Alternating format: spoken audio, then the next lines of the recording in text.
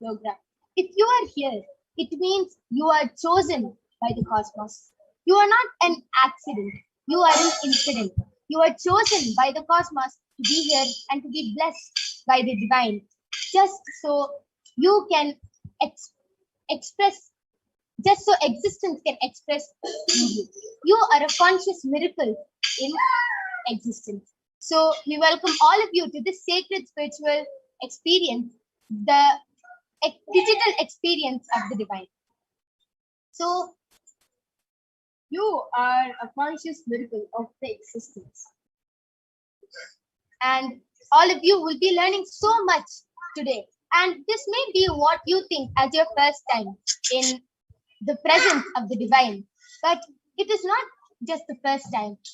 If you are here, it means you are chosen by the cosmos.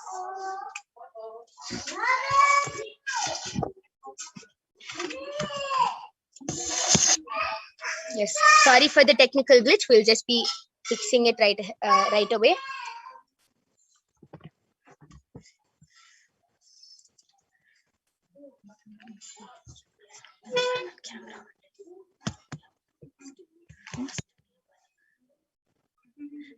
We'll be back right after a short break.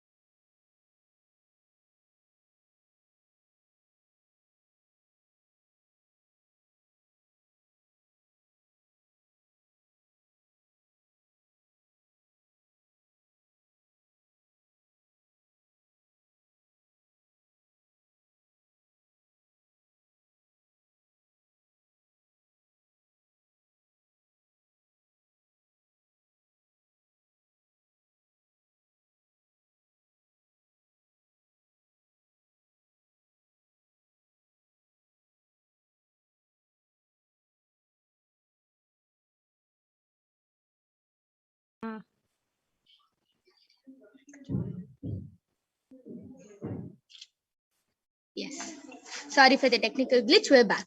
So, as I was saying, if you are here, it is not an accident, it is an incident. There's a reason you are chosen by the divine to be here, just so you can experience the divine. All of you might be thinking, how is this possible? How has this worked before? So you can experience these answers through the powerful cognitions as referenced from the ancient texts of Hinduism, revived by the Supreme Pontiff of Hinduism.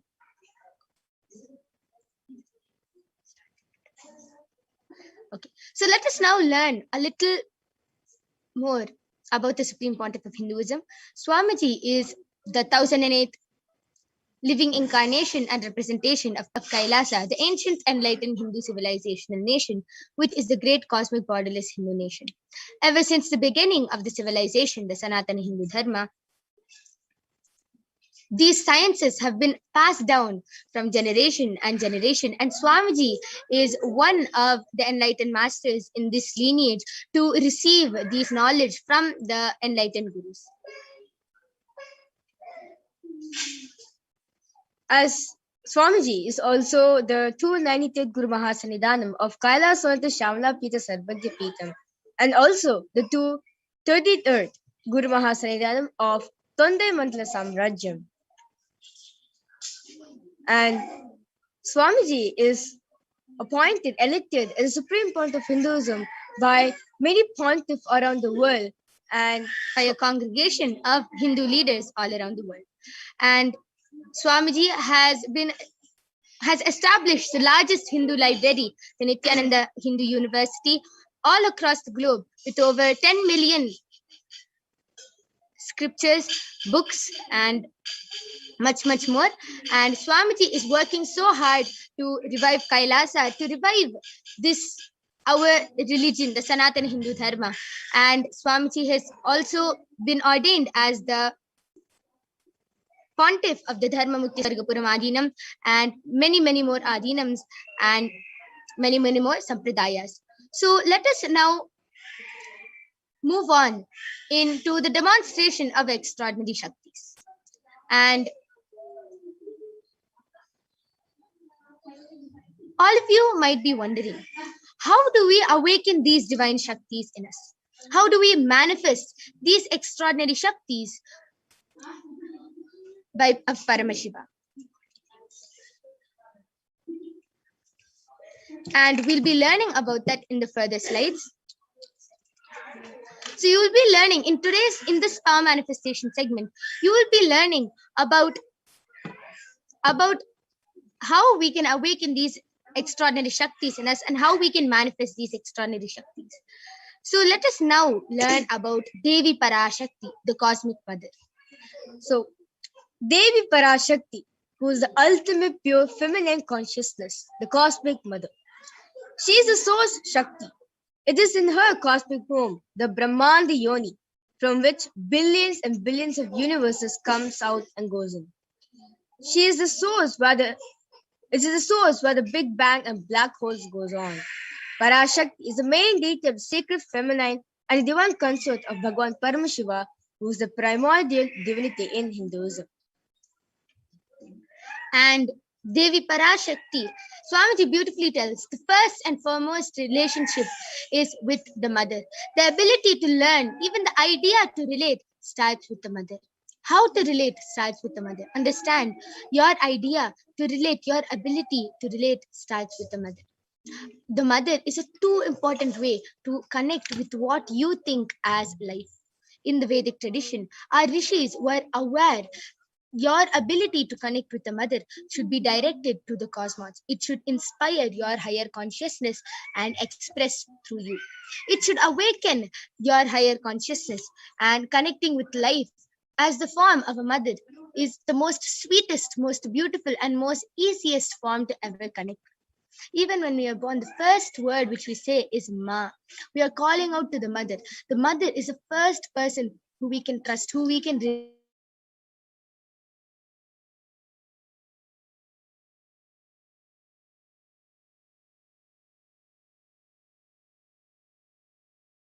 So, out of his extreme compassion and love for humanity, the Supreme Pontiff of Hinduism is manifesting Devi Parashakti and gracing us and answering all our questions, attending to our prayers, giving us boons, and giving us the experience of Paramashivoham itself. So, Parashakti, the cosmic mother, is always available, and just by connecting to Devi Parashakti, you can get all your questions, prayers, boons, everything granted by Devi Parashakti. So let us now learn about what is Bhava Samadhi Darshan. So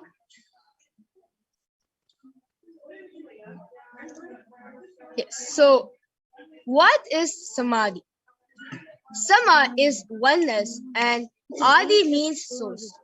So samadhi means one with the source, and bhava means attitude or an aspect. So bhava samadhi darshan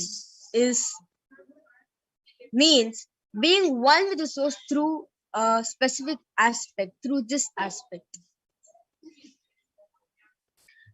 Bhava Samadhi Darshan is just by just by having a glimpse of the Bhava Samadhi Darshan, you can cleanse the karmas of lifetimes and you will have a deep and lasting transformation in yourself. Darshan is the powerful superconscious vibration that is present around the avatar at all times. He simply radiates light. The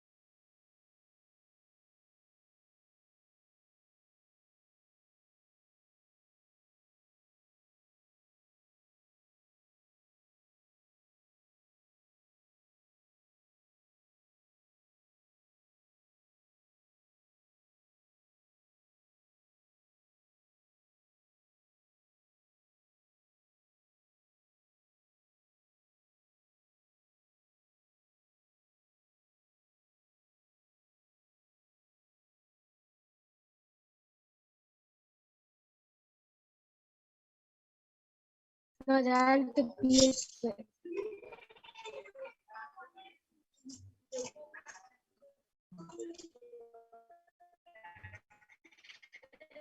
Yes. Sorry for the technical glitch. So,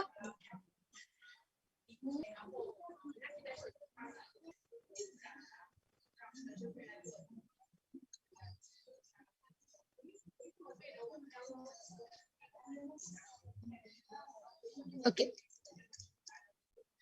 Sorry for the technical glitch. I'm going to be continuing about the mirroring of neurons. So, how automatically our neurons get mirrored just by seeing the darshan of the avatar. All of you might be wondering, what are you speaking about? The mirroring, what are mirroring neurons? As all of you see babies, when they're any babies, when you clap, automatically the baby also starts clapping. If you show them how to comb your hair, the baby also starts doing the same thing. Because immediately when the baby sees something, the mirroring neurons get activated in the baby's brain. Same thing when all of us see the darshan of the avatar, our mirroring is activated, and it doesn't have to physically recreate. You don't have to physically do the movements. It is also silently recreating the actions and the energy which is in front of you, which is the Bhava Samadhi Darshan. So let us now move on into a continuation of the introduction of the Supreme Pontiff of Hinduism.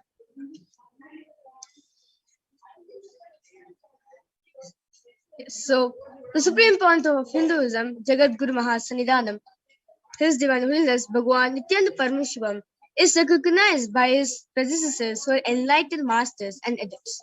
The Supreme Pontiff of Hinduism has made the science of power manifestation, yoga, and temple-based universities as a lifestyle for humanity.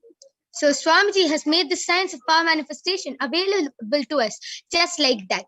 And Swamiji is beautifully initiated all the disciples all across the globe, so many disciples all across the globe, into this very science. And all of you are going to be witnessing that right now.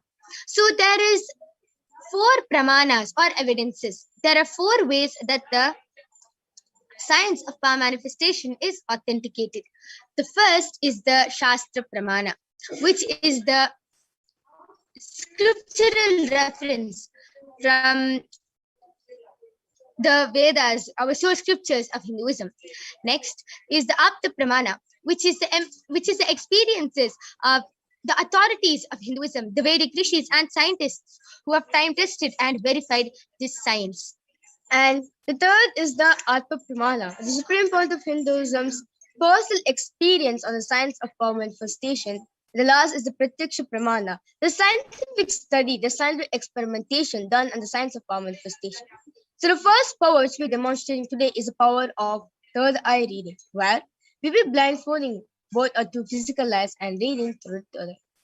So before that, let us listen to the Shastra Pramana, the scriptural reference for the power of third eye reading, which comes from the Vijnana Bharvatantra, Sutra 34. Kapalantarmanonyasa Militalochanaha Kramena Manasodadya Lakshaye Lakshamuttamam. Translation goes, by fixing the mind on the inner space within the crown center and sitting stably without any movement, having the eyes closed in succession, by that stability of the mind and inner space, through the power of the third eye, one directly sees the ultimate goal, Lakshyam, by having the vision beyond the sight that reveals any object or place, attaining the space of oneness with the source, Paramashiva. The next is the Apta Pramana, which is the Vedic rishis who time tested and verified the science of power manifestation, their experiences on science of power manifestation. So this Apta Pramana is taken from the chapter 11 of the Srimad Bhagavad Gita, chapter 11, Darshana Yoga, verse 8, where Bhagwan Shri Krishna says to Arjuna, Natumam shakyase drashtum anenaiva svachakshusha divyam dadami te chakshuhu Pashyame Yogamaishwaram. The translation goes, but you cannot see my cosmic form with these physical eyes of yours. Therefore I grant you the divine third eye. Behold my cosmic opulence. So in the Hindu Purana, the Srimad Bhagavad Gita, in the 11th chapter, which is the Vishwarupa Darshana Yoga, where Bhagavan Shri Krishna's Vishwarupa, where his cosmic form is being completely narrated by Arjuna through the power of the third eye. The next is the Atma Pramana, where Swami beautifully shares in his own words that he was able to see 360 degree, the 10 direction, above him, below him, around him, everything, the skin of the stone on which he was sitting on and the skin of his body. He could feel everything as him. And the next is the Pratyaksha Pramana, where the scientific study measure shows the meditative states of consciousness using the positron emission tomography, the PET. So when doing daily activities,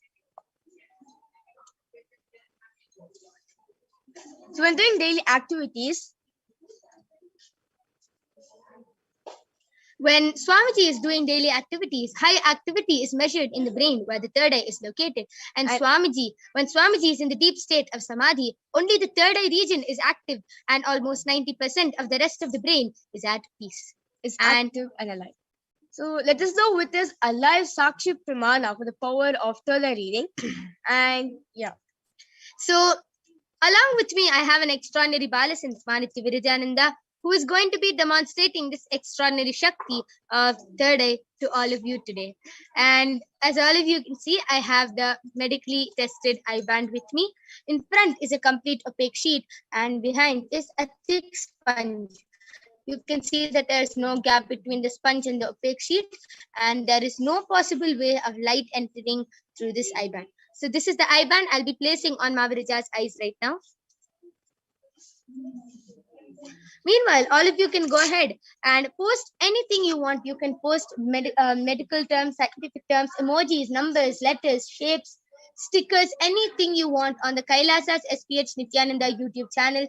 And Mavirija is going to be reading out all your comments live.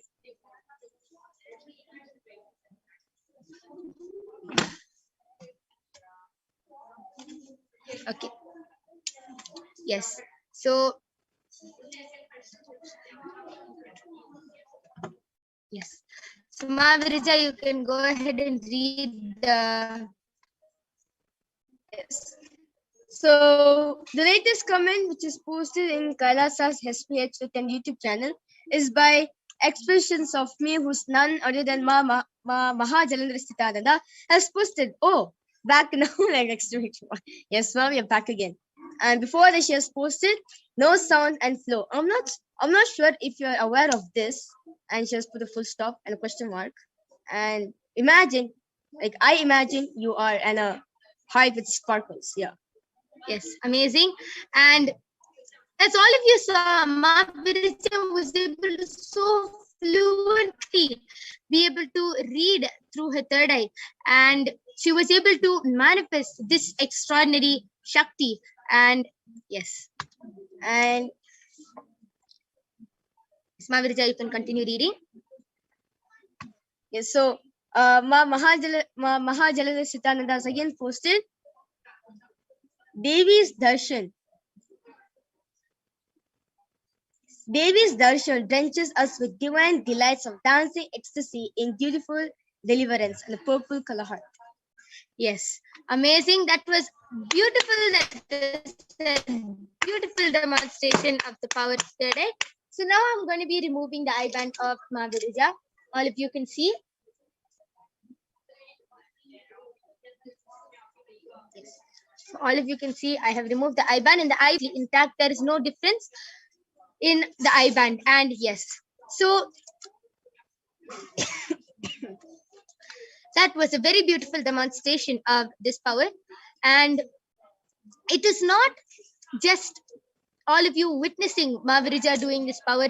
You yourself will be able to manifest this extraordinary Shakti. Just stay tuned for the upcoming sections where you will be also manifesting these powers after the initiation from Devi Parashakti herself. And we thank all of you for joining us. And before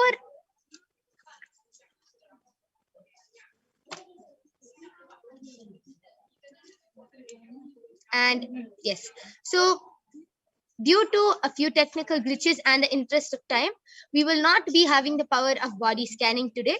We are completing for that, and we're completing for all the technical glitches and the inconvenience caused.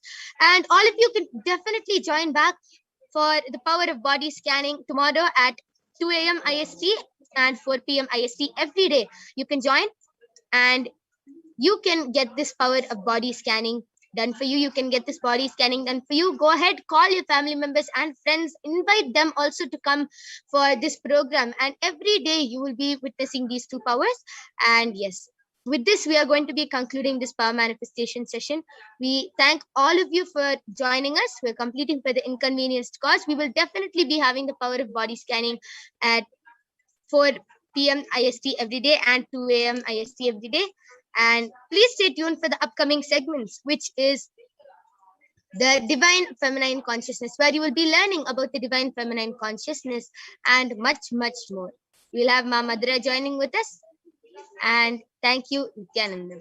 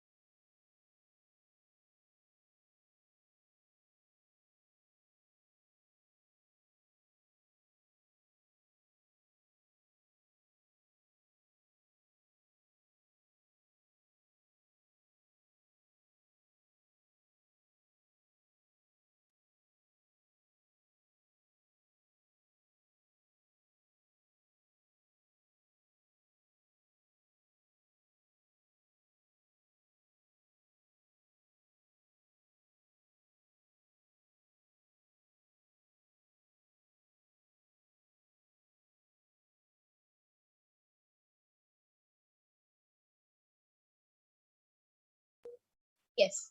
So we are going to be moving on to the next segment, which is the divine feminine consciousness, where you will be learning about who is Devi Parashakti. So let us start with the Dhyana Shloka of Devi Parashakti, which is from the Lalita Sahasranama. Sinduraraham Trinayana Manikya Taranayakashekaram Smitamukhim Mapina Vakshoruham Panibhyam Malipurnaratna Shashakam Ratnotpalam Vibhrati Saumyam Ratna Ghatastarakta Charanam Dhyayet Paramambikam.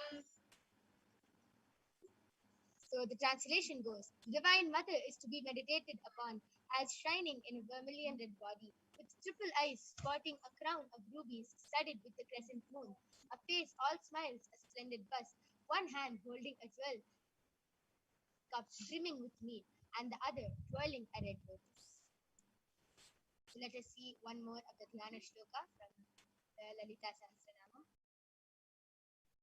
Arunam karunam tarangitakshim dhritapashankushpushpabana chapam animadibhiravritaam mayukhairahamityeva vibhavaye bhavani.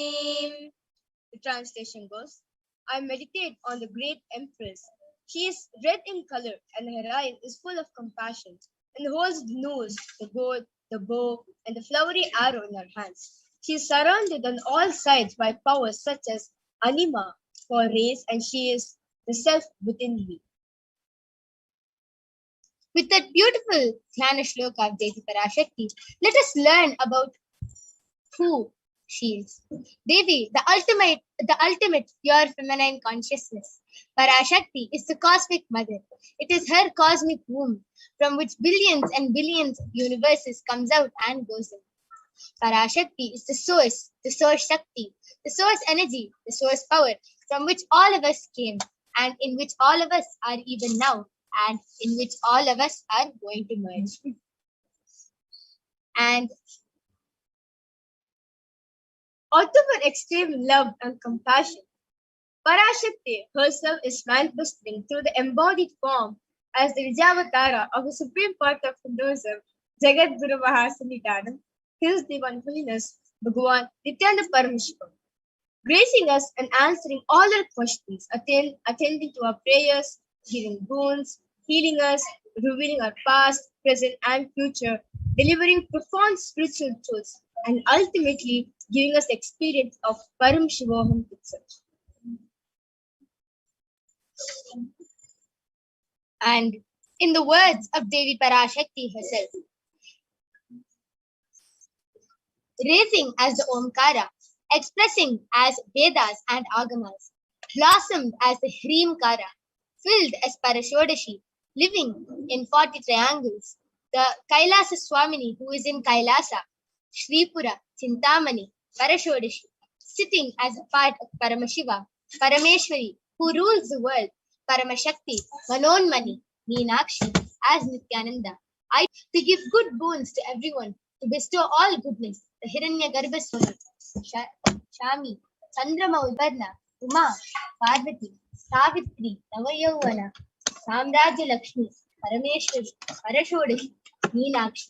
Taking a form of Nithyananda, I came here as a Nijavatara. With great compassion, I am blessing listen people. To do good to all of you, I took the form of Nithyananda. I came down as the Nijavatara. Raising in Omkara, blossoming as Shiva.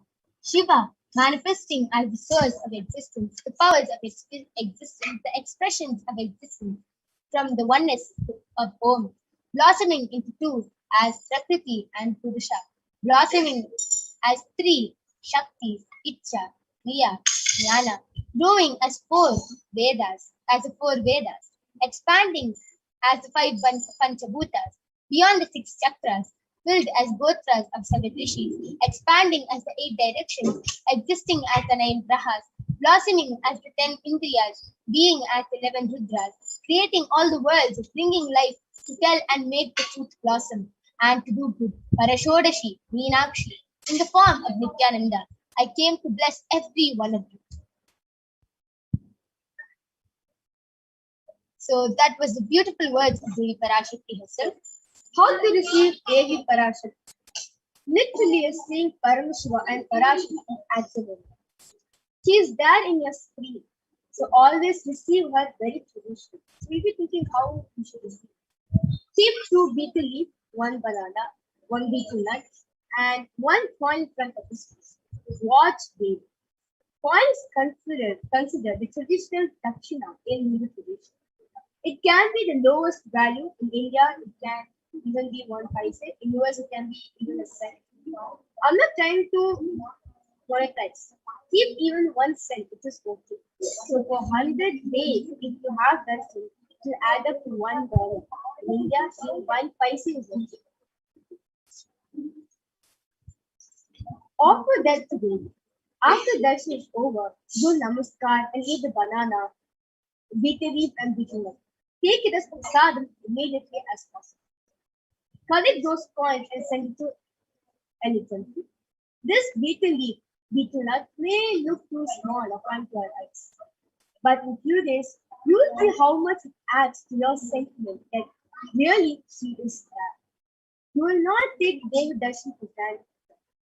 Rituals will break your monotonous, unconscious mentality and lifestyle, and remind you and raise you to the powerful foundation to break your unconscious behavior. So, how to set up your tambolam? As I was saying, how to sit in Parashakti? It is called a tambolam. So, it consists of 2 betel leaf, 1 banana, 1 betel nut, and 1 coin. So, you can see the picture. So, please take a few minutes to set this up.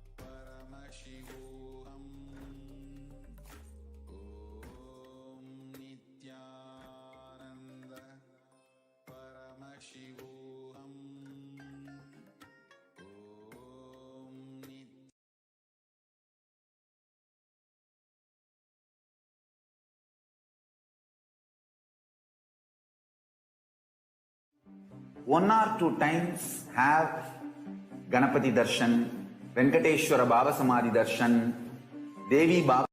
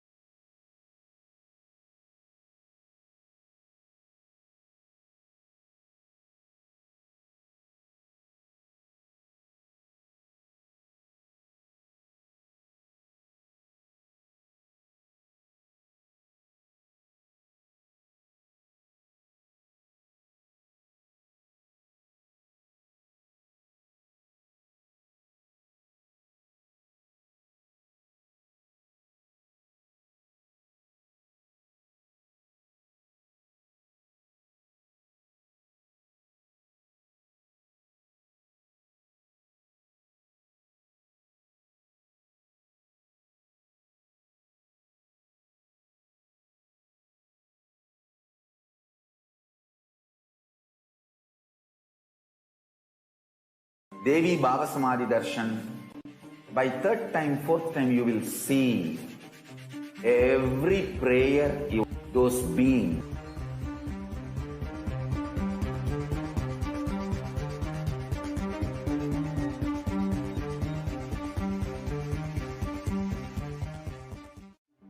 One or two times have Ganapati Darshan, Venkateshwara Baba Samadhi Darshan, Devi Baba Samadhi Darshan.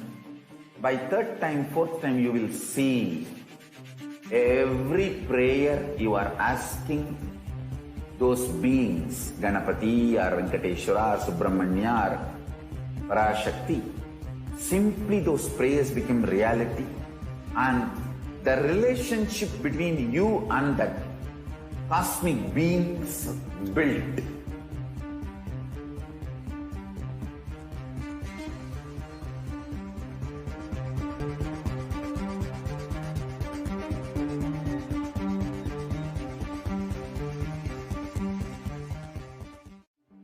one or two times have Ganapati Darshan, Venkateshwara Baba Samadhi Darshan, Devi Baba Samadhi Darshan.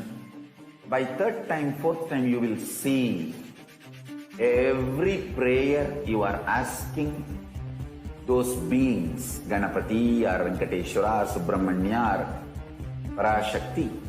Simply those prayers become reality, and the relationship between you and that cosmic beings built.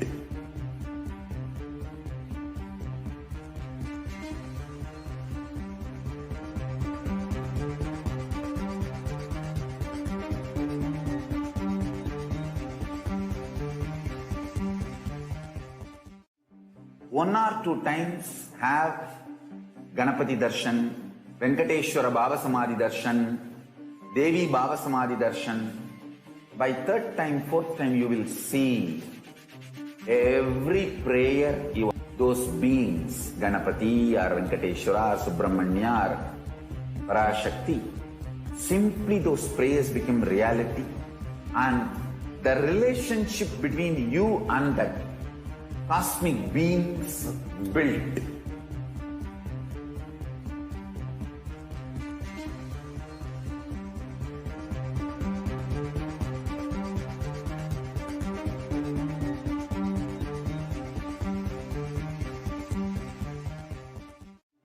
One or two times have Ganapati Darshan, Venkateshwara Baba Samadhi Darshan, Devi Baba Samadhi Darshan.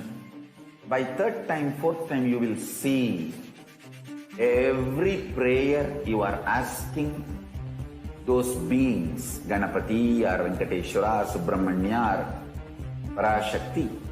Simply those prayers become reality, and the relationship between you and that cosmic beings built.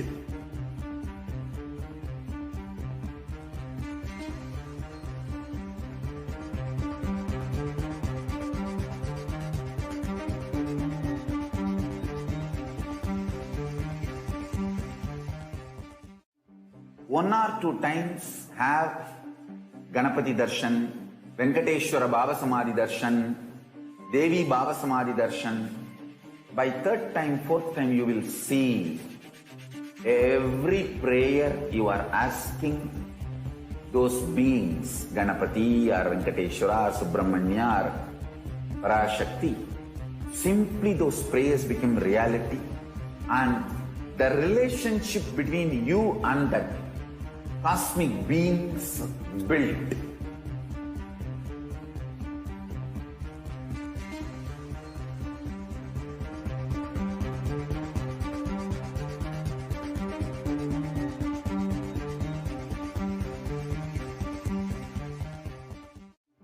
One or two times have Ganapati Darshan, Venkateshwara Baba Samadhi Darshan, Devi Baba Samadhi Darshan. By third time, fourth time, you will see every prayer you are asking those beings, Ganapati or Venkateshwara or Subramanya or Parashakti. Simply those prayers become reality, and the relationship between you and that cosmic beings built.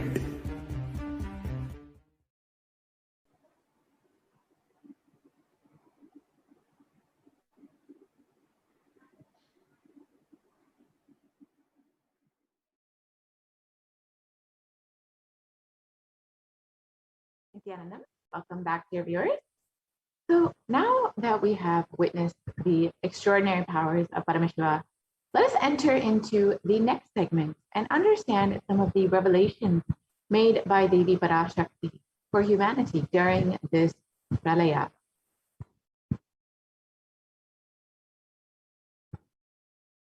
So humanity is still undergoing the after effects of this cosmic deluge, the Pralaya.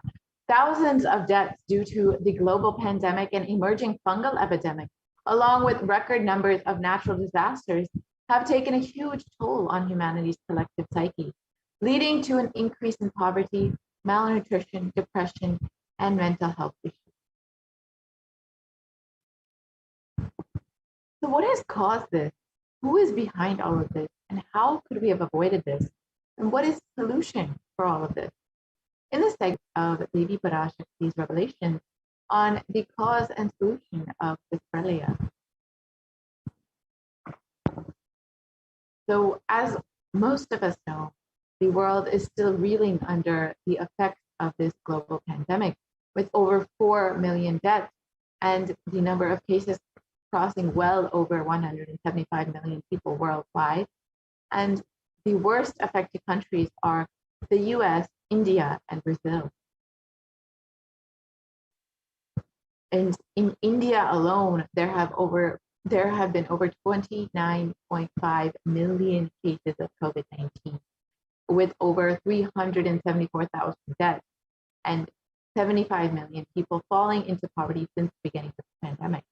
And these numbers are considered to be severely underreported. So the actual situation in India could be much worse than what is in the media. India is not just suffering from the global pandemic, but the ongoing mental health epidemic that has been devastating India since the beginning of this pandemic. India is considered to be the sixth most depressed country, with 6.5% of the population suffering from some form of mental illness and a suicide rate of 10.9 for every 1 lakh people. And suicide is one of the biggest causes of death among the age group of 15 to 24-year-olds. And India is not just suffering from the ongoing pandemic or mental health issues, but several natural disasters have been devastating the country, including the cyclone a few months ago in Kerala, and most recently, the floods in Maharashtra. And as all of this is going on, India is now well and getting into the third wave of the COVID-19 pandemic. So how could all of this have been prevented? Let us listen to Devi Parashakti's revelations on the 31st of May, 2021, and understand why all of this is happening.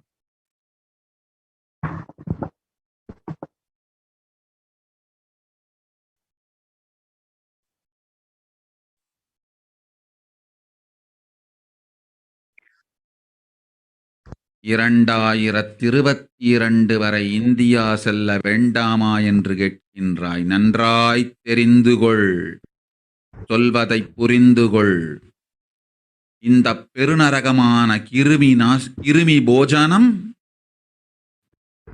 இந்தியாவிற்குள் வரக்கூடாது என்பதற்காக 2020 பாரதம் முழுவதும் 12 ஜோதிர்லிங்கமும் பாத யாத்திரை செய்திடவே என் மகன் மூலமாய் திட்டமிட்டிருந்தேன். படுபாவிகள் ஓடத்தின் மாலுமியை ஊர்விட்டு துரத்தினார்கள். என்ன நடக்கிறதென்று பார்.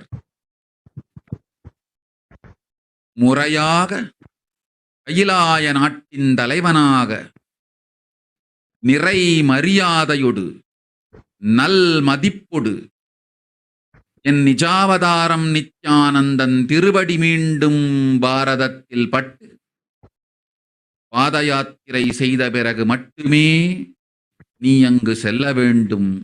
அதுவரை உன்னை காத்து செல்லாதே. ஓம் ஓம்.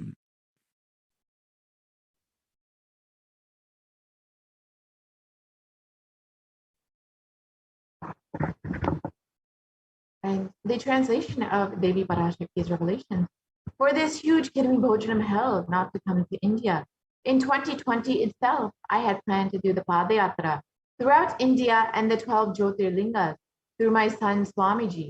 They chased the captain of the ship out of the country. See what is going to happen. So let's go back and see what the Supreme Pontiff of Hinduism had revealed as the vision for this Padayatra that was to be taking place in 2020.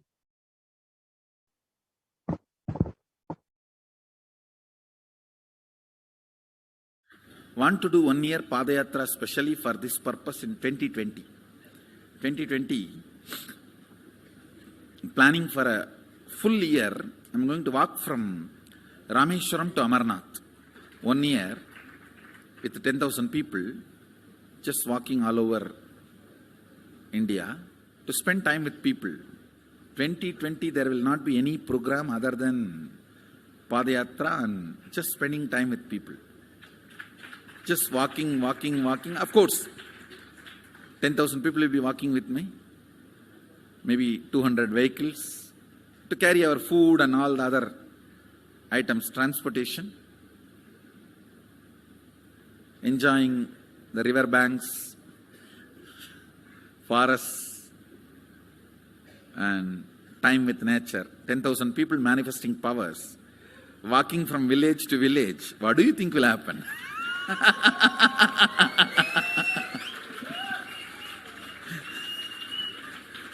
The scene of Buddhism spreading will be repeated now. How the Buddhism spread. 10,000 monks walking from village to village. What will happen? That's only monks. Here power manifesting 10,000 people. The whole village will be manifesting powers.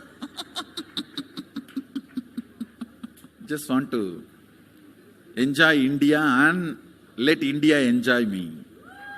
So planning for next year Kumbh Mela 2019, next year January Kumbh Mela. Before that, all the Balalayam, everything. Balalayam is going to be like the same structure outside with one stone tower, gold coated.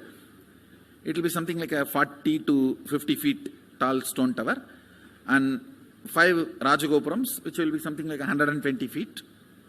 This will be the Balalayam. And after the Mulalayam is built, this Balalayam will serve as a Utsava Murti Sannidhi, where the Utsava Murtis will be worshipped and where the Archanas. See, in the main temple, there will not be any Archana or anything, because just for Darshan itself, there will not be time. Like Tirupati, you can only have Darshan and Arti, the camp for Arti. No other worship is allowed in the main temple. Because 12 Abhishekam is going to happen, 12 Kala Abhishekams. So continuously the rituals will be going on. People can have only darshan. They will not be able to involve themselves in any ritual. Other than darshan, nothing else will be allowed. So all the archana, all the other offerings, like people will offer the archanas and other, everything will be done to the Utsava Murti, which will be kept in the Balalayam, the present Balalayam, the present structure. So people can spend time here. That will be more like a main darshan. This will be like energy darshan, where you can give letter, get response. So by next year, the Balalayam will be ready. So 2019 full year, I will be conducting the programs and everything. 2020 will be the one full year Padayatra, walking. From next year, Jayanti, means 2019's Jayanti to 2020's Jayanti. Full year, Jayanti to Jayanti will be Padayatra. Before that, we will make 10,000. It will be Sannyasi, Brahmachari, Grihastha, all put together. 10,000 people will be walking. What a scene it will be. I think that is the only way the revival of Sanatana Hindu Dharma can be done. I need to get into the ground where people can see me, where they are living. I can't be waiting for people to come where I am living. Now I am sitting in one place to prepare these 10,000 people and make this science completely user-friendly. For that only I am sitting and working. So I have given 2 years for me now, 2018 and 2019. So 2020, before that 10,000 people will be ready to walk with me, manifesting powers. we will literally solve every person's problem in every village. The way we are walking, the route we are taking, physical healing or mental healing, or it's a too big visualization. How will you visualize? What will happen if 10,000 power manifestors enter into a village and ask people, tell me your problem now, come on, let's sort it out. Understand, 1,200 years before in Tiruvannamalai temple carvings,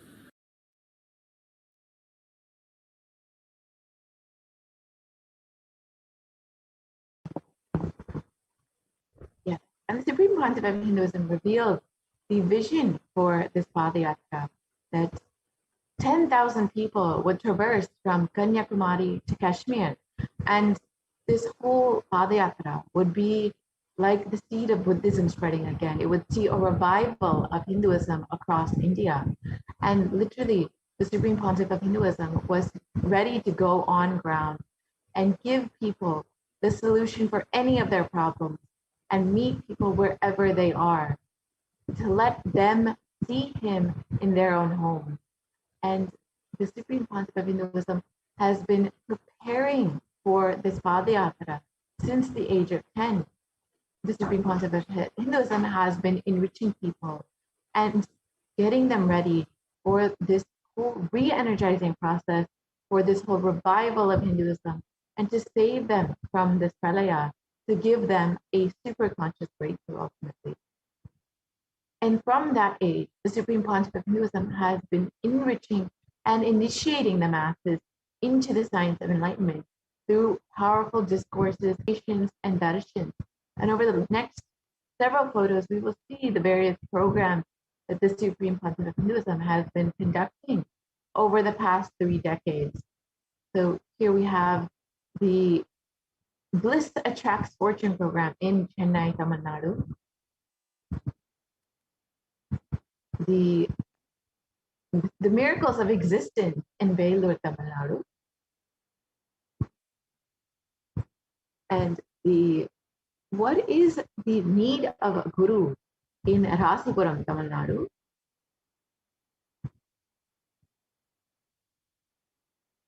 The society is nothing but your mind in Namakkal, Tamil Nadu. And the Nithyananda Spurana program in Salem, Tamil Nadu.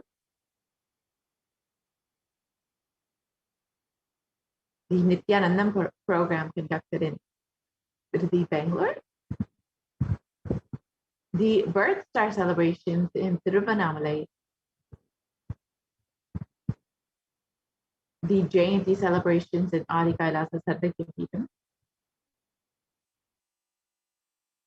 And the Jayanti celebrations again in Tiruvannamalai, Tamil Nadu.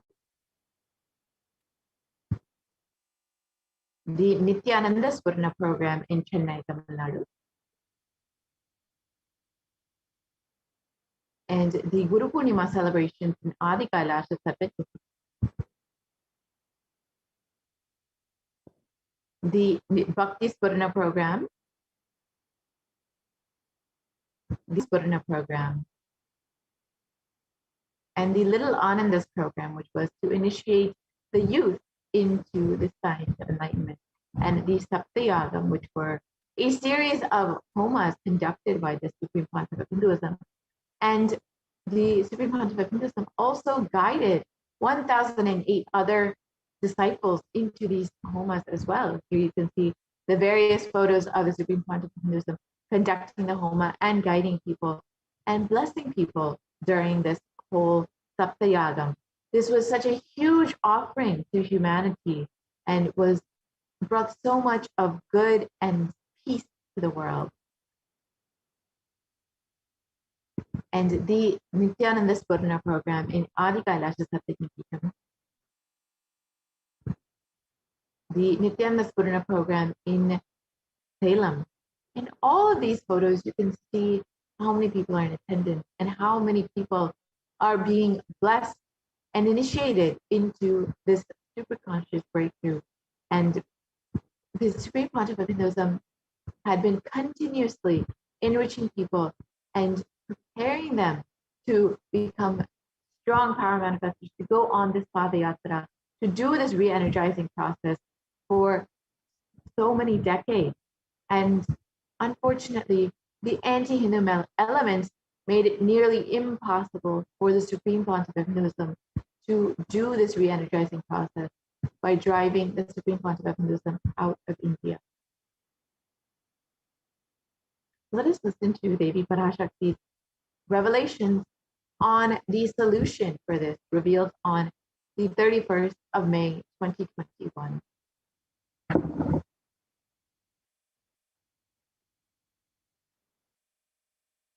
இரண்டாயிரத்திருபத்திரண்டு வரை India செல்ல வேண்டாமா என்று கேட்கின்றாய். நன்றாய் தெரிந்து கொள், சொல்வதைப் புரிந்து கொள். இந்த பெருநரகமான கிருமி போஜனம்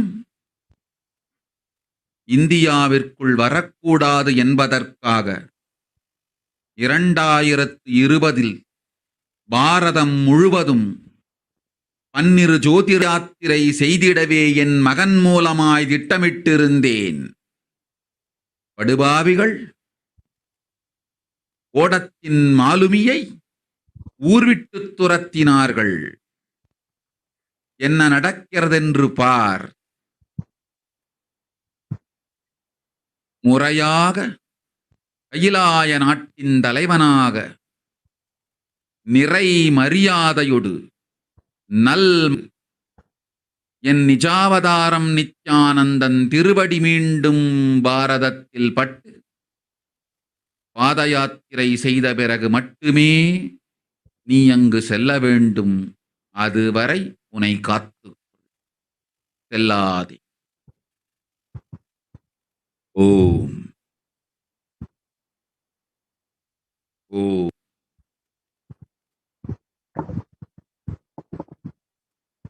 And Devi revealed that only when the Supreme Pontiff of Hinduism is received in India again as the head of Kailasa nation with great reverence and respect, and is able to do the Padayatra once more and do the re-energizing process, only then will this pralaya in India end. And as we look around, we see so much of destruction, so much of suffering, and we see what the great rishis of the Vedic civilization had forewarned as this Kali Yuga. And the Kali Yuga is considered to be the worst of the 4 yugas, where man will be his own worst enemy. And in the Kurma Purana, it states that this Kali Yuga is the worst of the yugas in all the world. People are sinful and forget the dharma of the 4 varanas and the 4 ashramas. In fact, men are so sinful that no prescribed penance atones for their great sins. The only place which is free from such sins is the great sacred city of Varanasi, the Mahapuri.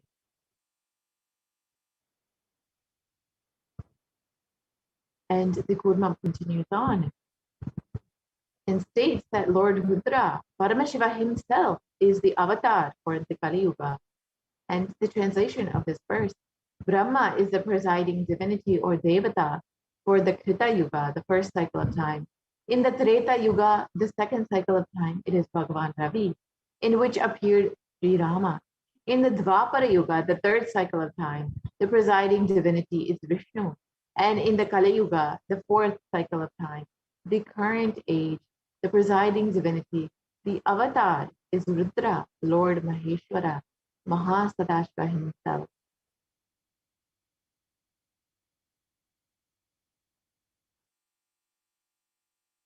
And out of his deepest compassion to protect humanity, Paramashiva himself descended into the human form in the Nijavatara of the Supreme Pontiff of Hinduism, Jagat Guru Mahasannidhanam, His Divine Holiness, Bhagavan Nithyananda Paramashivam, on the 2nd of January, 1978. And if Paramashiva had waited even one more year to take the human form, it would have been too late for humanity. So let us listen to the Supreme Pontiff itself explaining about this.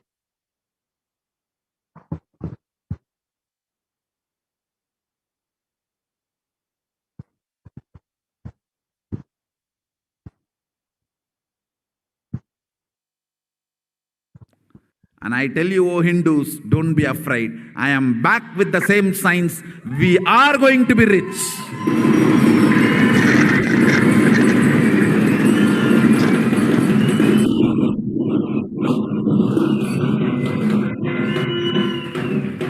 It is not lost. Just the last minute climax. Before it was going to be put off, I've happened.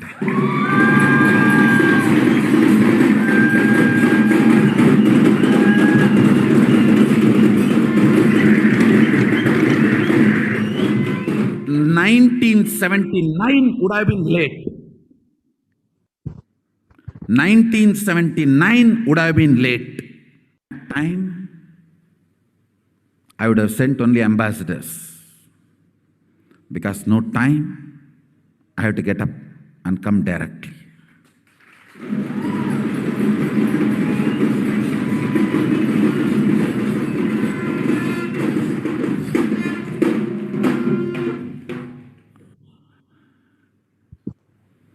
Oh Hindus, feel blessed.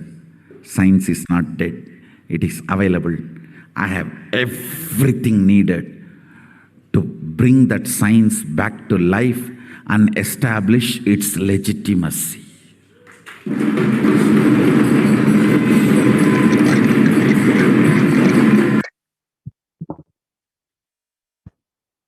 And the avatar's advent on the planet Earth was to protect the world from this great cosmic deluge, to bring the new age, the Satya Yuga. Let us listen to Devi Parashakti herself revealing about this.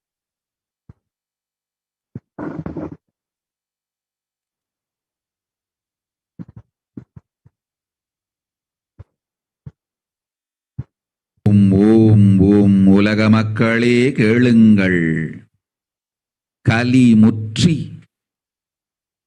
கலி கழிந்து புதுயுகம் சத்தியயுகம் புறப்பட வேண்டிய காலம் வந்ததனால் வந்திருக்கின்றது இந்த பெரும் பிரளயம்.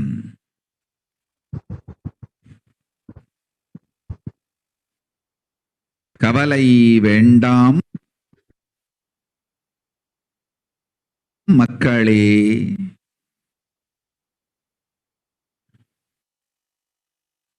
நித்யானந்தன் வடிவம் தாங்கி நாமே இங்கு வந்திருக்கின்றோம்.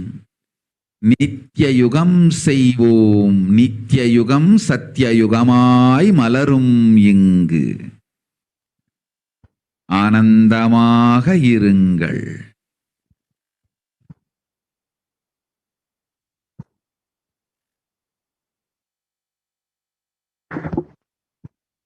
And the translation of Devi's revelation, people of the world, listen, Kali Yuga has matured and Satya Yuga to happen. So this great pralaya has come. Don't worry, people. In the form of Nithyananda, I myself have come here. I will make Nitya Yuga. Nitya Yuga will blossom as Satya Yuga. Be blissful.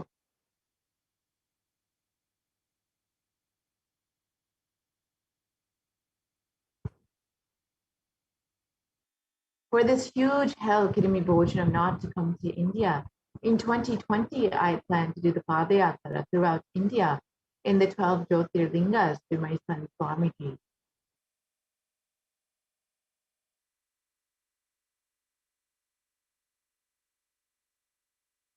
And in order to prepare for this Padayatra, the avatar began the Padayatra at the mere age of 10.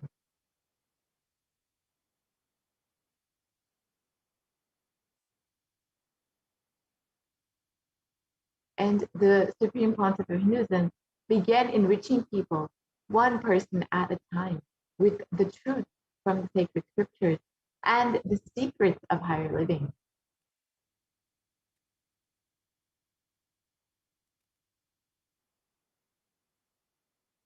Even when the Supreme Pontiff of Hinduism was just a teenager, all of the classmates of the Supreme Pontiff of Hinduism recall the yatra where the Supreme Pontiff of Hinduism led them from Guriyatam, Tamil Nadu to Tiruvannamalai. his birthplace, and a huge pilgrimage site.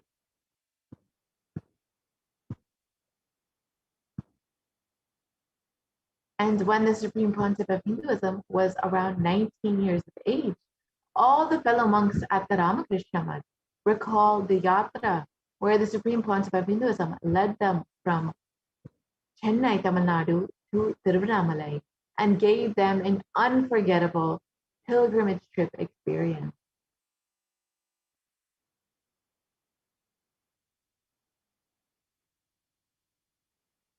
And the Supreme Pontiff of Hinduism continued walking the length and breadth of India, reaching more and more people and preparing each one until the Supreme Pontiff of Hinduism founded the international mission, the Nithyananda Sangha, on the 31st of December 1999 to revive Kailasa internationally.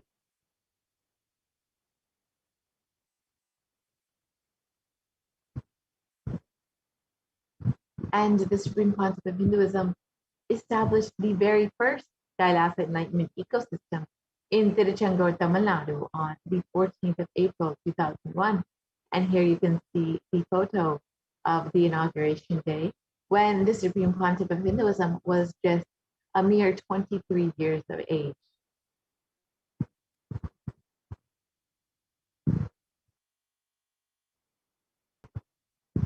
And in 2003, the Avatar continued his Vijayatra all over the world to enrich people from various backgrounds.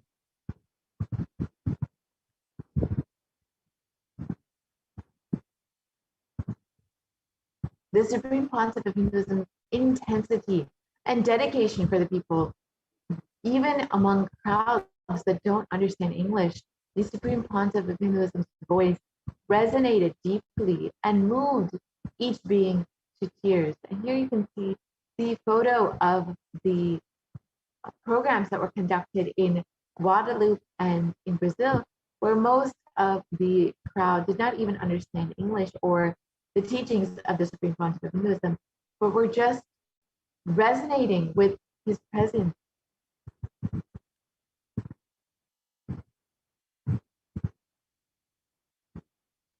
And in 2004, the Avatar led his disciples on the first Himalayan Yatra, visiting temples, delivering satsangs, and initiating them into the superconscious breakthrough.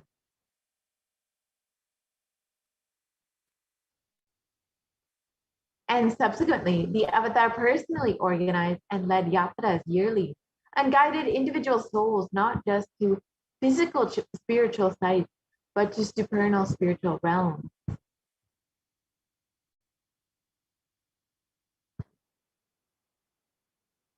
And in 2006, the Padayatras were taken to the next level with the Kodikan Ratha Yatra, where crores participated and were impacted by Nithyanandeshwara and Nithyanandeshwari, who traveled from city to city, blessing each being whose eyes fell on them.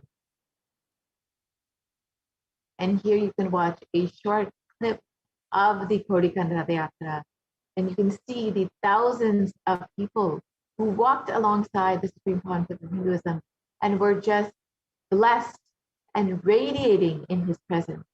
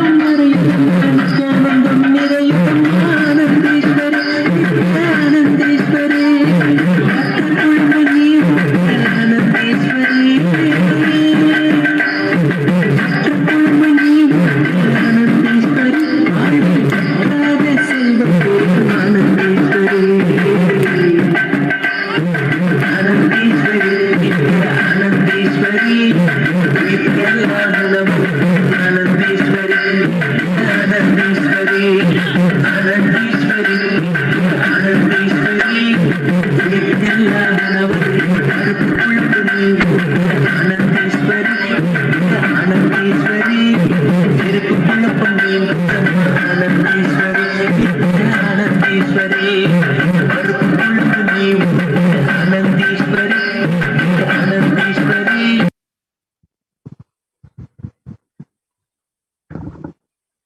And in the Kodikan Radayatra culminated with the consecration and inauguration of the Garva Mandir, the Sanctum Sanctorum, with Nithyananda Paramashivam and Nithyananda Swayambhulinga at Adi Kailasa in Bangalore. And here you can see the Supreme Pontiff of Hinduism performing Abhishekam for the Swayambhulinga Nithyananda.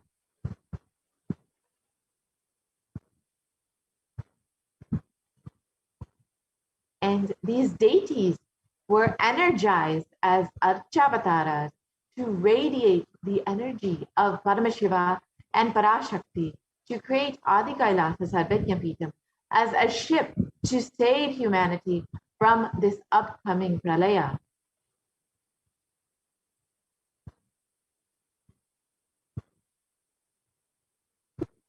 And the Supreme Pontiff of Hinduism created innumerable spiritual energy centers in India as safe havens during this great cosmic deluge to protect humanity during this great cosmic deluge.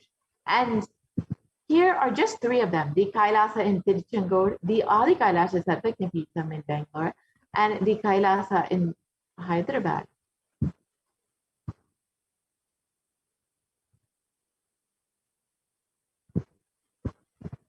And in 2008, the Avatar created and energized the Nithyananda Vajrasarovar with the Anandalingam, which would protect anyone who bathes in its waters from the deadly COVID-19 disease. This Anandalingam is a Navapashana Linga, which has so much of healing properties. So let us now watch the Supreme Pontiff of Hinduism performing the Abhishekam for this Anandalingam.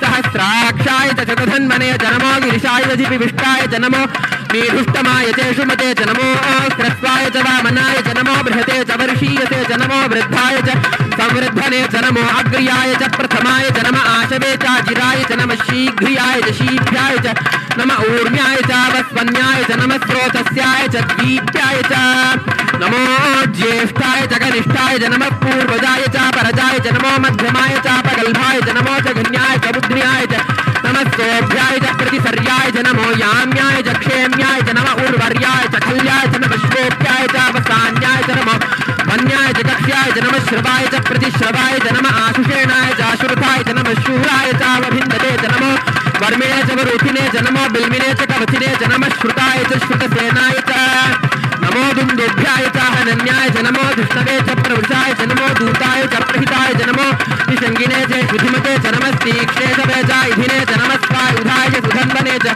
नमस्कृत्याय च पथ्याय च नमः काट्याय च नीप्याय च नमः सूप्याय च सरस्याय च नमो नाद्याय च वैशन्ताय च नमः कूप्याय च वट्याय च नमो वर्ष्याय च वर्ष्याय च नमो मेघ्याय च विद्युत्याय च नमः ईर्ध्याय च तप्याय च नमो वात्याय च रेष्मो वास्तव्याय च वास्तुपाय च ओम नमः सोमाय च रुद्राय च नमः ताम्राय च अरुणाय च नमः शृंगाय च वशुपतये च नमः उग्राय च भीमाय च नमो अग्रे वधाय च दूरे वधाय च नमो हन्त्रे च हनीयसे च नमो वृक्षेभ्यो हरिकेशेभ्यो नमस्ताराय नमः शम्भवे च मयोभवे च नमः शङ्कराय च मयस्कराय च नमः शिवाय च शिवतराय च नमः तीर्थाय च पुल्याय च नमः पार्याय च वार्याय च नमः प्रतरणाय चोत्तरणाय च नमः आतार्याय च लात्याय च नमः षष्ट्याय च फेन्याय च नमः सिकत्याय च प्रवाह्याय च नमः ईरण्याय च प्रपत्याय च नमः किगंशिलाय च क्षयणाय च नमः कपर्दिने च पुलस्तये च नमो गोष्ट्याय च गृह्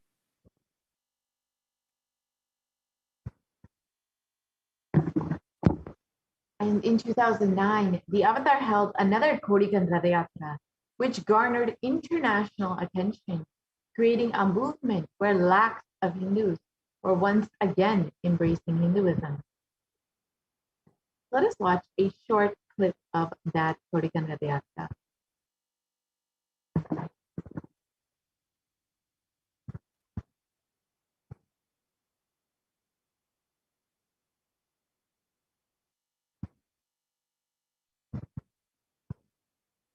போல நின்பதம் கண்ட என் மனோ நித்ய சத்குரு நித்ய சத்குரு நித்ய சத்குரு நித்யனே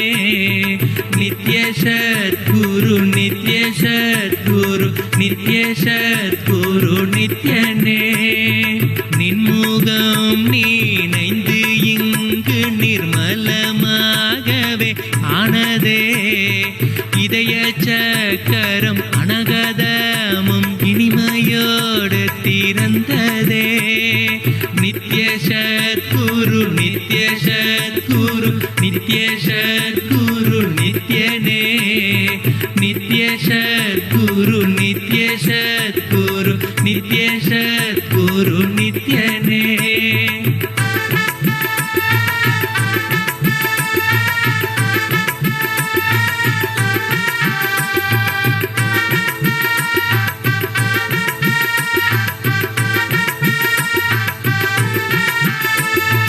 மற்றவர் கண்டு மறைகள் எல்லாம் கழன்று விசுத்தி அதுவும் அசுத்தியாய் பொறாமையோடிங்கு ஏக்கத்தோடப்பா புண்ணியம் எல்லாம் போனதே எரிந்தவயிரும் ஏக்கமும் சேர்த்து விசுத்தி அசுத்தியானதே விசுத்தியை தீர்க்க விமலனின் பதம் விரைந்து இங்கு வரவேணுமே நித்ய சத்குரு நித்ய சத்குரு நித்ய சத்குரு நித்யனே நித்ய சத்குரு நித்ய சத்குரு நித்ய சத்குரு நித்யனே ஆமை பூகுந்த எண்ணகந்தீனை பொறாமை பூகாது காக்கவே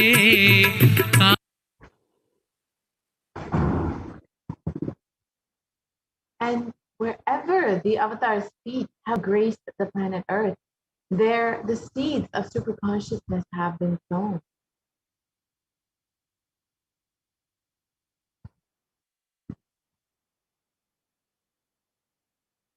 And with over 1,000 plus Kailasa enlightenment ecosystems, over 1 billion people have been enriched and enriched by the avatar.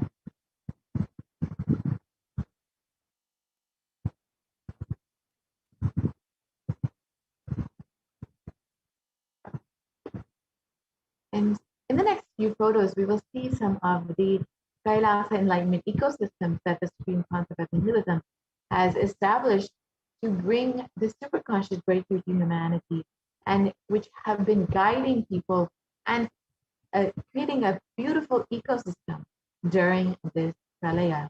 So the first is the Kailasa and Iro, the Adi Nithyananda Paramashivam.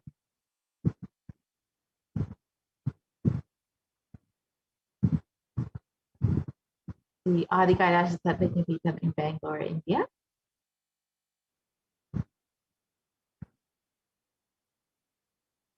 The Kailasa in Tiruvannamalai.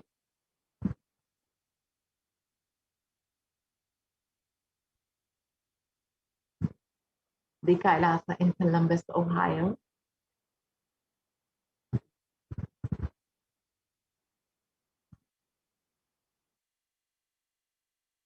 And the Kailasa in Los Angeles, California.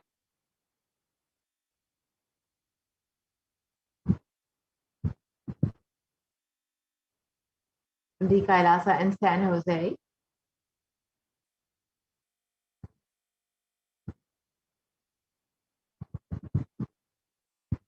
The Kailasa in Seattle, Washington.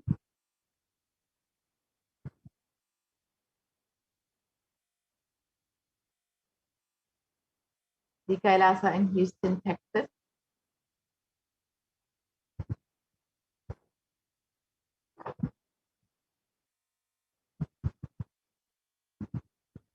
The Kailasa in Charlotte, North Carolina.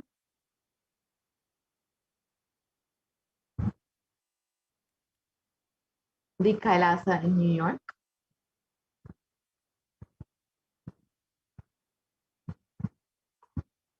The Kailasa in Washington, D.C.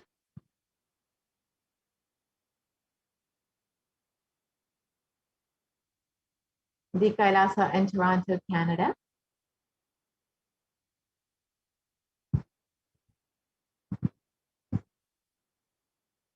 The Kailasa in Oklahoma City, Oklahoma.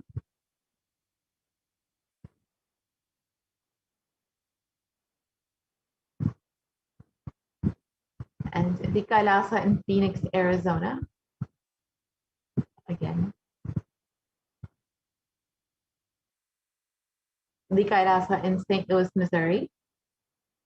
The Kailasa in Oman.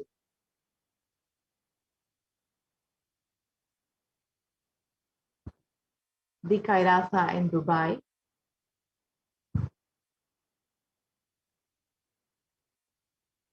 The Kailasa in London, UK.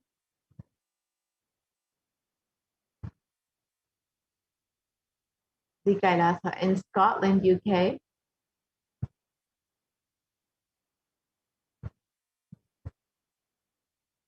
The Kailasa in Netherlands.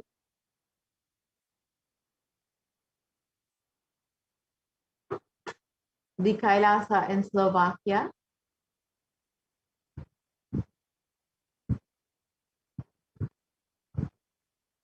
The Kailasa in Belgium.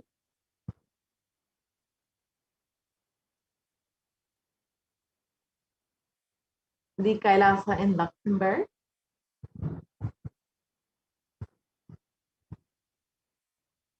The Kailasa in Austria.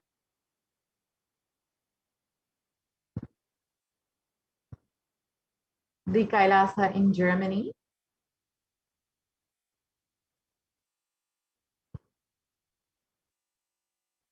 The Kailasa in Italy.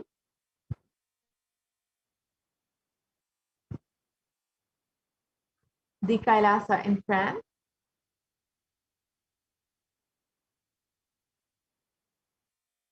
The Kailasa in Switzerland.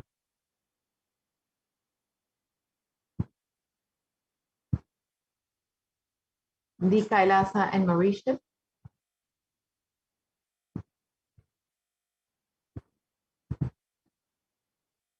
The Kailasa in South Africa.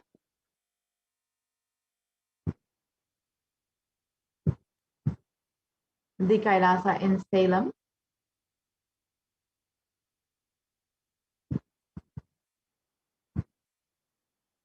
The Kailasa in Hosur.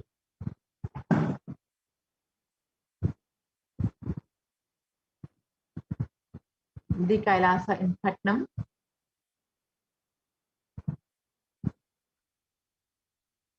The Kailasa in Varanasi.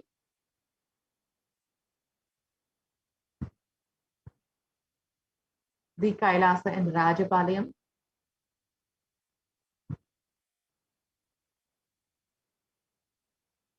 Kailasa in Hyderabad.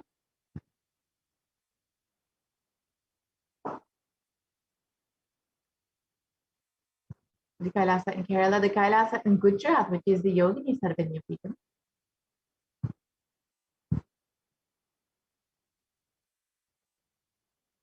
The Kailasa in Tiruvanmiyur.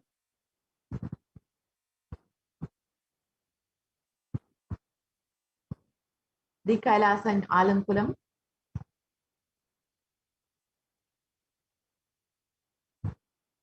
The Kailasa in Tambaram, Chennai.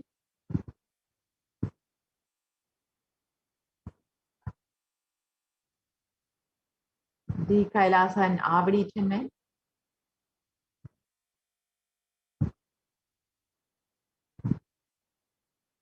And more photos of the Kailasa in Chennai.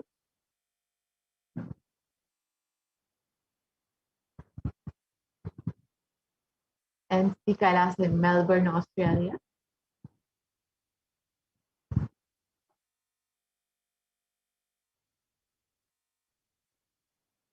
The Kailasa in New Zealand.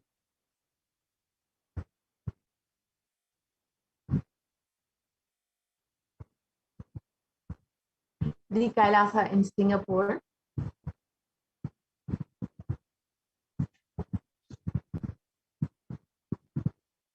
The Kailasa in Kuala Lumpur, Malaysia.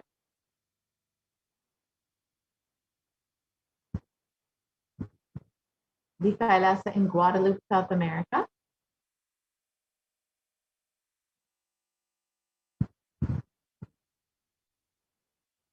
And all of these Kailasa enlightenment ecosystems were created to guide people through this pralaya and to give them these super conscious breakthrough. And to ensure humanity survives, the Supreme Pontiff of Hinduism also created the sovereign order of Kailasa with thousands of sannyasis with no discrimination against caste, creed, or religion.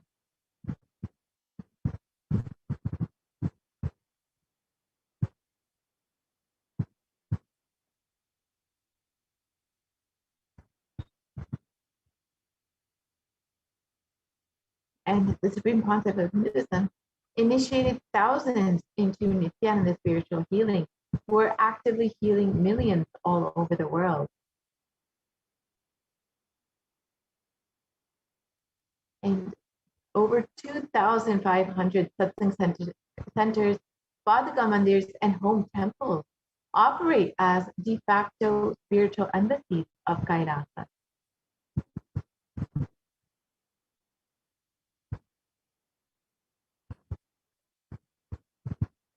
And the avatar inspired millions to reclaim their Hindu-centric freedom. Thousands of Padayatras were conducted by the Hindu diaspora worldwide, honoring the hard work of the Supreme Pontiff of Hinduism and the revival of Kailasa, silently preparing each one for what was to come.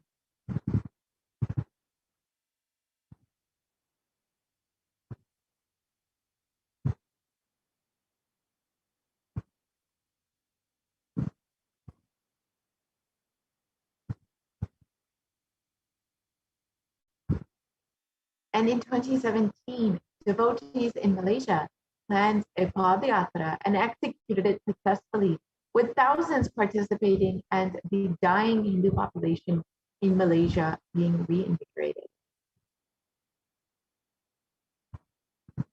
And for every major festival, devotees from all over the world have been performing the Padayatra out of their sincere devotion and love for the avatar.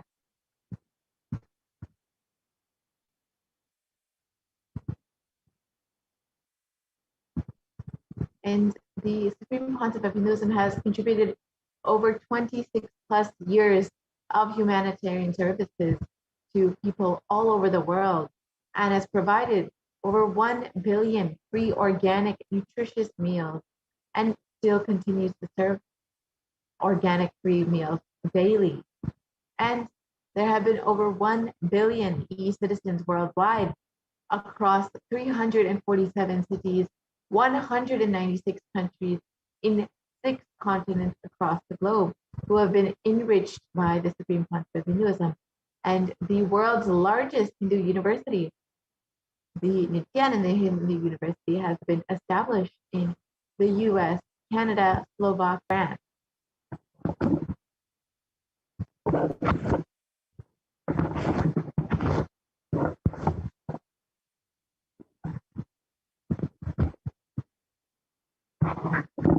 And the world's greatest digital Hindu nation is Kailasa, with over 1 billion views. And you can connect with us on the various social media platforms, including Twitter, Instagram, Facebook, and YouTube, and many more. And you can also connect with us on our various websites, including kailasa.org, nithyananda.org, nithyanandahinduuniversity.org, Kailasa TV, and Nithyananda TV. And of course, you can always stay connected with us on your phone through the Enlighten app and continuously be enriched with the teachings of the Supreme Pontiff of Hinduism. And the Supreme Pontiff of Hinduism has continuously been making him on these various platforms to continuously guide and bless people during this pralaya, to give them the superconscious breakthrough for which he has landed and has continuously been available for each and every single being. So you can continuously stay connected with us on all of these platforms and continuously be enriched by the Supreme Pontiff of Hinduism and his teachings. With this, we will be concluding this portion of the program, and we will be entering into the next portion of the program, which is the offerings that we can make to Devi Parashakti. So the Supreme Pontiff of Hinduism has been continuously manifesting Devi Parashakti in order to bless humanity during this pralaya. He has been continuously making himself available on the various social media platforms and continuously been manifesting Devi to bring healing to the world from the cosmic mother herself.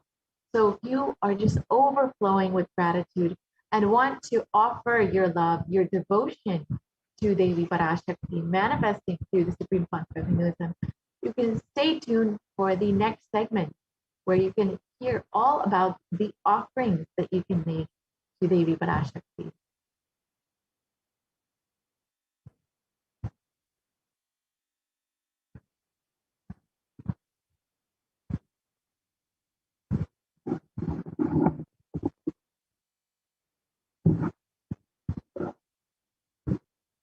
Yes, we can go to the next slide.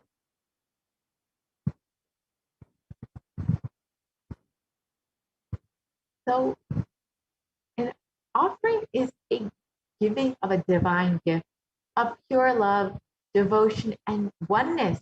And it consists of two parts, the giving and the accepting. And only when the divine accepts what one offers, the offering becomes complete. An offering is not made out of fear nor out of greed, but out of your sincere devotion and love. And when an avatar lands, the offerings are simply a part of this grand Leela played out for the only purpose of bringing enlightenment to each being.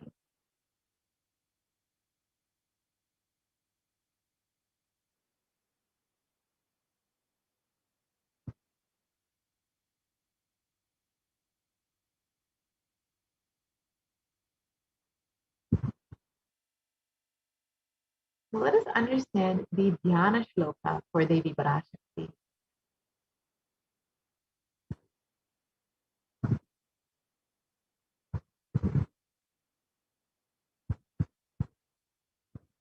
It states, moon-like face holding the Vedas on one hand, fire in eyes with lotus flower, gracing and blessing hand, and one hand with the Japamala, beautifully decorated with jeweled ornaments in wonderful clothes and shining crown.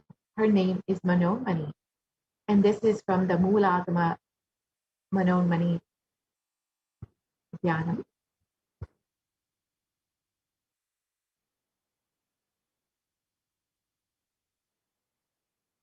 And the Dhyana Shloka continues on.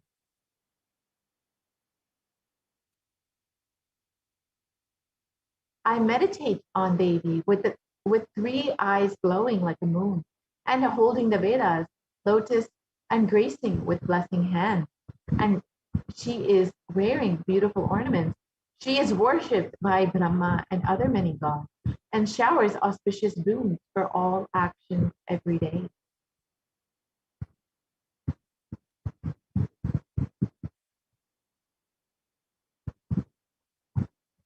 So you will notice in this segment, many of these offerings are made in gold, and there is a great significance of gold in Hindu tradition. And it's described in the Atharva Veda. Triply born by birth is this gold. From the atoms of Agni is one. It becomes dearest to Agni, and one fell away from the Soma when it was hurt. One they call the seed of virtuous and powerful Apaha. In that, let that triple gold be for your long life. And gold is a divine element. It purifies anything that it touches. It is an element of great spiritual significance and has great spiritual powers of healing and enlightening. The vibration of gold has the power to infuse sattva energy and positive thought currents in anyone who wears and anyone who sees or even operates in its vicinity.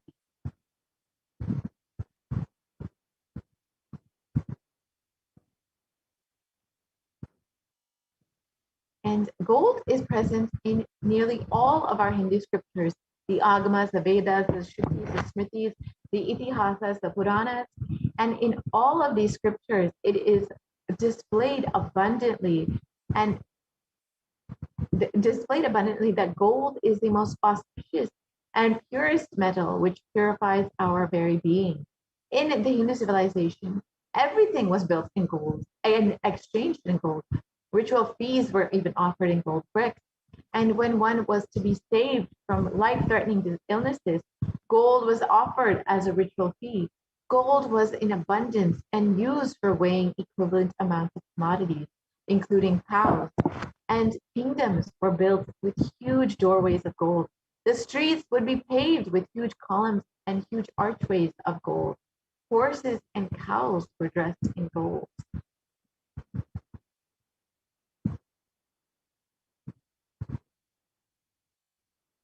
And the Hindu civilization thrived on the banks of rivers of gold. We called the Indus River was called the Hiranyamaya, the river of gold in the Rig Veda, and the river Saraswati was called the Hiranyavartini in the Atharva Veda. And gold is the supreme element for offering gifts to any of your loved ones and the ones that you revere the most. And temples were constructed and paved in gold. Deities were made in gold and decked in gold ornaments because they maintain the enlightenment energy for thousands of years. It is a divine element that lasts forever.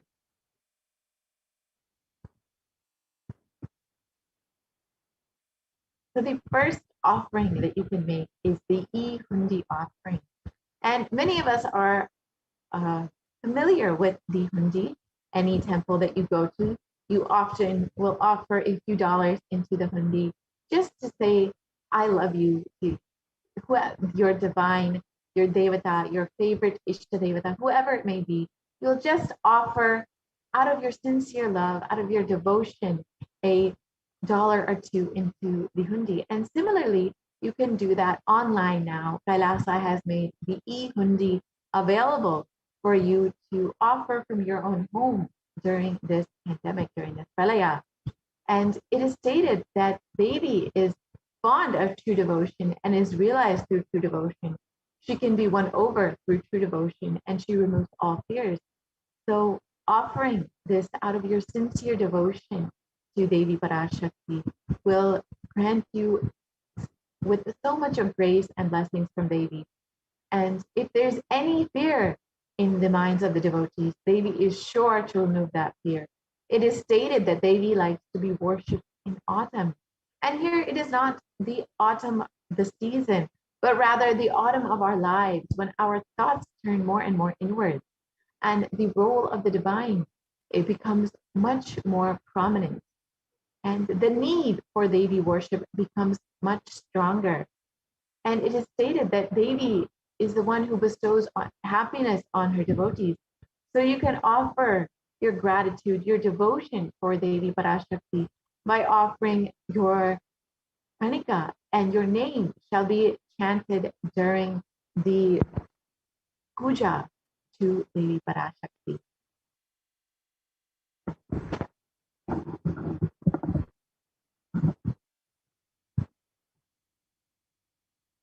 And the next offering is the Sankalpa chanting, which is the chanting of the conscious resolution. And it is the whatever that you want to manifest in your life, you will always set a sankalpa for it first, the conscious resolution for it. And when you offer that to Devi, she showers all of her energy, her blessings, to ensure whatever it is that you want to manifest comes into reality. And it is stated, the goddess enchants this universe, and she herself gives birth to this universe. The goddess being prayed to without any interest in anything gives that knowledge that leads to salvation and gives wealth in the materialistic sense. So offering your prayers to Devi Parashakti as the Sankalpa chanting, you will receive all of the blessings and the knowledge and all of the materialistic wealth that you could desire in your life. All of your desires and wishes will simply be fulfilled.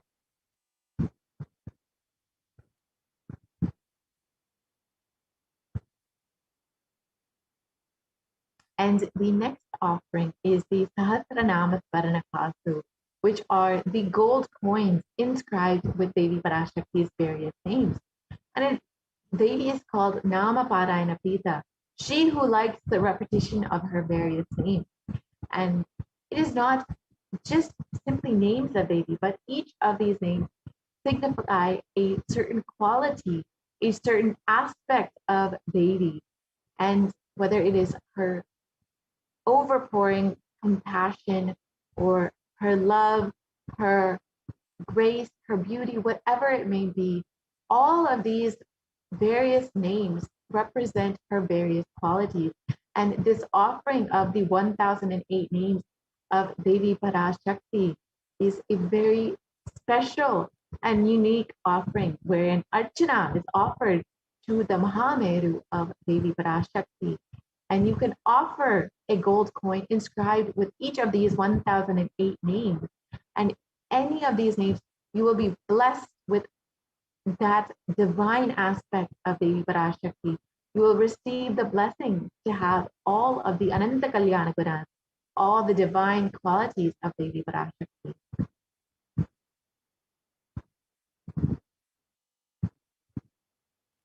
And the next offering is the Mukta Anguti, the finger ring with a pearl. And the pearl is signifies compassion. And it is well known that Devi Meenakshi is extremely fond of pearls.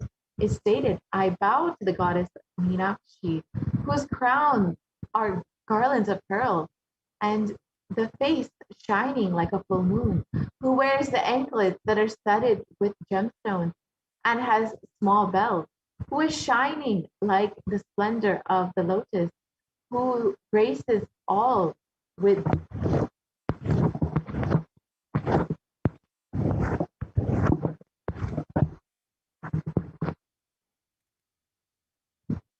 who graces all the wishes, the daughter of the mountain, who is worshipped by goddess Vani and Rama, and remains ever bowing to that goddess Meenakshi, the ocean of compassion.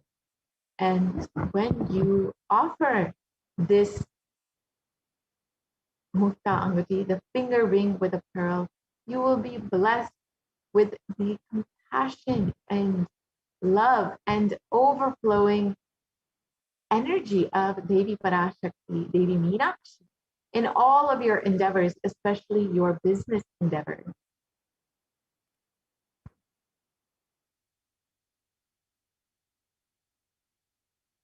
And the next offering is the Swarna Padma Pushpa, the golden lotus. And it's stated in the Kamika Agama that all the kalashas should be wound around with a suitable thread and covered with new cloth. They should be adorned with the lotus flower made of gold.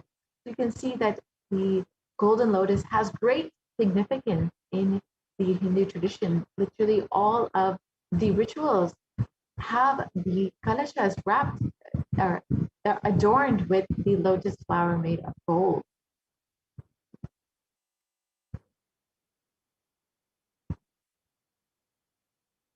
And there are hundreds of scriptural references for using lotus in the worship of Paramashivoham. Almost everything in the worship of the ultimate involves the consecration of deities or meditating on the mudras and asanas used during worship. All involve the lotus flower, the lotus leaf, the lotus pericarp, or the lotus petals. And the lotus is a divine flower. Shakti of Paramashiva is called the lotus, and the base of Paramashivalinga is also a lotus, and the disciple of Paramashiva is also considered to be a lotus ready to bloom. So you can offer the golden lotus in any size that you wish and be blessed to have the state, the space, the powers, and the being of Devi Parashakti and Paramashiva in your inner space amidst any and every adverse situation in your life.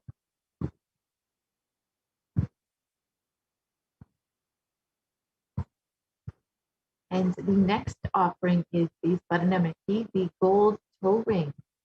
And it's stated that You whose brightness from the toenails destroys the darkness of ignorance from the minds of the devotees who prostrate at your feet. You whose brightness from your 2 feet overpower that of the lotus flower.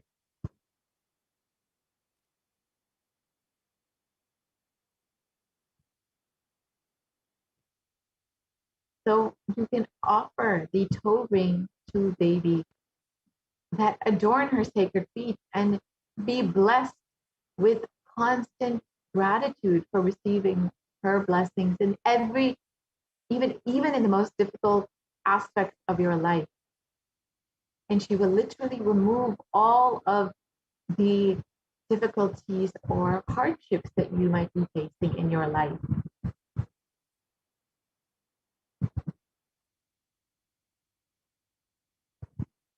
The next offering is the Swarna Mantika, the golden hairline jewelry. And Devi is described, she who makes the nectar flow in all of our nerves from the Sahasrara, she who gives the very pleasant experience of the ultimate. And the Mantika represents the nectar flowing from the Sahasrara chakra, which is fully open. So by offering this Swarna Mantika, you can be blessed with the overflowing gratitude and the blissful state and the space of complete completion in your life. And the next offering is the Pratyaksha Pada Puja, which is the favorite offering of all of the disciples and devotees of the Supreme Concept of Hinduism. And when you offer this to Devi Parashakti, manifesting through the Supreme Concept of Hinduism, you will be blessed with all of the auspiciousness and blessing of both Devi and the Supreme Concept of Hinduism. And it is stated, the illuminating splendor of Devi's toenails dispel the darkness of ignorance from the devotees prostrating at her feet. Her feet defeat the lotus in beauty. And in the Saundarya Lahari in Shloka 83, it states that the nails have been sharpened by constantly being touched by the crown of the celestial beings who always prostrate before Devi. Tamoguna is darkness, and in this stotram, the tamas is indicative of ignorance in the minds of devotees, and by constantly prostrating before Devi, their ignorance is removed and they attain knowledge.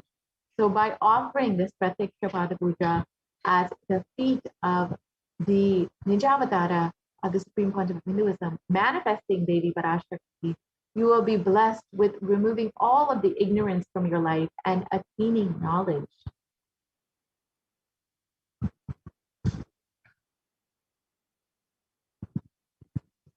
And the next offering that you can offer is the Vastra Seva, the offering of cloth to Devi Parashakti.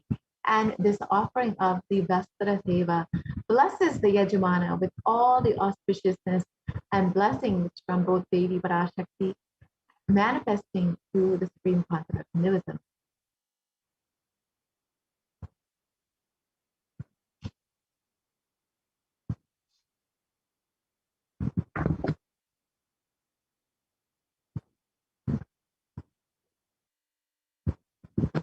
So here are the list of the various offerings that you can make to Devi Parashakti. And in the next slide, we will go, you can see the website where you can visit to make your offering.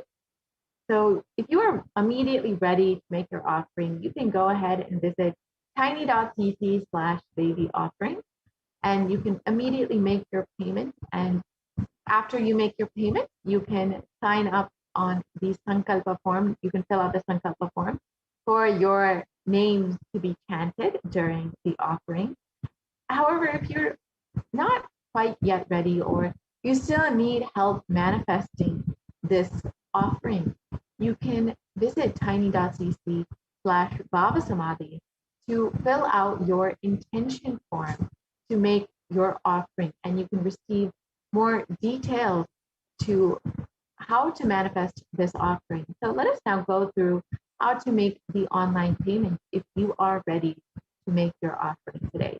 So we can visit tiny.cc/Devi offering.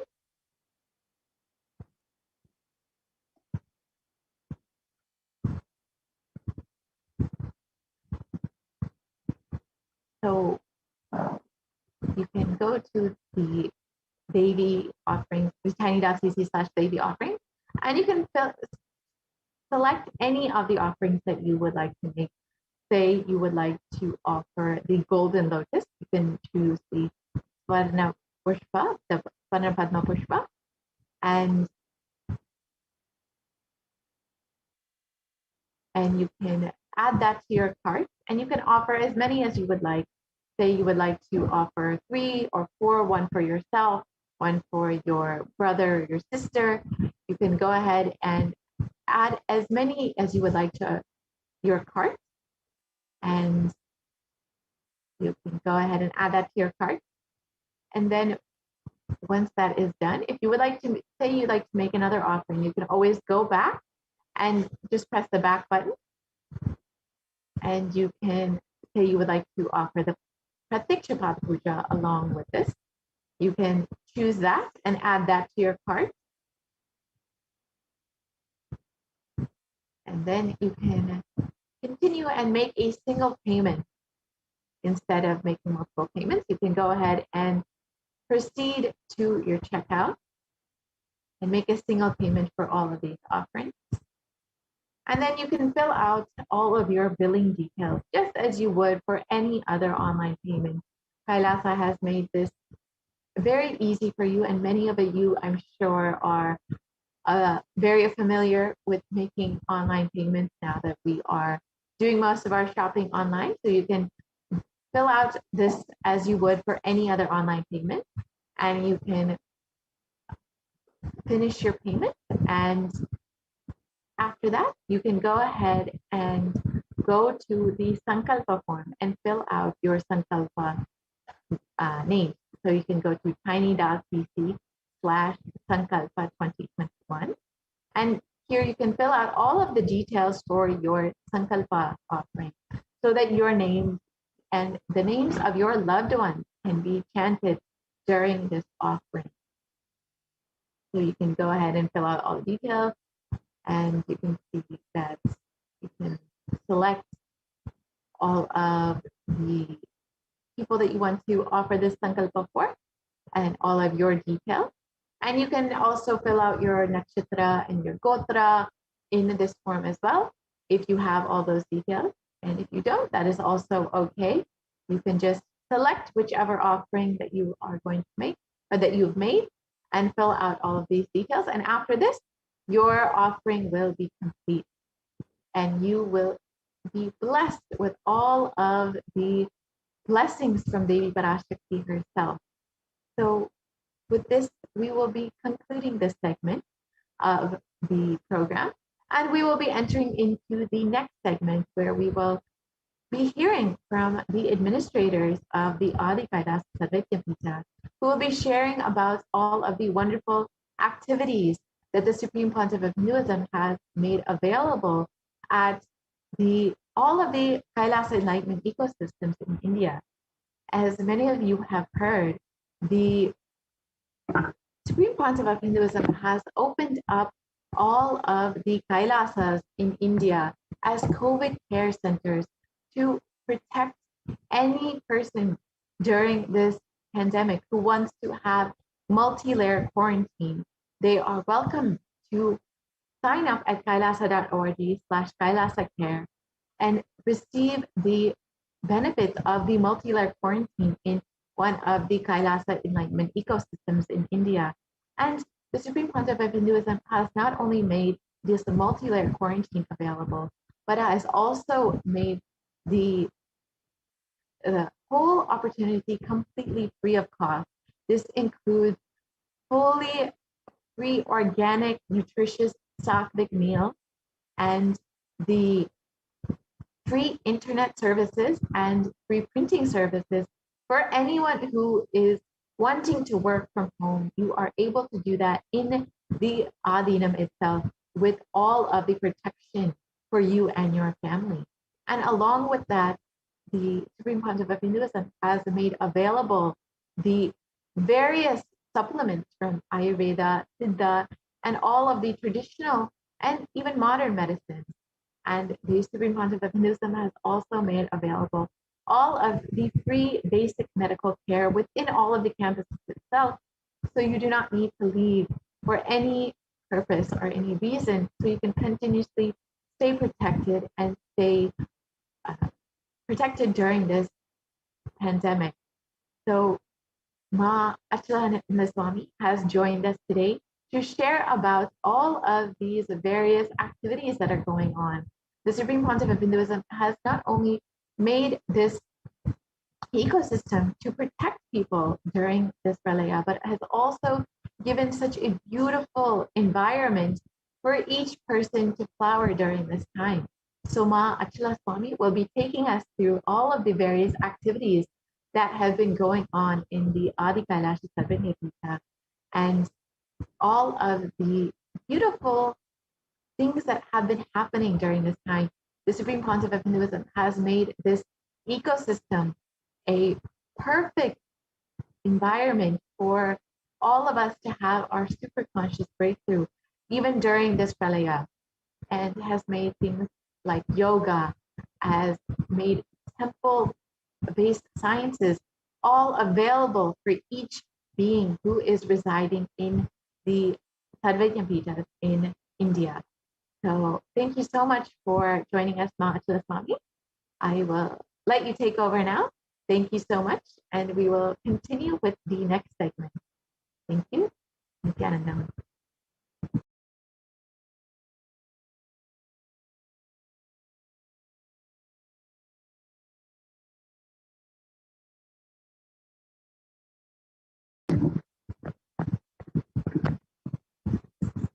And as we wait for Ma Achala Swami to take us through this segment, let us understand how we can ask any of our questions to Devi Parashakti. Devi has been continuously manifesting through the Supreme Concept of Hinduism, has been continuously guiding, has continuously blessing us during this pralaya, during this pandemic.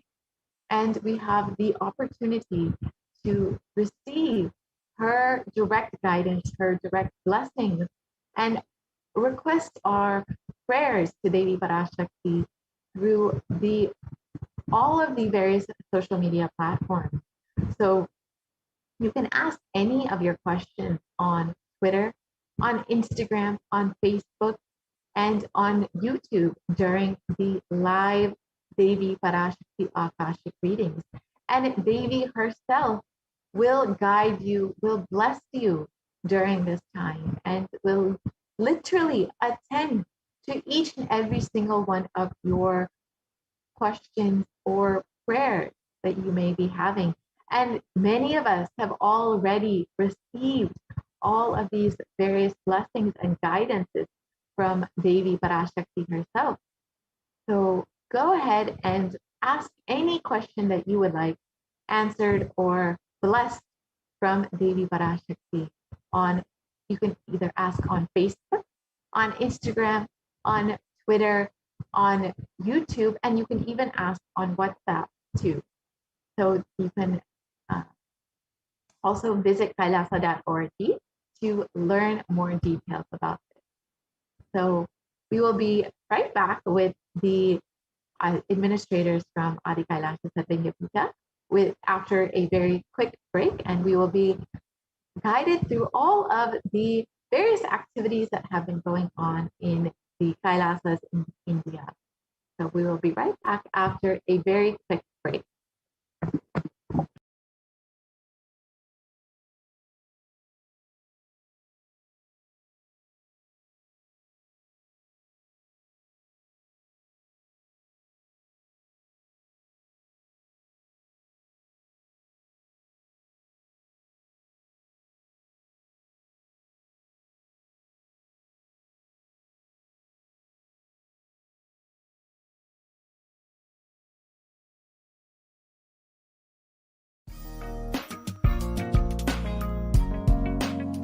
We get you help.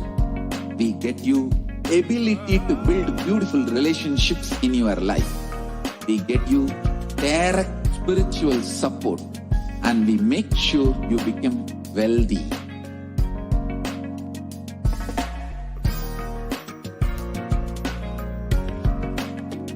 We won't stop giving you just good life.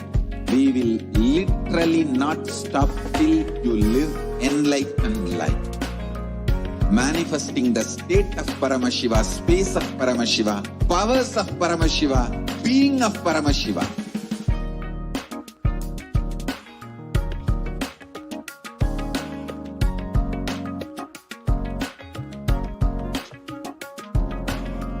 Whole world should become e-Kailashians. I want the whole world to know Hindus have something great to contribute to the world.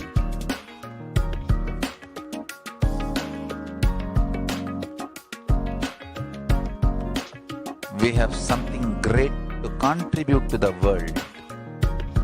Let us do that.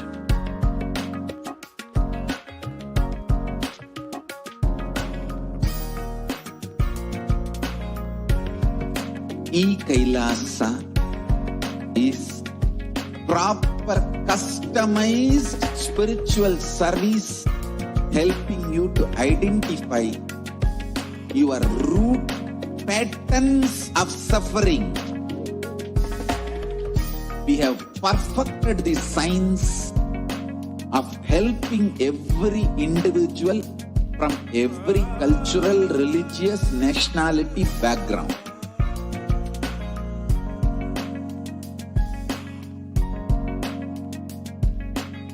You will have lowest reactionary assumptions, highest awakened response, alive life continuously.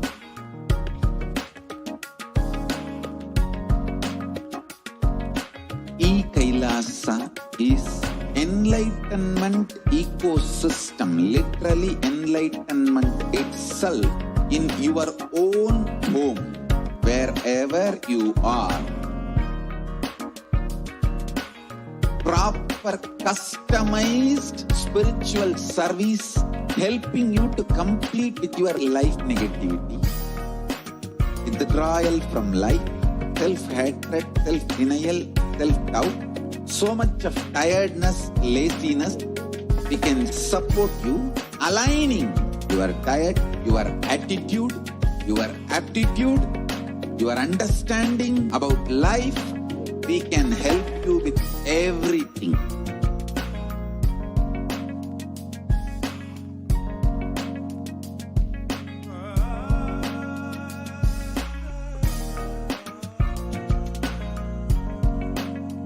If you are interested in enlightenment, we will immediately bring this to you. If you are not interested, we will explain the whole science, inspire you, and make you interested in enlightenment time. We need to cater this enlightenment science to the whole world wherever they are, because enlightenment is the birthright of all human beings. Kailasa is responsible to provide that to all human beings.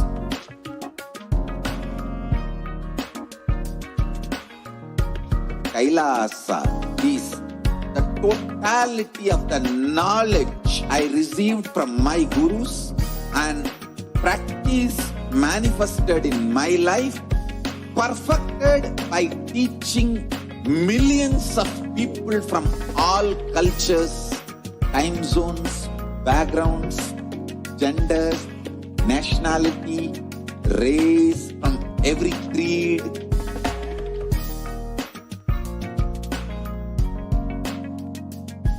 So this absolutely perfected knowledge available to you, served to you in your home without even you moving out of your couch, free of cost.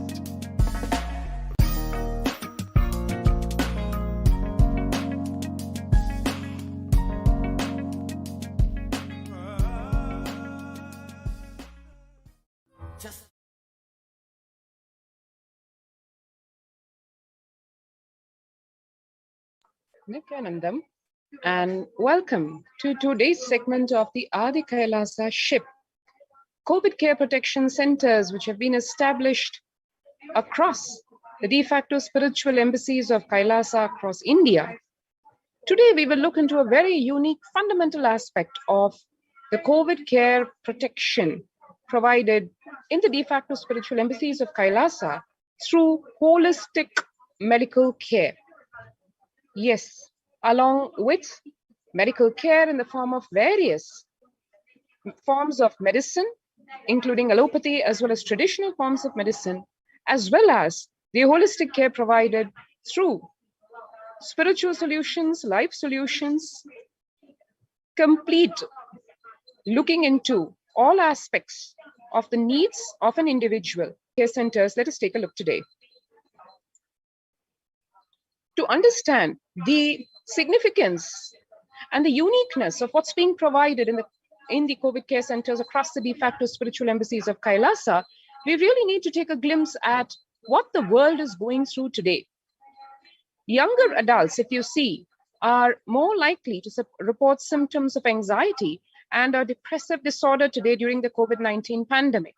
One can see the ages 18 to 24, 56% of the youth are suffering from anxiety and or depressive disorder. 25 to 49, the more mature youth at almost 50%, and the middle-aged people at 39%, and the elderly at above 65 at 30%. So one can see across the whole age spectrum, people affected by anxiety and or depressive order because of the COVID-19 pandemic. Needless to say, these are the derivative effects, the so-called secondary effects, besides the physical trauma and the damage that the pandemic has been causing worldwide.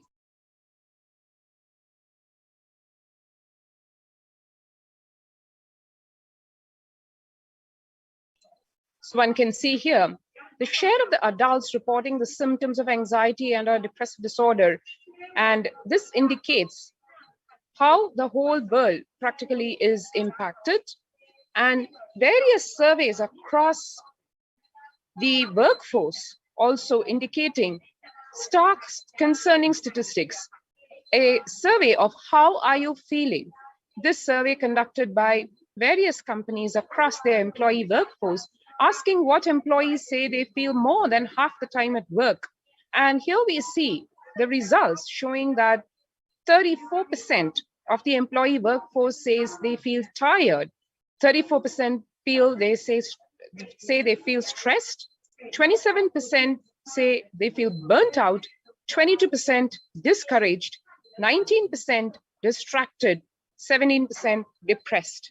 Now that's really a concerning statistic, because what used to be a healthy work-life survey conducted by companies to check on the pulse of the health of the employee workforce in terms of how they feel successful, ambitious in their career, how they feel fulfilled, has now translated to something asking the fundamentals about how they're feeling in terms of whether they are able to cope up with the stress at work, or whether they're feeling burnt out or depressed. And as we see the numbers indicating, a significant portion of the workforce actually feeling the hit of the corona pandemic in various ways, including at work, feeling stress, anxiety, burnt out, and discouraged and depressed. One can see here the American Psychological Association declaring that in America, the COVID-19 is a significant stressor for most Americans, and it is actually a national mental health crisis. One can see here, nearly 8 in 10, which is 78%, say the coronavirus pandemic is a significant source of stress in their life. Nearly 7 in 10 say they have experienced increased stress over the course of the pandemic. And 1 in 4 essential workers, 25% diagnosed with mental health disorders since the start of the pandemic. One can see here, it is a double-edged problem. It is actually the very frontline defense of fighting the pandemic, which is the healthcare workers. The essential workers are the ones who are directly impacted. As we'll see further during this presentation, we'll see how the healthcare workers, the doctors, the medical professionals, not able to handle the trauma that they are forced to see day in and day out in terms of deaths, in terms of suffering of people, and across all ages, be it the young or the old. It is something unprecedented for obviously most medical professionals. 1 in 4 essential workers, 25% saying they're actually being diagnosed medically with mental health disorders. Now imagine this is the workforce that is going to treat the patients at large.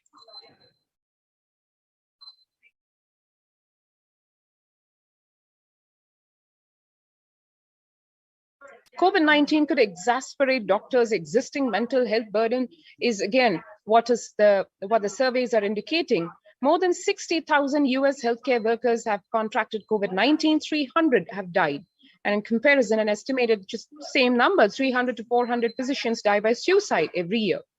Of the health workers who treated patients during the COVID-19 outbreak, 50% showed signs of depression and 45% showed signs of anxiety, according to preliminary research. So as one can see, practically half of the medical workforce actually suffering from the very effects of the pandemic, that they are expected to be providing help and support to the patients who are expecting to get healed at their hands. And self-reported mental health among pregnant women and new mothers also indicating before the COVID-19 pandemic, 15% faced depression, 29% faced anxiety, whereas during the COVID-19 pandemic, these numbers have shot up to almost 41% of the pregnant women and new mothers facing depression and 72% facing anxiety. Now, that's a lot to say in terms of the health of these young mothers or pregnant women and the impact that it's going to have on the newborns or the just borns. Needless to say, the mental state of the mothers being so important to which decides the growth of the child. One can see here the number of novel coronavirus COVID-19 deaths worldwide as of August the 19th, just a few days back by country. And as of August 19, 2021, the outbreak of the coronavirus has spread to 6 continents. 4.4 million people had died after contracting the respiratory virus. Over 128,000 of these deaths occurred in just one country, Italy. And as one can see here, the graphs indicating all the way from the United States to spanning the whole globe across various continents, like we said, 6 continents, 4.5 million people dead. What one needs to know today about the state of the virus and its variants, precisely as Devi Parashakti had revealed in her readings of the Akashic records, which the humanity, the planet Earth, was blessed to hear as a forewarning, much before, months before this actually hit the planet Earth. Exactly as Devi had said, the virus taking on various mutations to the extent that it will result in literally the Kirimi Bhojanam or the hell landing on planet Earth. That has already happened. Whether press reports indicate or not, what is actually happening on the ground is the Delta variant of the COVID-19 has been called a variant of concern by the World Health Organization because of its high transmittability. Where the Delta variant is identified, it quickly and efficiently spreads between people. As of 10th August, the Delta variant has been reported in 142 countries and is expected to continue spreading. And as one can see here, the Delta variant is more contagious than the previous strains of the virus. It may cause more than 2 times. So one can see here the original COVID-19 strain and it has taken on different variants, mutations, and the Delta variant right now, the silent killer. What one needs to know about the Delta variant, as per medical organizations, is the Delta variant is highly contagious, more than 2 times as contagious as the previous variants. And the Delta variant might cause more severe illness than previous strains in so-called unvaccinated persons. In two different studies from Canada and Scotland, patients infected with the Delta variant were more likely to be hospitalized than patients infected with Alpha or the original virus strains.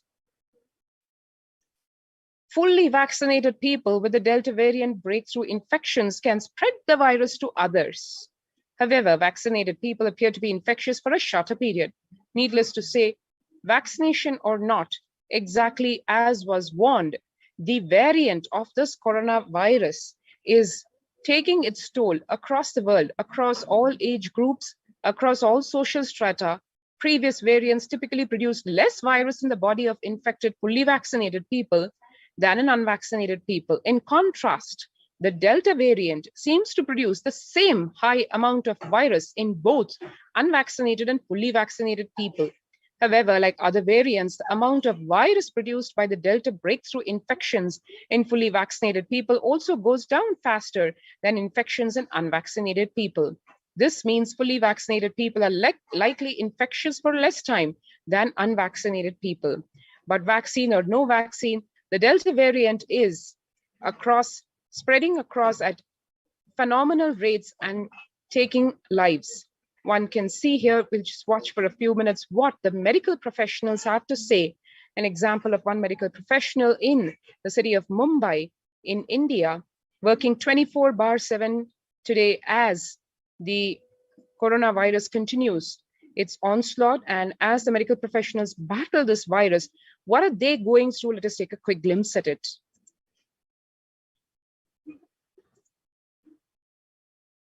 Patients at home with oxygen, and this is not something we are enjoying. So I really want all of you to follow a few things that I really, अगर आपको लग रहा है कि आपको 1 साल से corona नहीं हुआ है इसलिए आप कोई सुपर हीरो हो या आपकी इम्यूनिटी बहुत अच्छी है और आपको ऐसे कुछ नहीं होगा, तो आप गलत फहमी में हो. हम यंग लोगों को देख रहे हैं. I mean, we have a 35-year-old who's on the ventilator and we are not able to help people now. So we do not want, we really don't want any of you to be in that situation. So, sorry. I think ये जो emotional breakdown है हम doctors में अब सबको कोई ना कोई समय हो रहा है because we've not been so helpless, okay?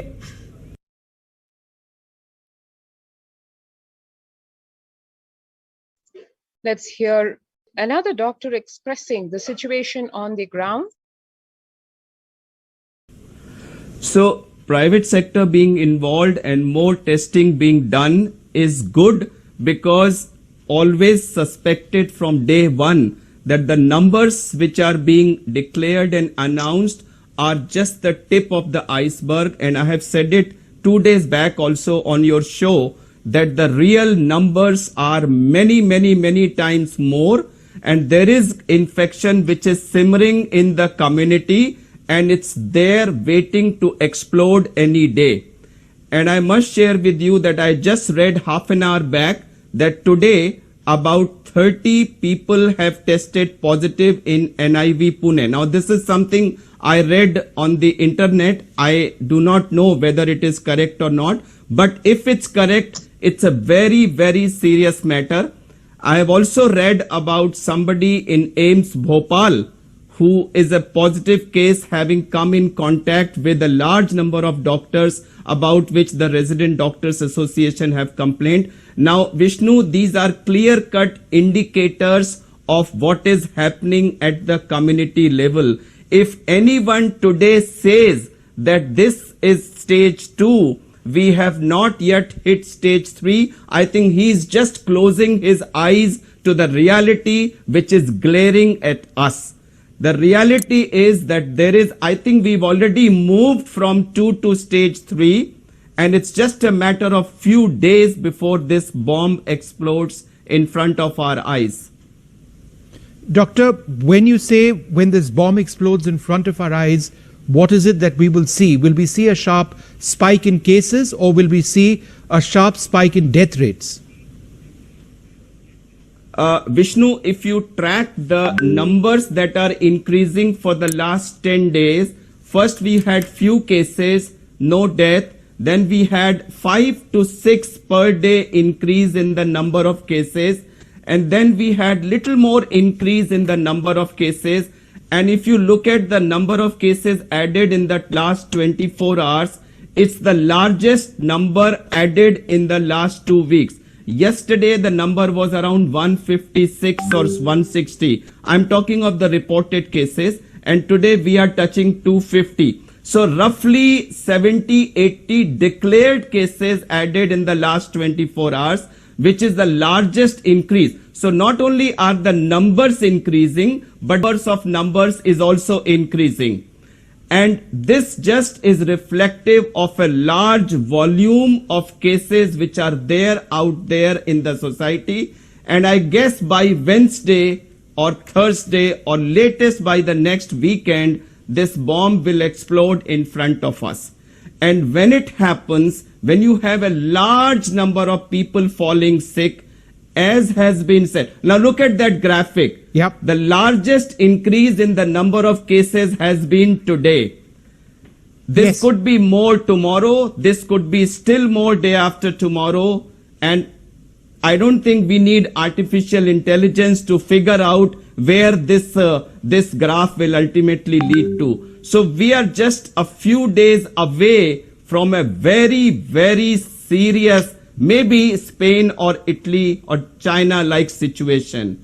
And when we have a large number of cases infected, of course, majority of them will be mild, but given our population density, given that a large number of people in our country suffer from undernutrition, various lung ailments, diabetes is so common in our country, heart disease is so common, and the kind of health resources, health infrastructure we have at the periphery, I don't think, again, we need artificial intelligence to be able to figure out that these large number of cases will also convert into a large number of deaths, which is now not too far away for us to be seeing. The writing is there on the wall. If we still want to close our eyes, the choice is ours.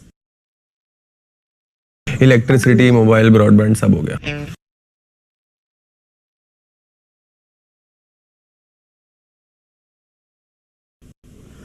So private sector being involved and more testing being done.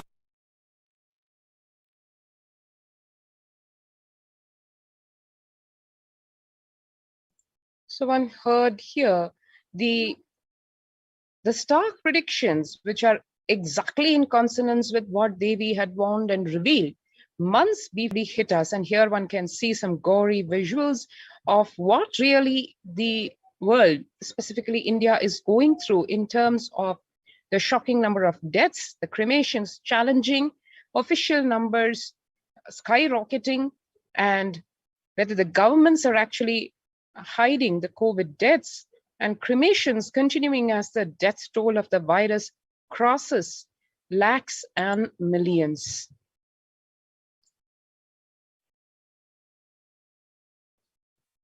And here, let's watch one more video where there are concerning questions and data indicating that the numbers are 10 times more figures. But today we saw startling new evidence of the ravages of the pandemic in India. Now, it was already a dire situation, the government reporting more than 415,000 people have died. But most infectious disease experts agree the real toll is almost certainly much higher. Today, the Washington-based Center for Global Development released the most comprehensive study on the impact of the coronavirus in India. And as feared, it says India's death toll could be a staggering 10 times higher than the official tally. Now, that would mean 4.7 million additional deaths from the start of the pandemic until June of this year. And just a few months ago, India saw a devastating rise in infections driven largely by the more infectious Delta variant. Well, joining us now is one of the authors of that report. Abhishek Anand is a graduate of Harvard's Kennedy School, and he has worked as a policy analyst for the Indian government. He joins me tonight from Delhi. It's good to have you on the program.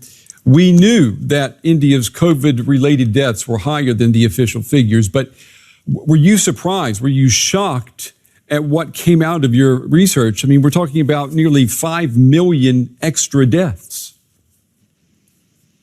Yeah, we were surprised, to be frank, because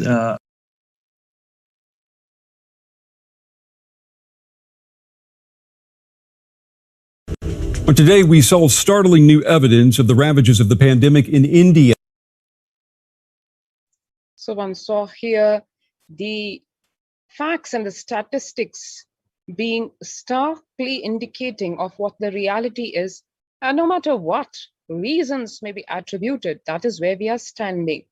And where we are, not only India, but the whole world, various countries, what are the challenges being faced in addition to this pandemic? The inadequacy of the modern healthcare and the need for the holistic solution. Holistic solution need is extremely there right in the face. As one can remember, during the Ebola outbreak in West Africa in 2014, more people died from the interruption of social services and economic breakdown than from the virus itself. This should not have happened, and the world cannot let it happen again. As the world enters the deepest global recession since the Great Depression, we need to connect health needs to social, economical, environmental needs of the whole population. Need to ensure that essential health services are still available and need to protect health systems. Some of these are the challenges and the needs is identified by world organizations like the United Nations. The need to help people cope with adversity through social protection and basic services.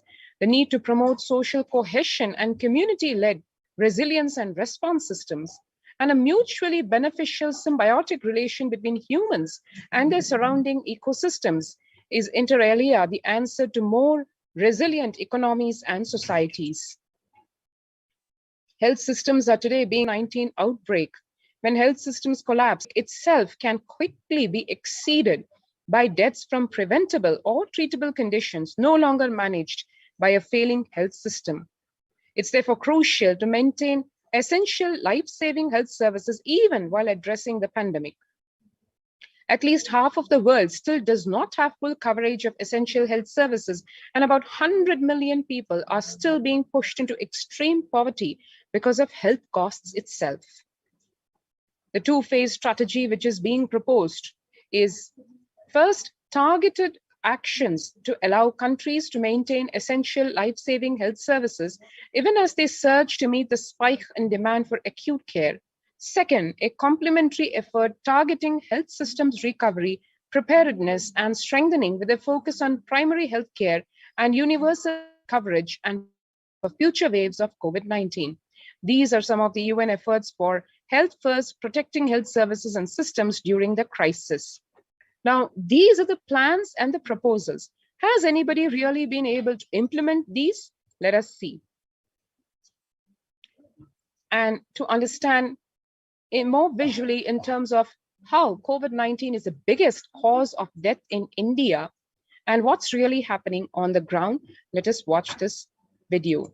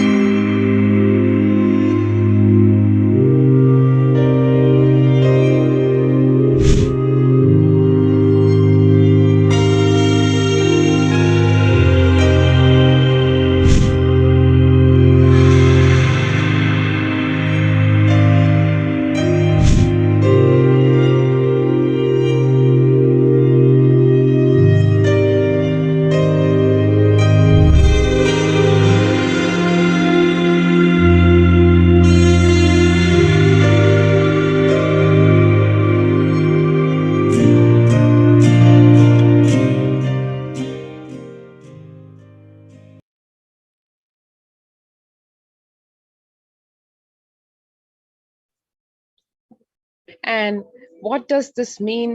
No hospital beds. How families, societies, individuals are taking this?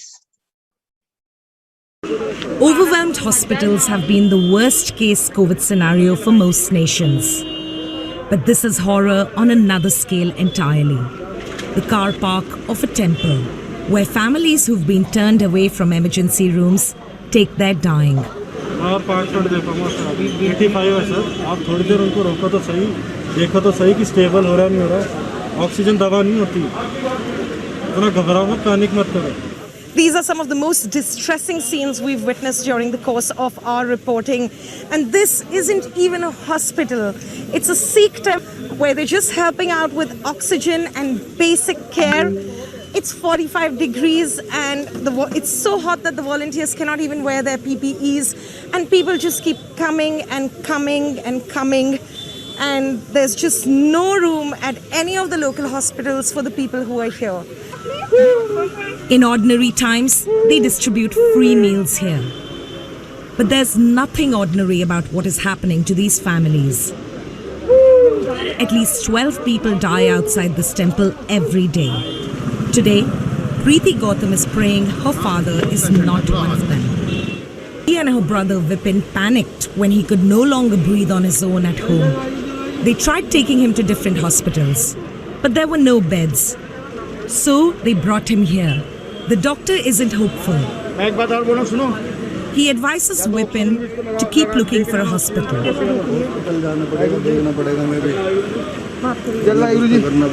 But their ambulance driver is out of ideas.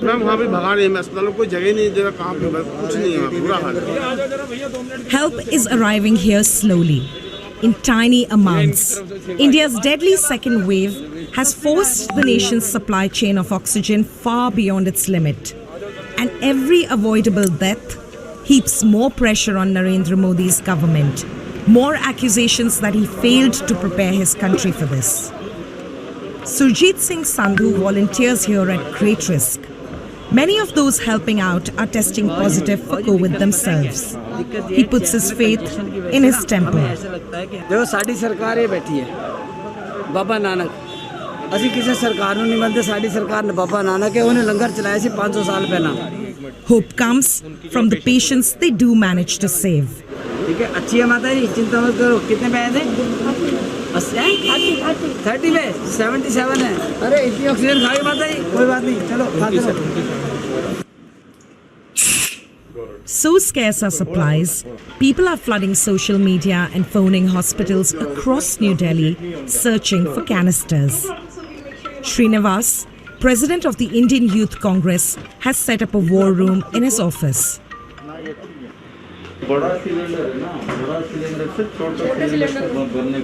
His team coordinates requests for oxygen, hospital beds and drugs. 100 volunteers man the phones. The few hours a night they do manage to sleep are spent in the office.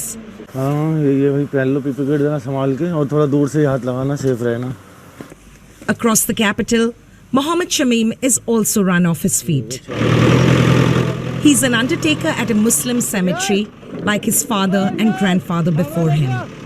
He thought he had seen it all. Then the second wave hit.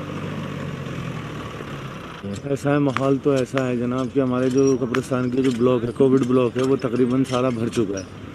लेकिन ये है कि बस जो थोड़ी बहुत जगहें बची हुई हैं तो उन्हीं जगहों में हम जो उन जगहों को इस्तेमाल कर रहे हैं. और क्या आप देख सकते हो कब्र से कब्र मिला के खोदी जा रही है अब तो कि जगह को ज़रा सा भी हम वेस्ट नहीं जाने दे रहे. Up to 20 bodies arrive each day, he says. Far more young people than last time. By the end of the week, there will be no space left here. Hello. Calls come in from 6 a.m. until midnight. Covid से हुआ उनका भी ठीक है ले आइए हाँ लेके आ जाइए हाँ वहीं ले आइए मैं जो भी कुछ हो करा दूँगा टेंशन नहीं. मेरे टीम वर्कर हैं मेरे और भी स्टाफ के लोग हैं उन लोगों को भी ज़िंदगी में ऐसा कभी हमने देखने को नहीं मिला जो इस बार हमें देखने को मिल रहा है. ना तो रोज़े रख पा रहे हैं ना ही किसी तरीके से कुछ कर पा रहे हैं. बस वहीं से कपड़ा छोड़ो थोड़ा सा झुक जाओ. Crematoriums are running out of space too. Makeshift funeral pyres burn around the clock. The death toll in parts of India, both metropolitan and rural, is staggering. And worse still, the number of lives lost here so far is almost certainly vastly underreported. Overwhelmed hospitals have been the worst case. So one saw on the ground in terms of what the medical care, the healthcare workers are going through, what individuals and families and societies are going through, what cities are facing in terms of cremations, not able to handle the number of deaths, and needless to say, the unimaginable psychological trauma that every person in this, practically this whole world is going through. And here one can see the weekly trends, the number of corona cases crossing in the millions and the deaths also touching in millions. And here we can see the reported cases and the deaths by country or territory. Every single country in the world impacted. The 7-day rolling average of COVID-19 cases in India, and one can see here the huge spike that happened just weeks back, and the number of confirmed cases as per the official numbers itself crossing millions. And as we discussed, this is what the challenges the world is facing, the needs as the world organizations like the United Nations, which are helping battle this pandemic of unimagined and probably unprecedented proportions has brought to humanity. And in the face of this, to counter every single challenge that was discussed about in terms of healthcare, holistic healthcare, and the needs of people, here we have a living, absolutely successful proof of concept in the form of the COVID care centers in the de facto spiritual embassies of Kailasa all across India, which have the record unmatched by any government or any civil society or any organization in terms of zero deaths. Not only zero deaths, being able to have communities which are not only living and protected from this threat of corona, but also in such a blissful, living in such a blissful manner through the spiritual solutions, the holistic medical care, and the huge slew of offerings which are given by the de facto spiritual embassies of Kailasa under the guidance and blessings of the Supreme Pontiff of Hinduism, Bhagwan Nithyananda Paramashivam. So let's understand what those methods are, what have been deployed, what is the solution really for this COVID-19 pandemic in terms of how to protect oneself from it in the first place, and how to continue to live life as it used to exist in the pre-COVID-19 in terms of living in a non-emergency mode, living in security, and being able to function completely and contribute to humanity.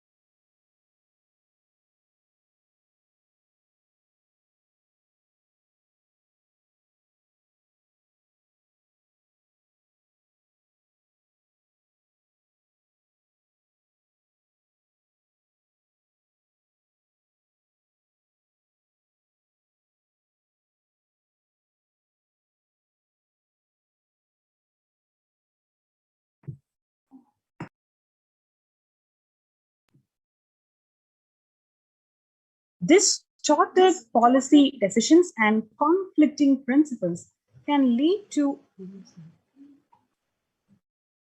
Okay. Now, let us look into the key obstacles. Globalization of disease has led the world to be only as resilient as the least resilient country. And person, especially for highly contagious COVID-19, spread with a scale and severity not seen since Spanish flu. The variants of the virus continue to threaten even those who are vaccinated. Secondary diseases such as black fungal diseases are targeting COVID patients and killing almost 1 in 2 persons in such cases. Distorted policy decisions and conflicting principles can lead to polarizations among nations and within, leading to various extremes such as the hoarding of vaccines in some places, the wastage of vaccines in others, and an unaddressed shortage of vaccines globally. Number 3, the pandemic has exposed the fragility of the global systems. The disruption in supply chain is especially worrisome. Essential food supplies, which disproportionately affects the already most vulnerable even more. The lockdown brought the global economy into crisis, bringing recessions after recessions and worsening the unemployment rates. Frequent lockdown and ongoing threat of famine, especially in countries where employment is predominantly informal, are exacerbating worries that starvation may cause more suffering than the actual deaths that are incurred due to virus. Far from SDG 2, which is the Sustainable Development Goals 2, zero hunger policy that the United Nations have been advocating so far, the number is now predicted to come to about 1 billion. Now, what are the solutions that we have in our plate now? The revised economic policies. Human life is more precious and important than all the economic principles or systems in totality, because all these concepts are legitimate only because of their utility value, which is to fundamentally make the human life better. At least until this ongoing crisis ends, all the economic policies need to be revised to make sure no human being suffers from hunger or the absence of required medical care. As per the Hindu principles, the world, including the economy, evolves through 5 phases, which is creation, that is growth, sustenance or stagnation, recession or revitalization, reinvention, and the 5th phase is breakthrough. As per Hinduism, conventional economic growth is observed when best practices are applied diligently. However, during the times of crisis, that leads us to a 4th and 5th phase, wherein the need to reinvent and deliver a breakthrough becomes both a survival need and an opportunity to surpass any means and measures of conventional economic growth. According to Keynesians, increased public expenditure during the Great Depression of 1929 improved the economy. However, they were trying to balance the budget, which resulted in it never spending enough to bring the economy out of recession until the Second World War.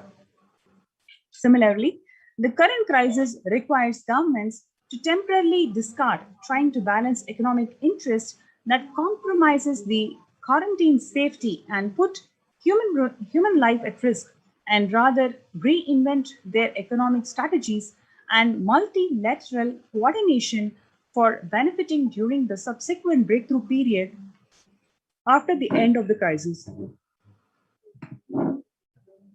Hindu multilateralism. There is an immense inequality in the capacities of government, organizations, and people on 2 grounds. Number 1 is health response. Number 2 is economic response, economic recovery. Surviving the highly contagious COVID-19, where the world is only as resilient as the least resilient country, and the person requires governments, organizations, and people to collectively address this crisis. From 3200 BCE, 56 nations in Asia had multilateral treaties based on Hindu principle, which is Vasudhaiva Kudumbakam. The entire world is my family. Provide sustainable community livings with multi-layered quarantine opportunities. Home or self-quarantine is not a viable solution for a vast majority of people for either safety reasons or economic reasons. In Assam, home quarantine has been reported to be a primary reason for a large number of deaths. In some places, governments have moved out of home quarantine to COVID care centers.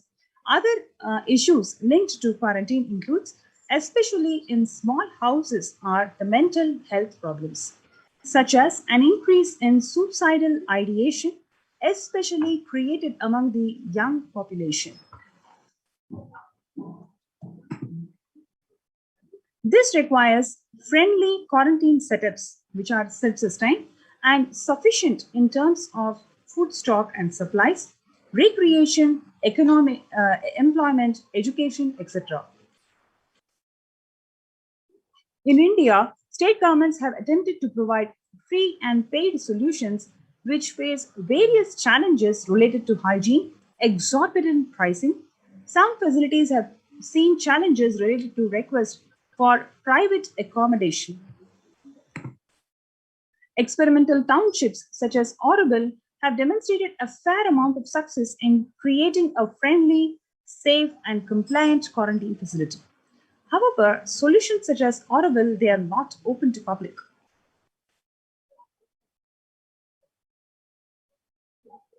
Yes, for 2 decades, the leader of the ASMT Hindu community, the Supreme Pontiff of Hinduism, Jagadguru Mahasannidhanam, His Divine Holiness, Bhagwan Sri Nithyananda Paramashivam, had been creating townships like Auroville across more than 100 cities in several countries. Most of these townships, such as the ASMT Monastery, India, have been opened to offer multi-layered quarantine as a free public service with free accommodation, food, free internet to work from home, which is monastery. The ASMT community has seen a fair amount of success in these townships with 0 reported cases of COVID infection in the past 2 years and has already saved many lives. The Supreme Pontiff of Hinduism, Jagadguru Mahasannidhanam, His Divine Holiness Bhagwan Nithyananda Paramashivam, has urged the citizens worldwide, especially from regions severely affected by the pandemic, to protect themselves as the topmost priority and avail these free quarantine facilities that the community has created, especially as home quarantine has failed for many and is known to be the primary reason for large number of deaths in many scenarios. The Supreme Pontiff of Hinduism, Nithyananda Paramashivam, has emphasized the need and urged the government worldwide to provide food, safety, medical care, shelter, and all the survival needs to all human beings under their care, with absolute multi-layered quarantine until coronavirus is eliminated from planet Earth, including all different strains of virus.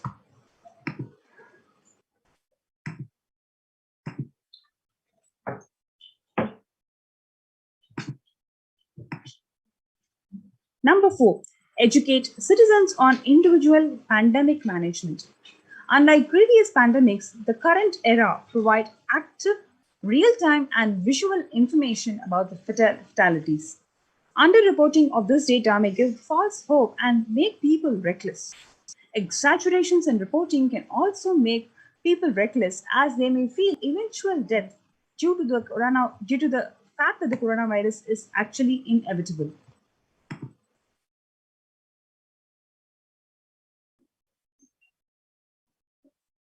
The proper education is extremely crucial, as it will dramatically reduce the number of deaths and reduce the challenge on the healthcare systems. Alcohol-related deaths have hit a high record during this pandemic, and long post-lockdown liquor lines are some extremely worrisome issues regarding which people need to be educated. As a top priority, people need to be given confidence in their life and security about their future for them to start behaving recklessly or fall into depression and commit suicide. Leveraging best of different economic systems based on charity, barter, and money. Ancient Hindu economic treatises by Paramashivoham describe three kinds of economic systems and principles.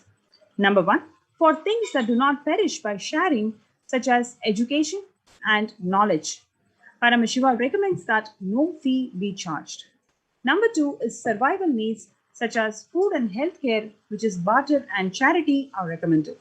For all the other infrastructure developmental works, services and commodities, gold and conventional currency-based transactions are allowed.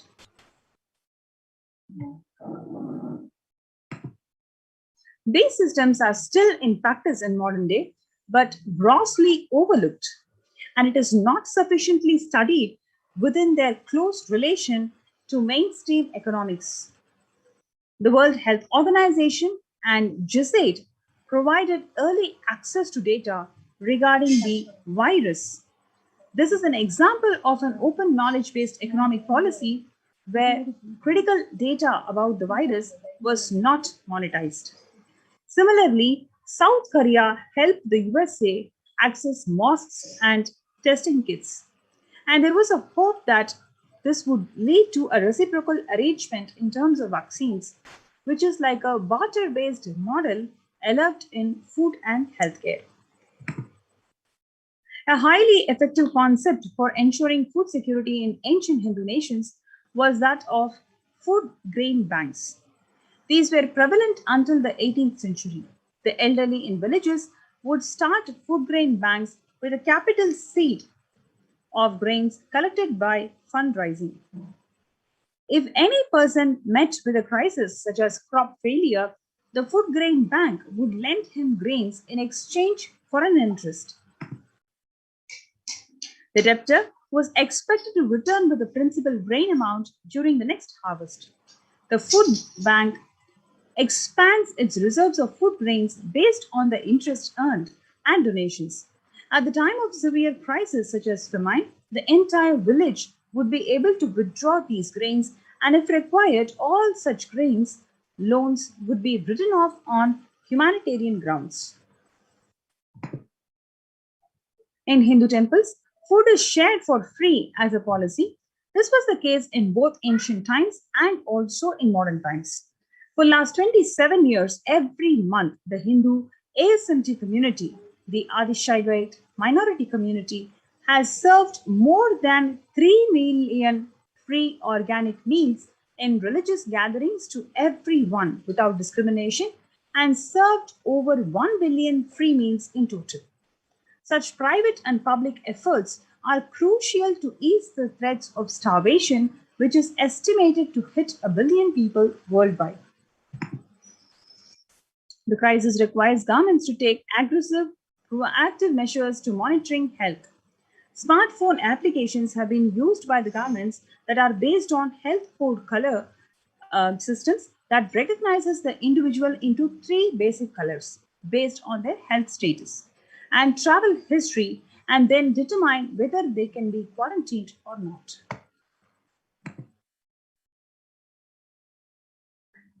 Privacy-related concerns associated with these approaches, some of these measures, such as agile daily reporting systems for accounting of newly suspected, diagnosed, asymptomatic cases, number of deaths, and generating area-wise statistics, have played a very important role in responding to curb the spread of the disease. And it is actually considered by implementation by various countries.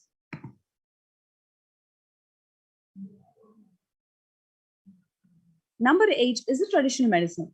In Hinduism, nature and planet Earth are respected as a living divine mother energies capable of providing us with all the survival needs, whether it is food, medicines, etc.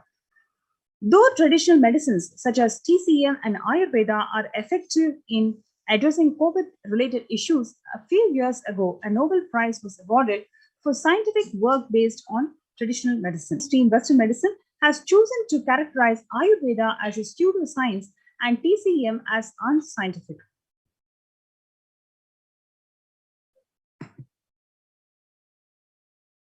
Such demeaning of traditional medicine systems have led nations to consider taking defensive unilateral decisions to protect their interests. Outright rejection of traditional medicine is not wise, and such policies should be revisited, especially as these medical systems are time-tested and have kept people healthy for several generations. Kailash Union recommends governments worldwide provide solutions like Kailasa's Hindu medical care, which includes completely free of charges, which is whether it is yoga, Ayurveda, Siddha, Western medicines, and they also provide the most importantly multi-layered quarantine facilities for complementing their ongoing public health efforts.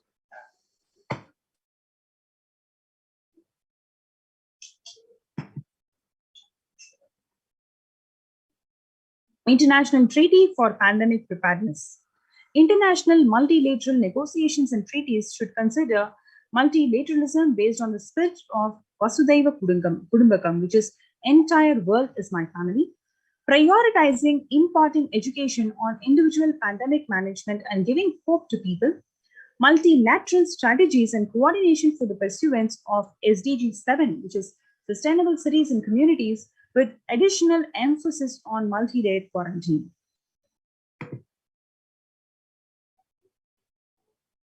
Waiver of patents on extremely essential vaccines and common global funding of vaccines.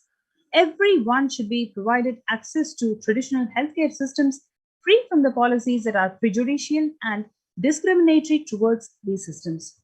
The creation of food grain bank systems and other traditional economic systems are described in this report would help the most vulnerable people of the world, disrupting life and economy such that the effects of the lockdown are unnoticeable.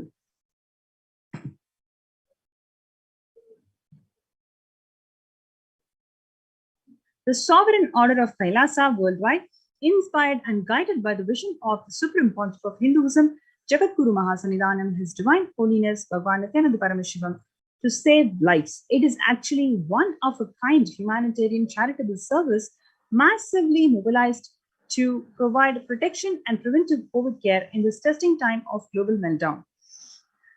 Through this initiative, Kailasa has been consistently supporting people through free food banks, free medical care, and many more services. The impact of mental disorder and lack of spiritual strength during a humanitarian crisis are often difficult to access and inflict lasting damages. To assure this, Kailasa is offering spiritual programs, temple events, and spiritual healing online.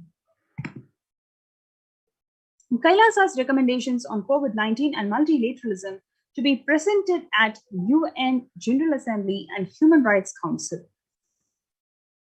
United Nations have recognized Kailasa's report on COVID-19 and multilateralism.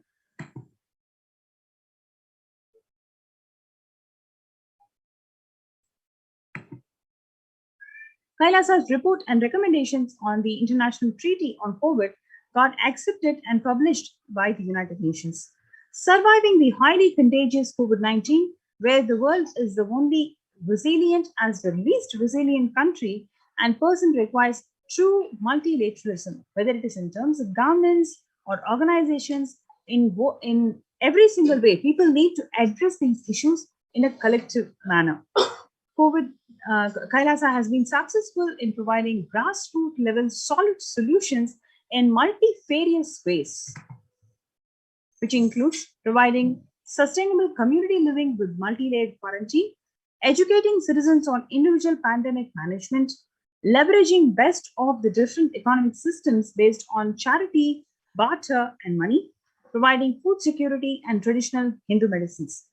These unique contributions have been recognized by the United Nations in a recent report.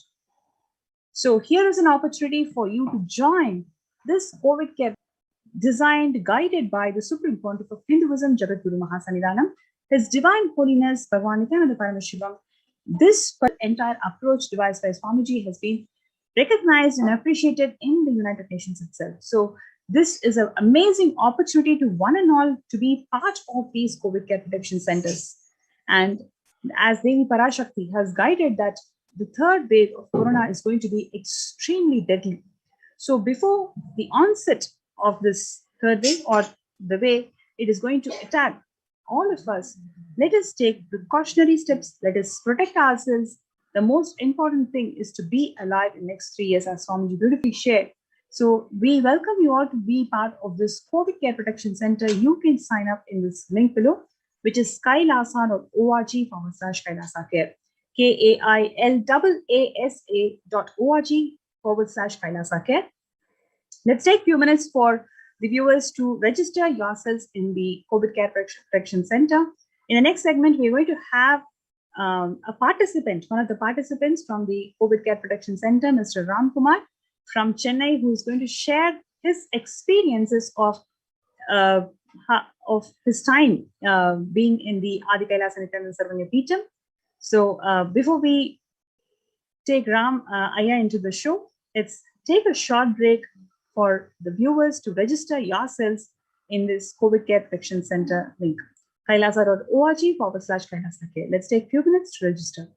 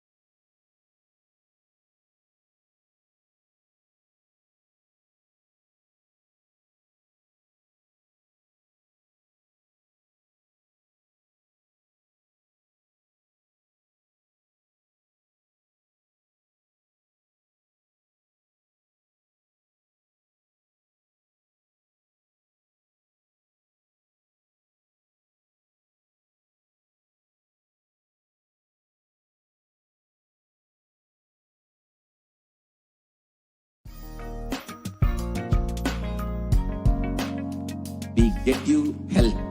We get you ability to build beautiful relationships in your life. We get you direct spiritual support, and we make sure you become wealthy.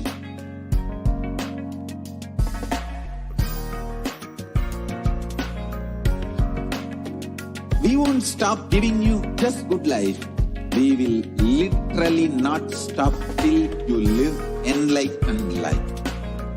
Manifesting the state of Paramashiva, space of Paramashiva, powers of Paramashiva, being of Paramashiva.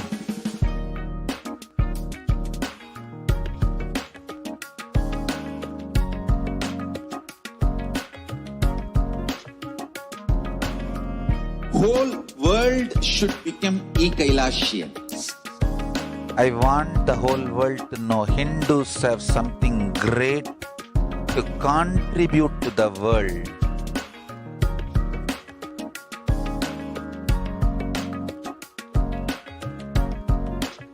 We have something great to contribute to the world. Let us do that.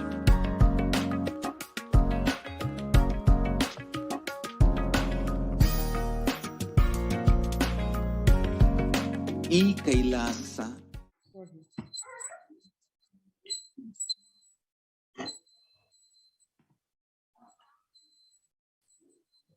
Yes. Nithyanandam, to the viewers, we have Ram Kumar Ayya from Chennai, who has joined our show today, and he is going to share his experiences of being a COVID Care Protection Center participant in Adi Kailasa Nithyananda Sarangapitam. Nithyanandam Ayya, we welcome you to the show today. So I would like to request you to unmute yourself, and you can introduce yourself to the viewers.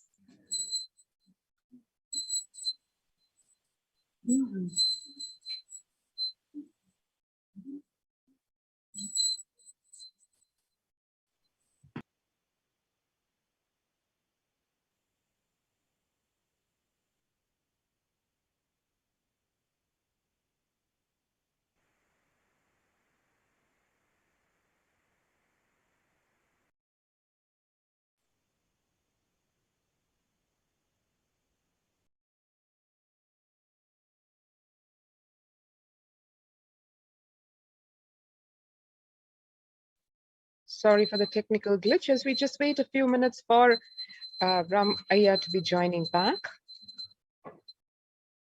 What we wanted to share over here, many people, many participants of the COVID Care Protection Center waiting to share with the world the greatest blessing that His Divine Holiness, the Supreme Pontiff of Hinduism, Bhagavan Nithyananda Paramashivam, has given to each and every being who has come over here, either at the call of the Parashakti or by the instruction, the ordainment of the Supreme Pontiff of Hinduism, exhorting each and every being to value life and not take the pandemic for granted and protect oneself from the pralaya and come rush to any of the de facto spiritual embassies of Kailasa. So we have Ramaya back, and let's hear what Ramaya has to say regarding his experience here at the COVID Care Protection Center at Adi Kailasa. Nithyanandam.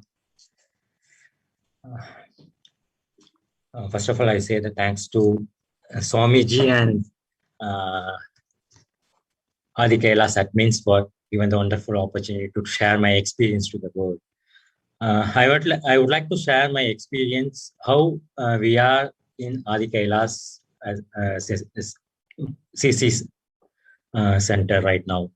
So past 2 months before I came, exactly July 23rd, I reached Adi Kailas for COVID center purpose. So once Swamiji told, okay, all the people who are all wants to survive without a pandemic fear, please go and stay to Adi Kailas. We decided at that moment So we plan to go to Adi Kailas. So in the Adi Kailas, I have to share my CC experience. The first point, each day we are living very safe compared to the outer world people, because in the outer world, everyone is living with fear of pandemic and COVID-19. But here we are living without any fear about the COVID-19 and then any pandemic fear. So,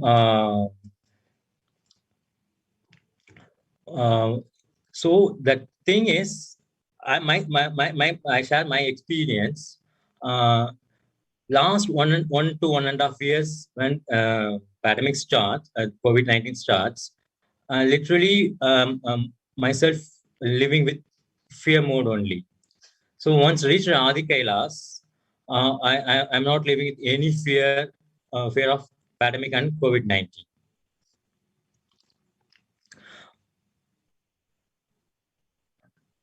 Can you hear, Amma?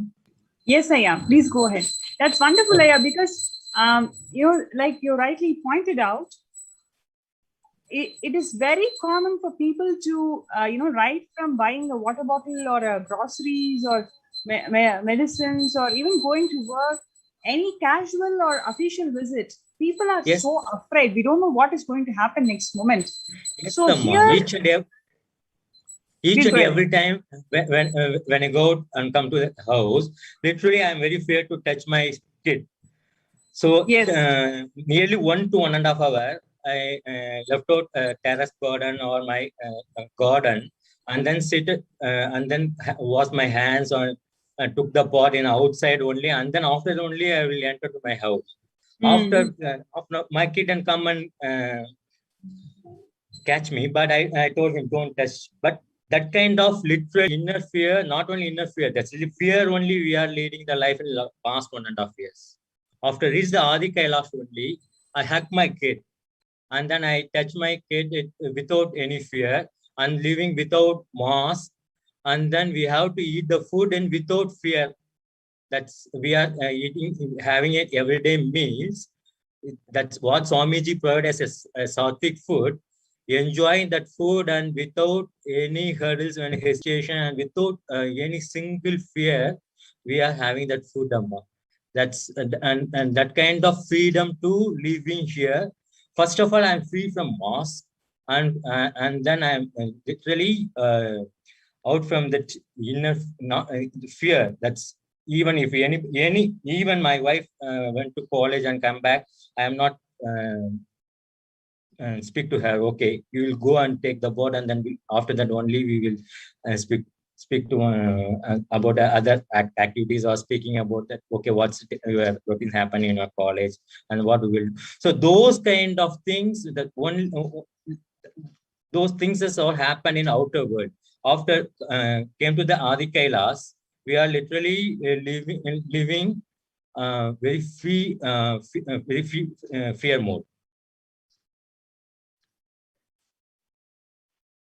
So that everyday morning, we are starting with the good, our everyday routines like yoga, asanas, and then puja, rituals, sevas. Thanks to Swamiji for living this kind of opportunity, giving this kind of opportunity for us.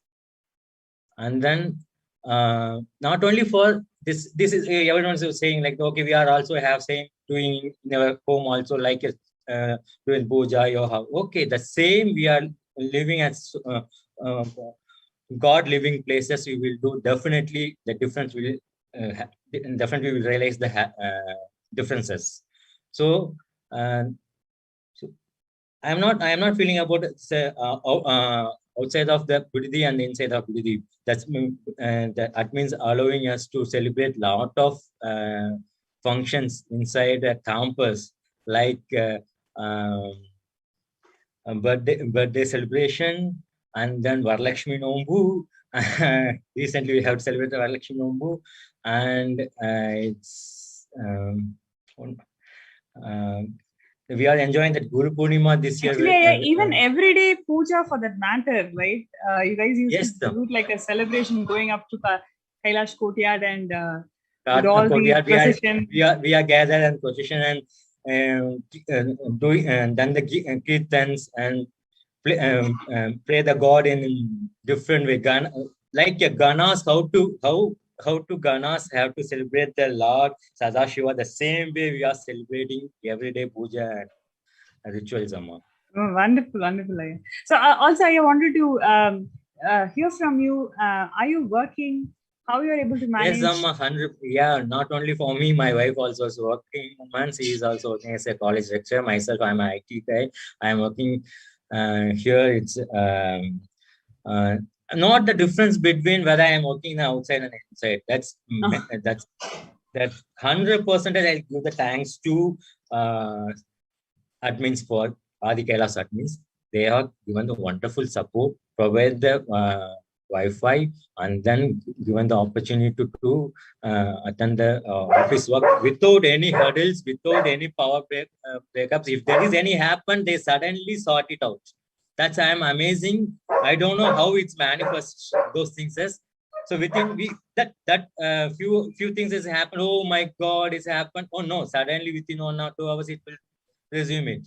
Okay, I'll attend my regular work like office calls. Even I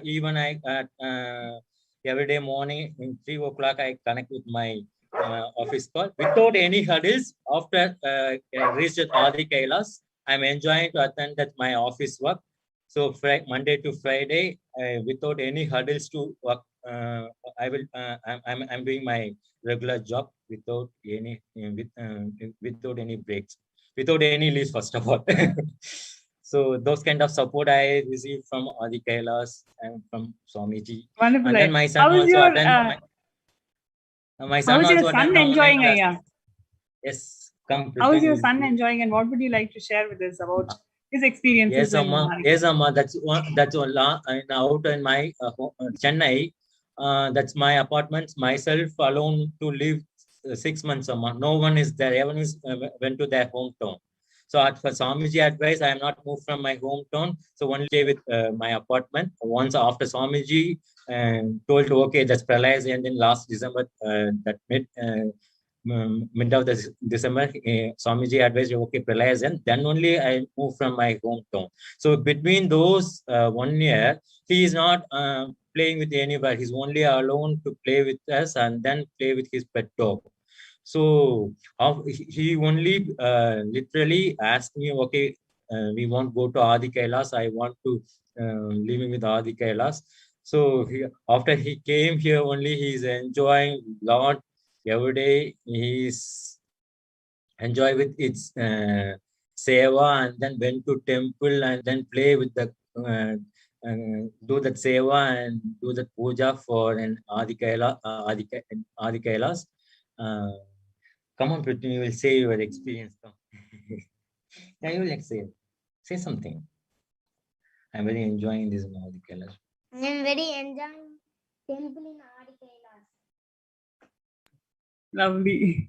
Thank you so much. So, Aya, what would you like to share to our viewers?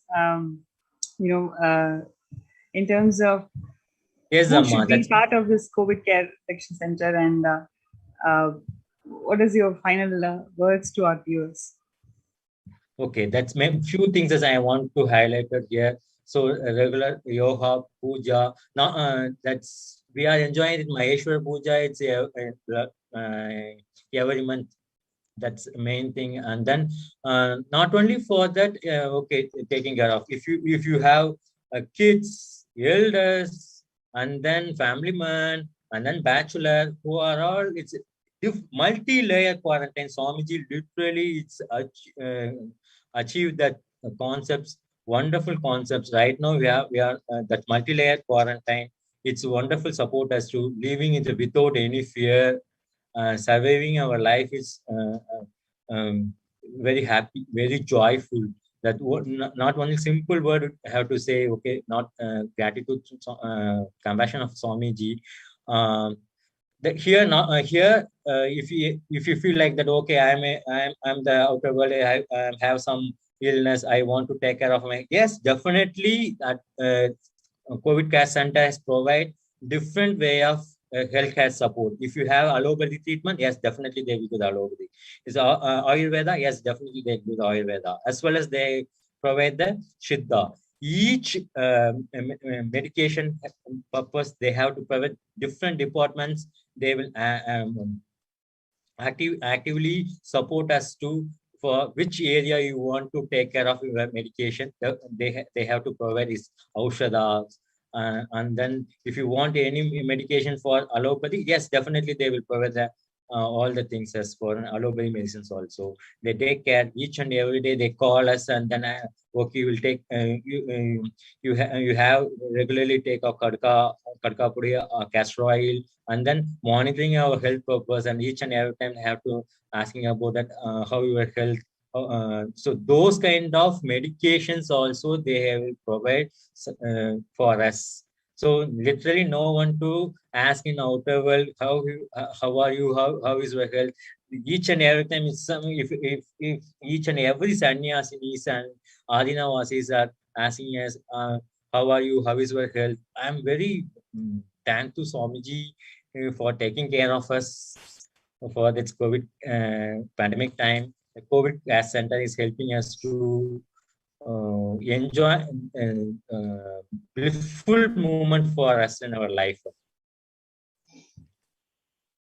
That's wonderful, Aya. Thank you so much for joining our show today. We really enjoyed listening to your experiences being part of this COVID Care Protection Center in Adi Kailas Nithyananda Paramashivam.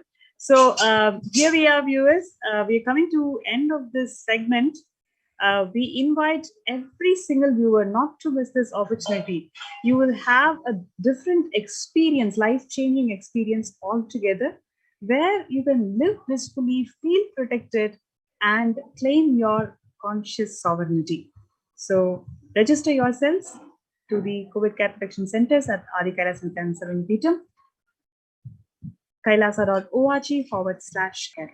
With this, we come to the end of this segment, and we give a few more minutes for the viewers to register yourself for this a wonderful opportunity of being part of the COVID Care Protection Centers at Adi Kailas Nithyananda Paramashivam.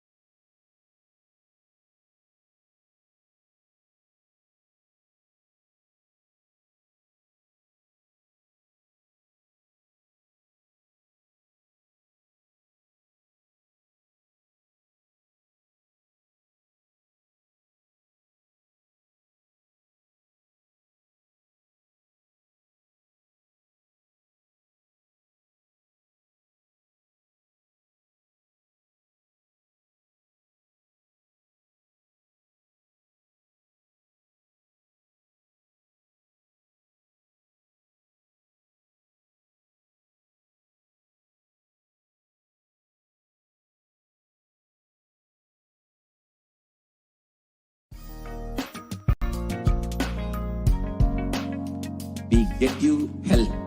We get you ability to build beautiful relationships in your life. We get you direct spiritual support, and we make sure you become wealthy.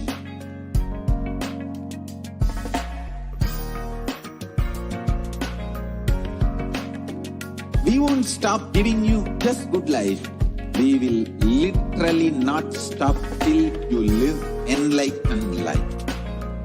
Manifesting the state of Paramashiva, space of Paramashiva, powers of Paramashiva, being of Paramashiva.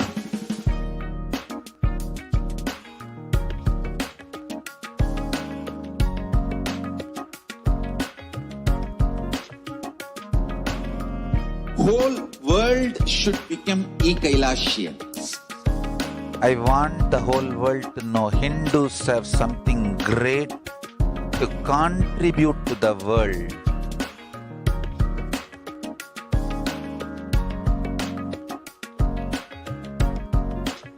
We have something great to contribute to the world.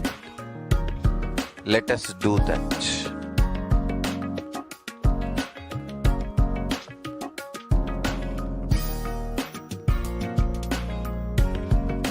E-Kailasa is proper customized spiritual service helping you to identify your root patterns of suffering. We have perfected the science. Every individual from every cultural, religious, nationality background.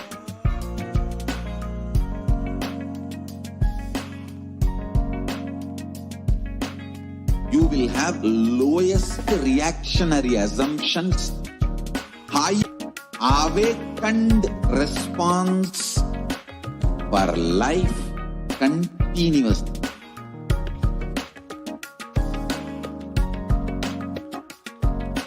E-Kailasa is enlightenment ecosystem, literally enlightenment itself in your own home. Wherever you are, proper customized spiritual service helping you to complete with your life negativity. Withdrawal from life, self-hatred, self-denial, self-doubt, so much of tiredness, laziness. We can support you, aligning your diet, your attitude, your aptitude, your understanding about life. We can help you with everything.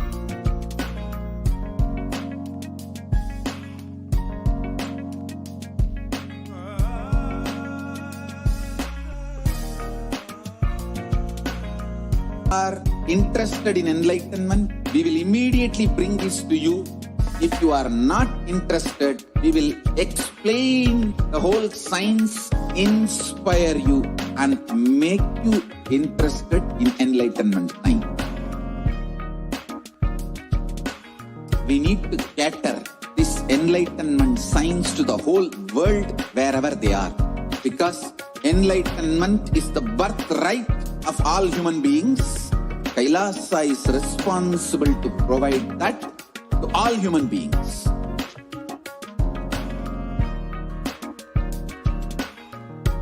Kailasa is the totality of the knowledge I received from my gurus and practice manifested in my life, perfected by teaching millions of people from all cultures, time zones, backgrounds, genders, nationality, race, from every creed.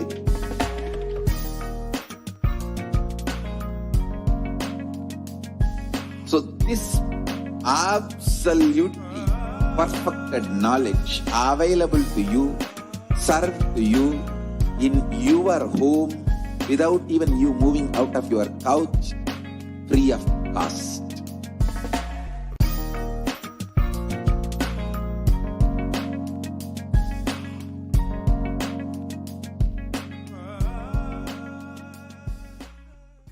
Just be alive for next 3 years. Don't die within next 3 years.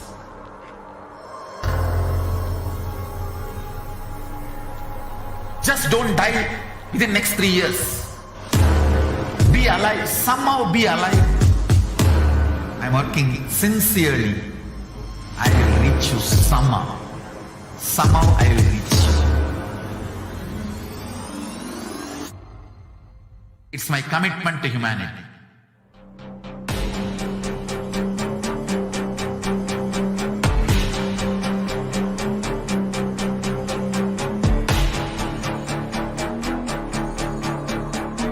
Just don't die within next 3 years.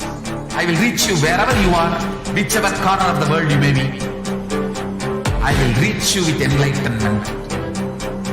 You manifesting the space, state, powers, being Paramashivoham. It is possible, and it is possible for you.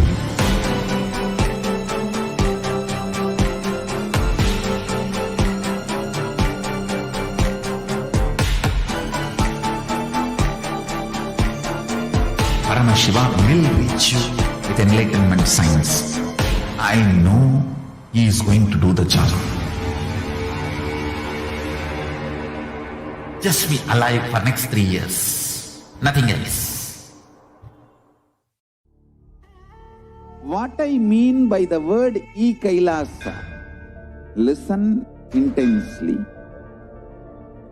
Enlightenment ecosystem, literally enlightenment itself, in your own home, wherever you are.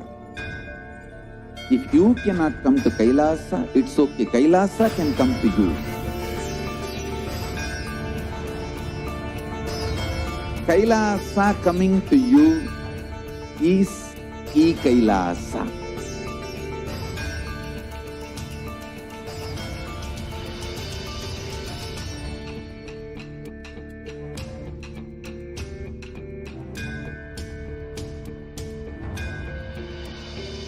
I will revive Hindu. I am a Hindu revivalist, not by any revolution, but by evolution.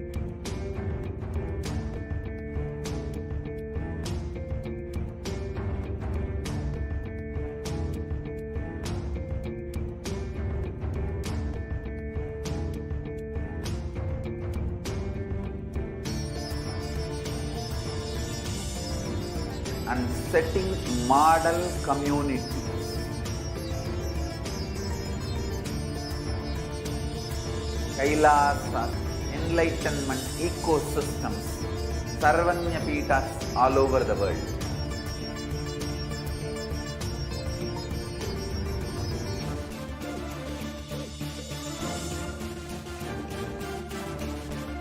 All powerful cognition, knowledge, only when you live, power manifestation and possibilities manifestation happens. It's a fundamental truth.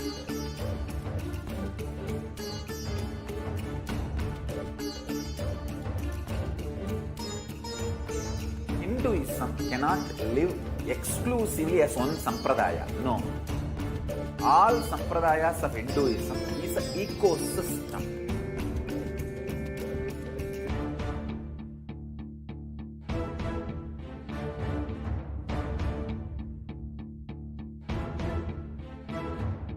So don't keep quiet thinking that if one sampradaya is attacked, only that sampradaya is going to be affected. All of us are ecosystem.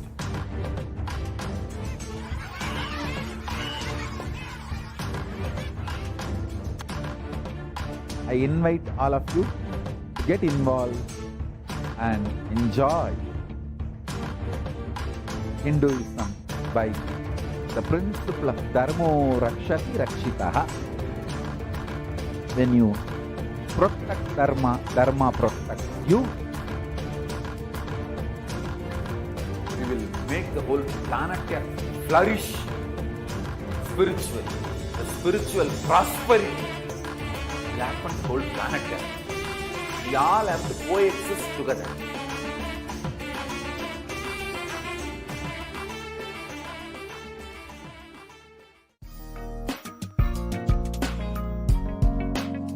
We get you health. We get you ability to build beautiful relationships in your life. We get you direct spiritual support, and we make sure you become wealthy.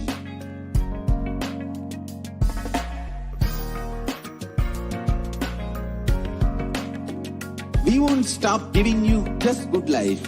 We will literally not stop till you live enlightened life. Manifesting the state of Paramashiva, space of Paramashiva, powers of Paramashiva, being of Paramashiva.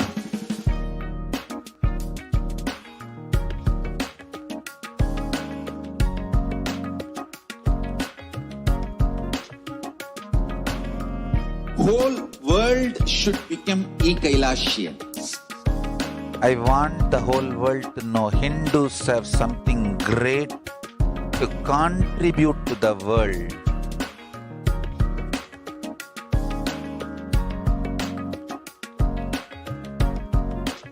We have something great to contribute to the world. Let us do that.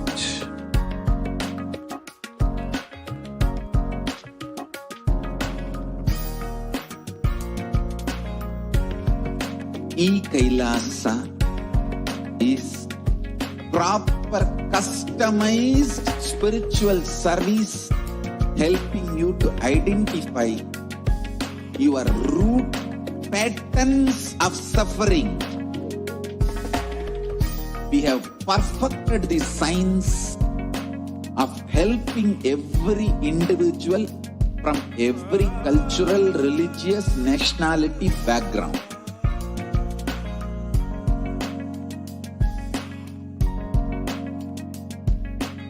You will have lowest reactionary assumptions, highest awakened response, alive response for life continuously.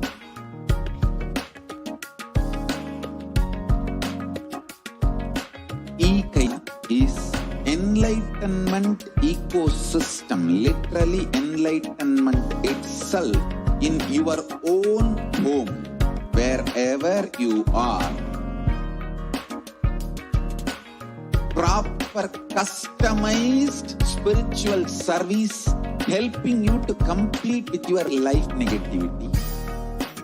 Withdrawal from life, self-hatred, self-denial, self-doubt, so much of tiredness, laziness. We can support you aligning your diet, your attitude, your aptitude, your understanding about life. We can help you with everything.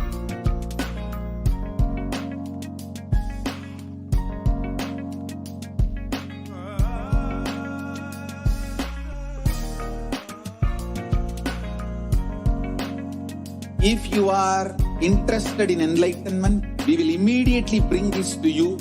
If you are not interested, we will explain the whole science, inspire you, and make you interested in enlightenment science.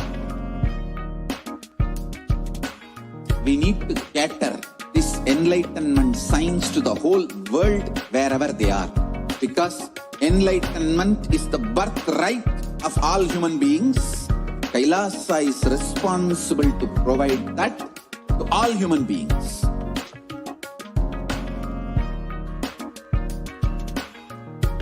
Kailasa is the totality of the knowledge I received from my gurus and practice manifested in my life, perfected by teaching millions of people from all cultures, time zones, backgrounds, genders, nationality, race, from every creed.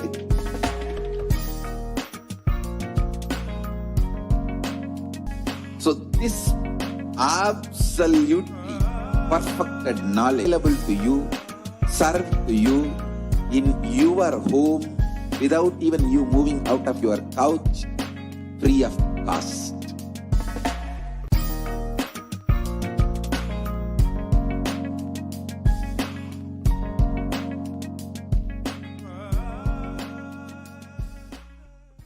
Just be alive for next 3 years. Don't die within next 3 years.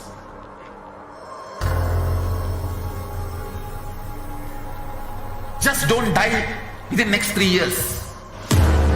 Be alive. Somehow be alive.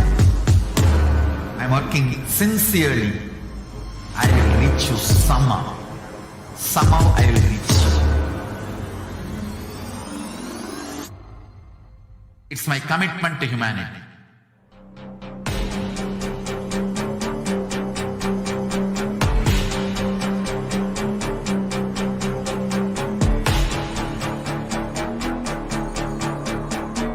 Just don't die within next 3 years. I will reach you wherever you are, whichever corner of the world you may be. I will reach you with enlightenment. You manifesting the space, state, powers, being Paramashivoham. It is possible, and it is possible for you.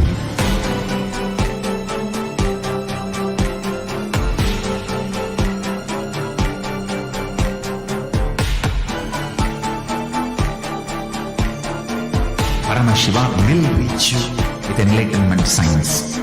I know he is going to do the job. Just be alive for next 3 years. Nothing else. What I mean by the word e-Kailasa, listen intensely. Enlightenment ecosystem, literally enlightenment itself, in your own home, wherever you are. If you cannot come to Kailasa, it's okay. Kailasa can come to you. Kailasa coming to you is e-Kailasa.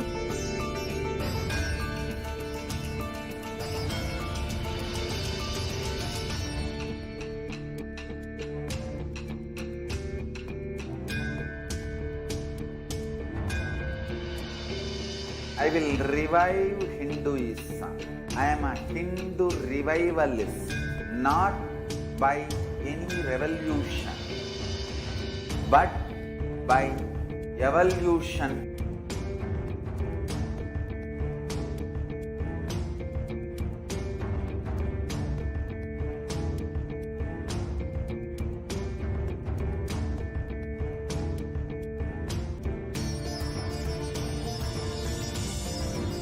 And setting model communities.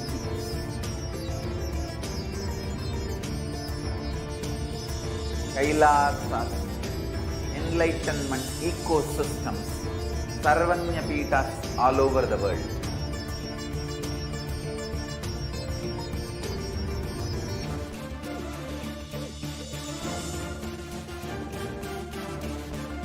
All powerful cognition, knowledge, only when you live, power manifestation and possibilities manifestation happens. It's a fundamental truth.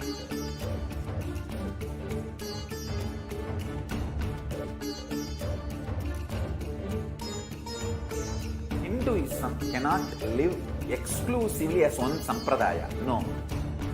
All sampradayas of Hinduism is an ecosystem.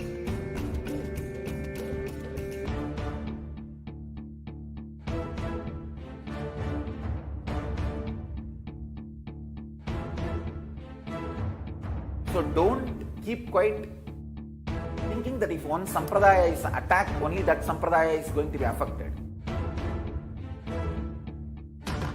All of us are ecosystems.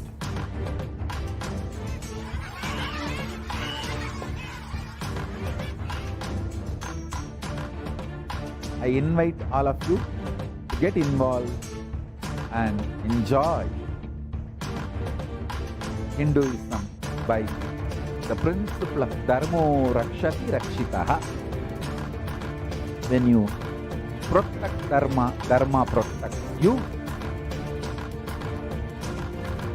We will make the whole planet flourish spiritually. The spiritual prosperity will happen to the whole planet. We all have to coexist together.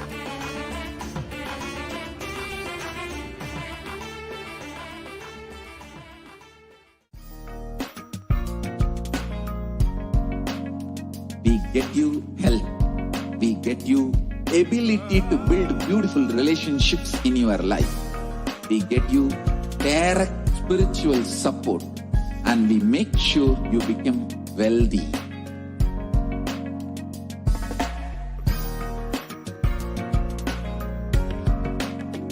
We won't stop giving you just good life.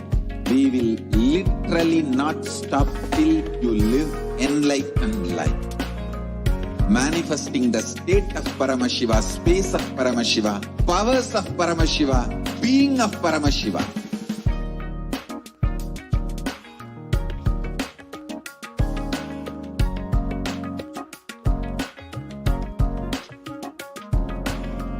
Whole world should become e-Kailashians.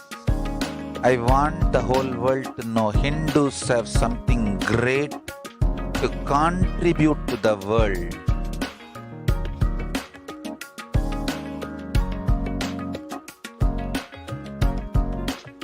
We have something great to contribute to the world. Let us do that.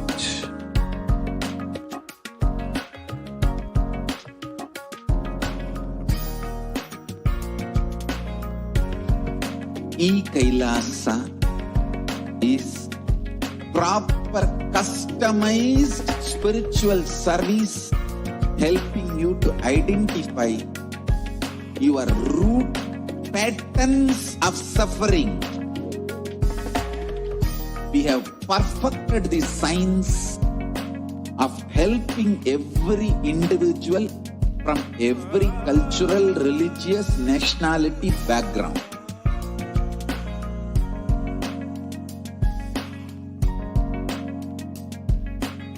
You will have lowest reactionary assumptions, highest awakened response, alive response for life continuously.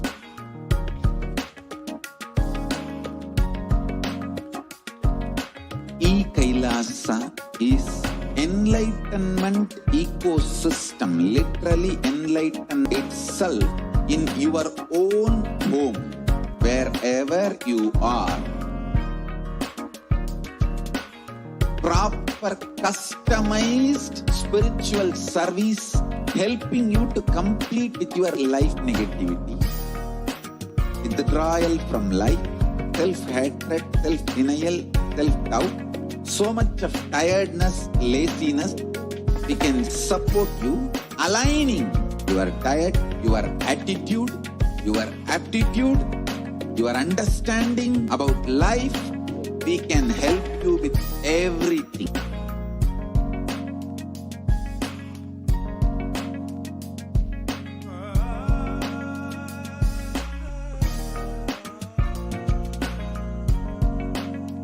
If you are interested in enlightenment, we will immediately bring this to you. If you are not interested, we will explain the whole science, inspire you, and make you interested in enlightenment time. We need this enlightenment science to the whole world wherever they are, because enlightenment is the birthright of all human beings. Kailasa is responsible to provide that to all human beings.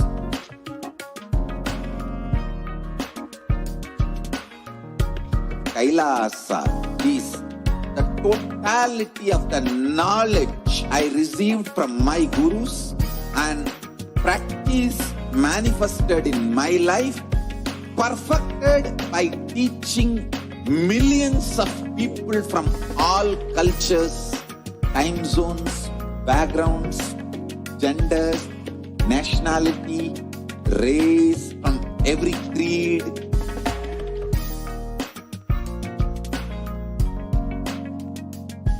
So this absolutely perfected knowledge available to you, served to you in your home without even you moving out of your couch, free of cost.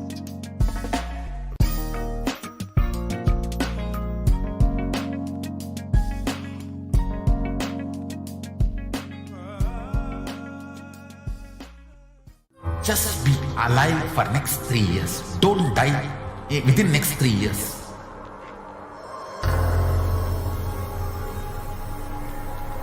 Just don't die within next 3 years. Be alive. Somehow be alive. I'm working. I will reach you somehow. Somehow I will reach you. It's my commitment to humanity.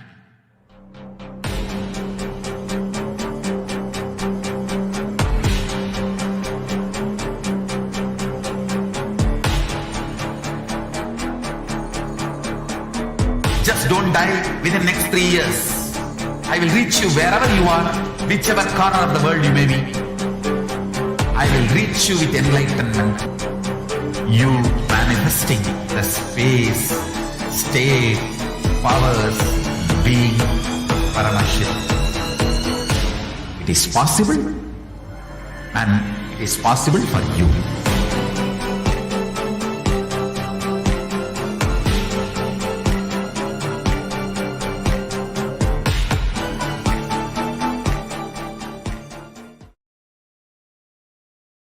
Nithyananda, welcome back, dear viewers. Sorry for the technical glitch and the delay in the program. Now we will be preparing ourselves for the live Parashakti Akashic reading, and which will be happening at 10 p.m. IST.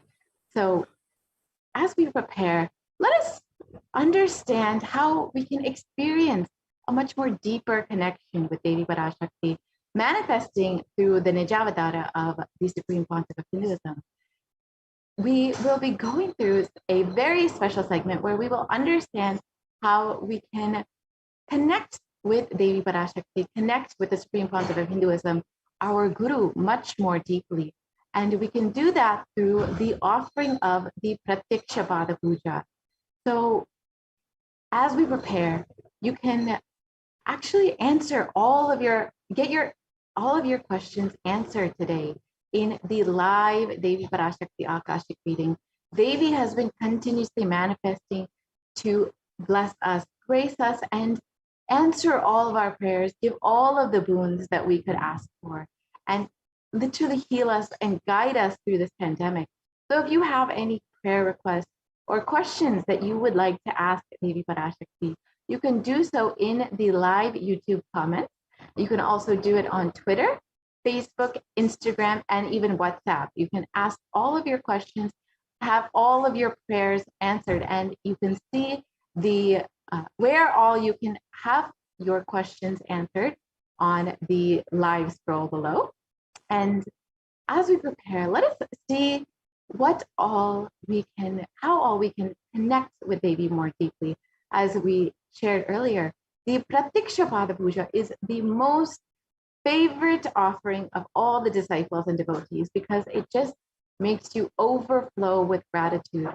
Gratitude is one of the most auspicious and divine ways you can connect with the Supreme, the ultimate, the divine energy. And when you have Paramashiva himself as Guru, who is continuously manifesting Parashakti, the best way that you can connect with the Supreme Pontiff of Hinduism, with your Guru, through the Pratiksha Pada Puja, it will just make you overflow in gratitude for the most auspicious happening in your life, which is having the avatar as Guru himself. So now let's watch a sharing from one devotee who has experienced this blessing of offering the Pratiksha Pada Puja.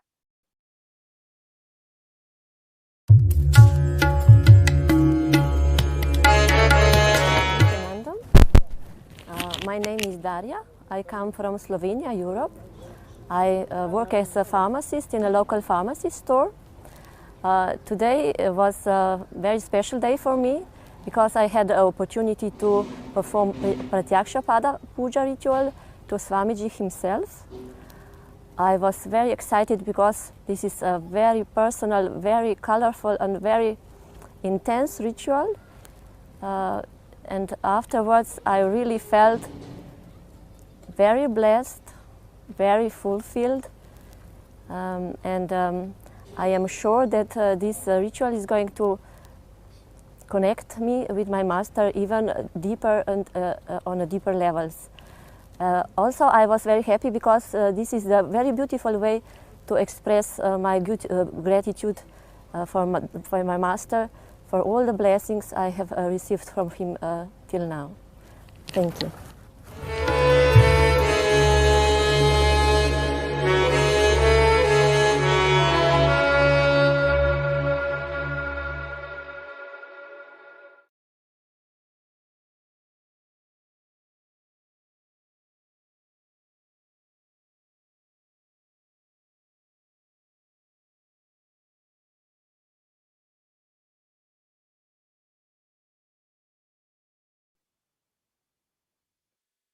Nithyanandam.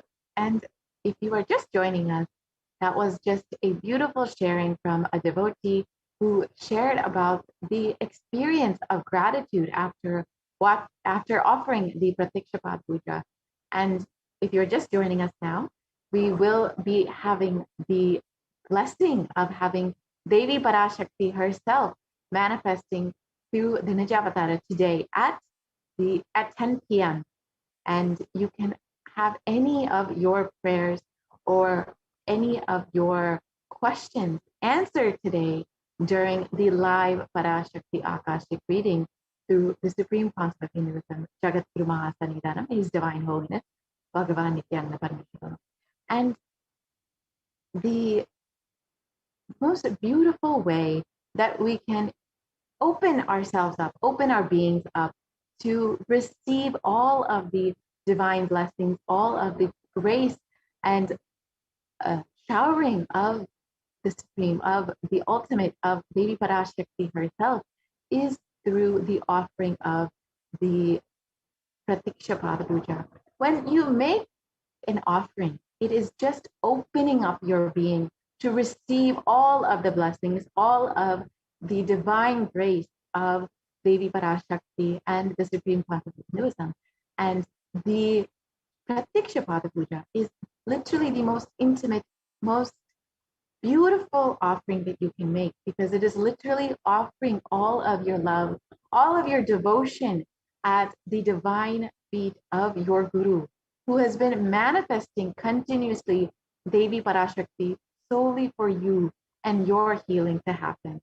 So you can offer this Pratyaksha Pada Puja at if you go and visit tiny.cc/Devi offering, you can experience so much of healing during this offering. Literally, when you offer the Pratyaksha Pada Puja to Swamiji, he takes away all of your karmas, all of your sufferings, and you will experience so much of healing in your life.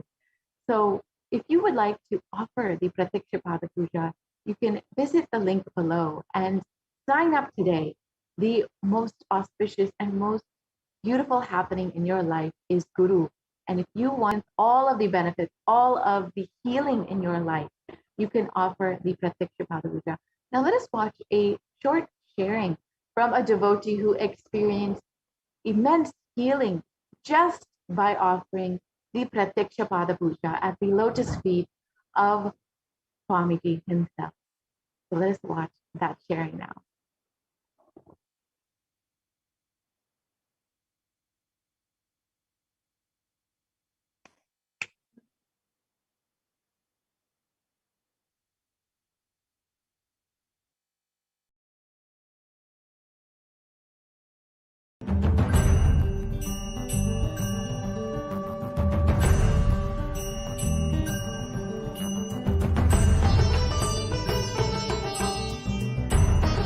This is Beilingao. I from Norway. 27th of July, I did group puja. In this puja, we allowed to write 4 family members. So I write down my husband's name and my parents to pray healthy.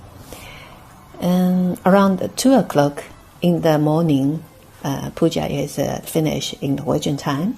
Then after 5 hours, we eating breakfast and we go to work. But before we eating breakfast, my husband used to take some medicines and using spray to his nose and drop his eyes because he is seriously for allergy. He is nearly 30 years. And if he don't use that, he is painful. His eyes couldn't open, and nose is bleeding sometimes. Using this medicine also over 1 year and couldn't stop. But just the same days, in that morning before breakfast, he didn't do the same action. I'm very surprised in that time because he is a Norwegian. I didn't tell him I did puja for him, and I also didn't ask. So we just go to job. After we go back home, and in the evening we have a free talking. I asked him, today you forgot using your medicine for your allergy for your nose and eyes. He said yes. Today morning, when I wake up, I suddenly decided myself I don't want using my medicine. So whole day I didn't feeling unwell.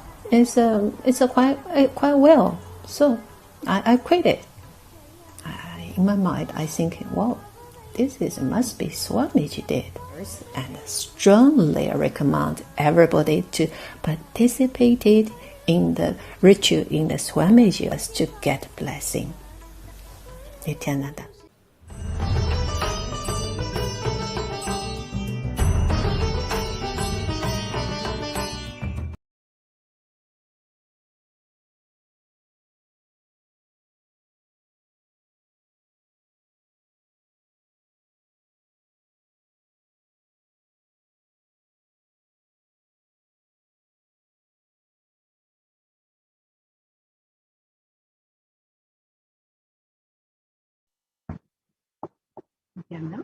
So that was a beautiful sharing from a devotee from Norway who experienced immense healing just from offering the Pratikshapat Puja. And there are so many miracles each person has experienced just from the one offering of a Pratikshapat Puja. And it's stated in the Sadguru Vandanam that we chant every day that Guru is the silent spectator of all thought, all of our thoughts. And yes, the Swamiji knows everything that you desire, every wish that you think that you are going through. But only when you open yourself up, only when you allow him to bless you, do you actually experience all of your wishes, all of your desires, everything that you want being fulfilled. And when you offer the Pratikshapada Puja, that is exactly what you are doing.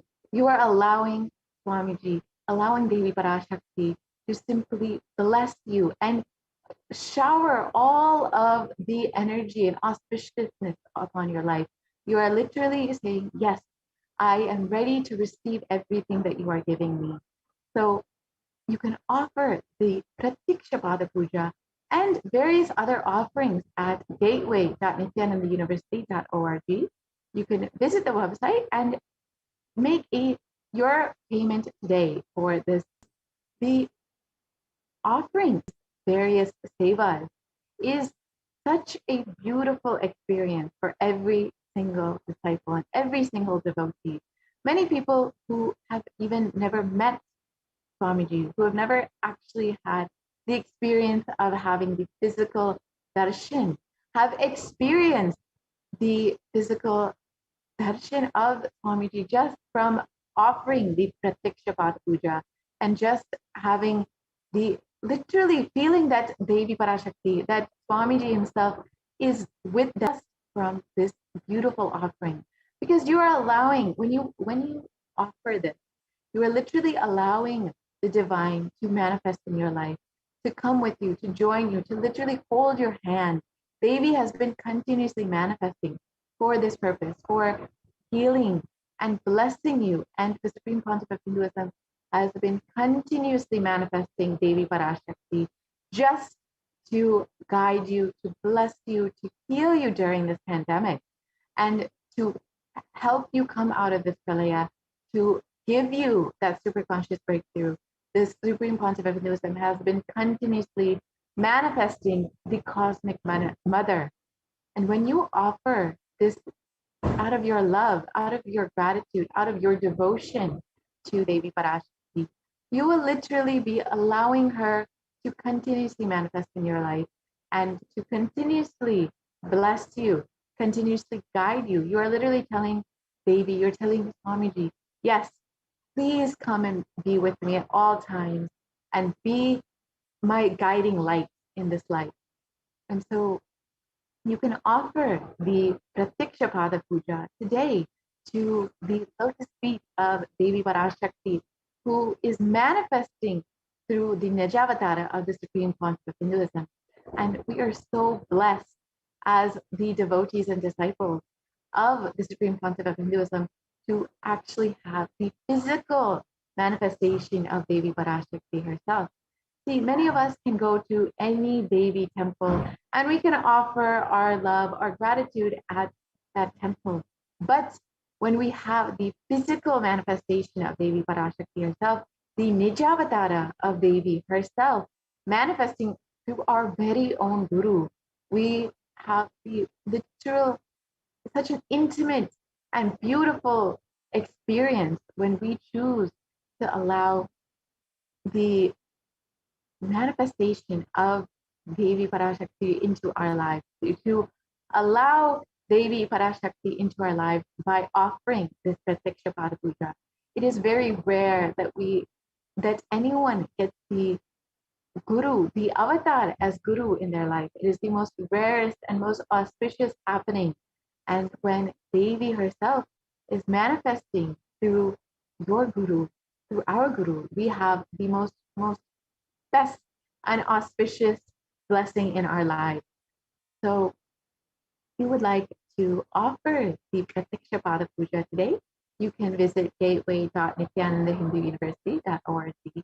And today you can make this offering as you are getting ready to receive, manifesting through the Nijavatara of the Supreme Pontiff of Hinduism.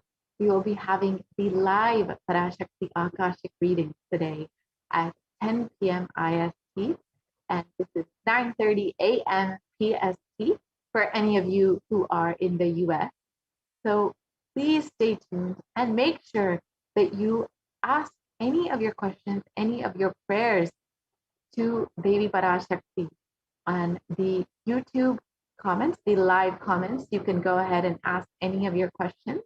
And if you would like to ask your questions through various other platforms, you are welcome to do that. You can ask your questions on Twitter. You can ask your questions on Facebook and Instagram, and you can even ask your questions on WhatsApp. The details for this are provided in the link below. So you can go ahead and make sure that you send all of your prayers answered. Devi has been continuously manifesting herself and making herself available through the Nijavatara of the Supreme Pontiff of Hinduism, and literally to just bless you, to heal you, to guide you. And it is not that she is asking for anything for this. She is just wanting to bless you and wanting to grace your life. And the best way to tell her, yes, I want you as a part of my life, is to offer the Pratiksha Pada Puja. And the Pratiksha Pada Puja, especially when offered to the avatar, as your Guru, you literally are getting the most auspicious blessing of your life. it is said that what Brahma writes with his hand, it is only Guru who can wipe that away with just his one foot. It is not Vishnu, it is not Shiva. It is only Guru who can erase what Brahma has written. And with just his one toe, he can just erase all of your past karmas, all of your prarabdha karma, whatever it is that you have experienced and whatever it is that you might be thinking that you are destined for. The Guru only can give you the new future, a new lease on life. And when you offer this Pratiksha Pada Puja, you're literally telling Guru, yes, I want you to manifest in my life. I want you to bless me and give me a new future, to literally rewrite my future as I want, as to create the life that I want. And as many of us are going through this tough times during this COVID-19 and this pandemic, this ongoing epidemic of mental health issues that have been affecting so many countries, especially because of this ongoing pandemic, with so many natural disasters and so many people falling into poverty during this time. It is only the Guru, and especially Devi Parashakti, who the Supreme Pontiff of Hinduism is manifesting continuously, who can bring that healing in your life. And only when you decide to open yourself up to allow the Guru to manifest in your life through the Pratiksha Pada Puja, can you experience all of the divine gifts that the Supreme Pontiff of Hinduism, manifesting the Devi Parashakti herself, is giving to you. And now we have a beautiful sharing on how Pratiksha Pada Puja can bring you so much of peace in your life. And many of us have been going through so much of tumultuous chaos in our lives during this pandemic, not knowing if we will be having a stable job, not knowing where our future is. And we are having so many questions and uneasiness about our lives. And this Pratiksha Pada Puja can bring so much of peace inside of you. So let us listen to that sharing of one devotee who has had this experience.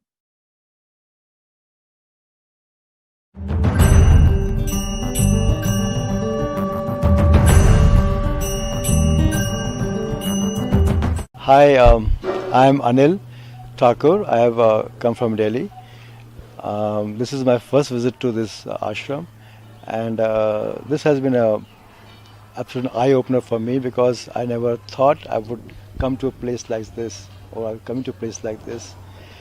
From the moment I came here, I've been feeling some changes around me, some aura around me, like that. I haven't slept for 3 nights, and today you see me, I'm fresh, I'm full of energy, and I feel right now I can go on and on and on like that.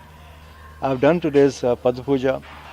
It has been an experience where I can feel something calming down, like some kind of thing which is maybe more calm and more peaceful, and yet my mind is becoming clearer at the same time. And I think probably in a way I was destined to come here, because I had no plans of being here today, 4 days back. But from business meet 4 days back, I'm here today. I spent the night here. I've never felt the kind of calm and peace in the last night's 1.5 hours sleep in the last so many years, no matter how many tablets I take. And I think there is something in the entire environment which is very pure and very sublime. I said, everybody I see here is doing something or the other with a devotion and absolute selflessness, like that. The movement, I think, I call movement, is something I feel today, with little knowledge I have, is something we should, transcend all boundaries and all countries and spread globally like that. And I think everyone should come together now. I'll do my best I can to help out any way I can, spread the message, do things or whatever, contribute. And I think it's one place I'm going to keep coming now, more and more often. Excellent. That's what I feel like. Excellent. I think everybody I met here for the first time who are strangers to me have welcomed me with a very big heart and a very warm affection like that. Everybody has been helping me with a stand in the corner. They ask me, are you all right? Do you need some help? Do you want something? Are you waiting for somebody? And the entire experience from the moment I wanted to come here 3 days back, I would say like in Hindi, nirvigna. No obstructions, no obstacles, just came. Things fell in place. I got the bookings, I got the flight, I got everything done. The pujas were, which I asked, can I offer some prayers? I was offered some options and I chose Pada Puja and a Kala Bhairav. I was told last night that they were the most powerful pujas one could ever do or hope for. People can't do that. Radhika, who's brought me here and introduced me to the place, she told me that her close friends have been trying month after month after month to come here. And they have everything going for them. That all facilities, they could not come. I did not have 3 days back the money to come here.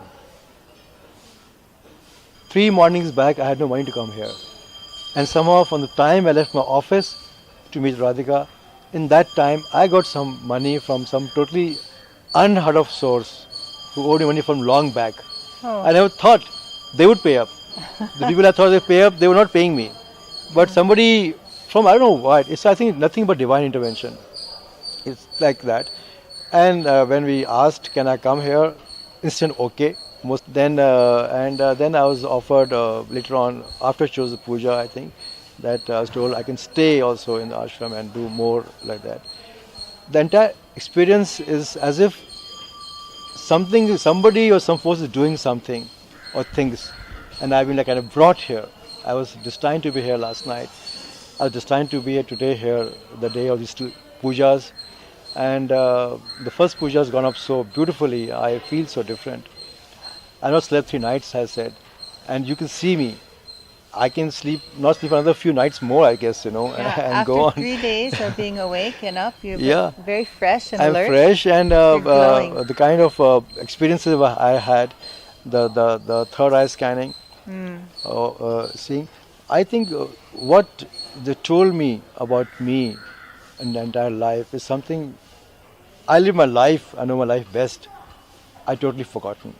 I never realized that this could be the cause I've been carrying along for so many years, which has made me, change into something I should not have been. I should have been a happier person, more carefree.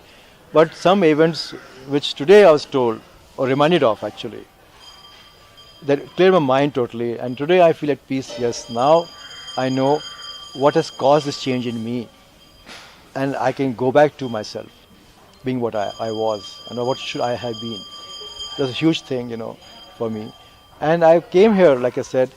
And that's after the scanning. After scanning. The third eye for the scanning. puja and the thing. And I said, I came here like a blank page, like a blank canvas.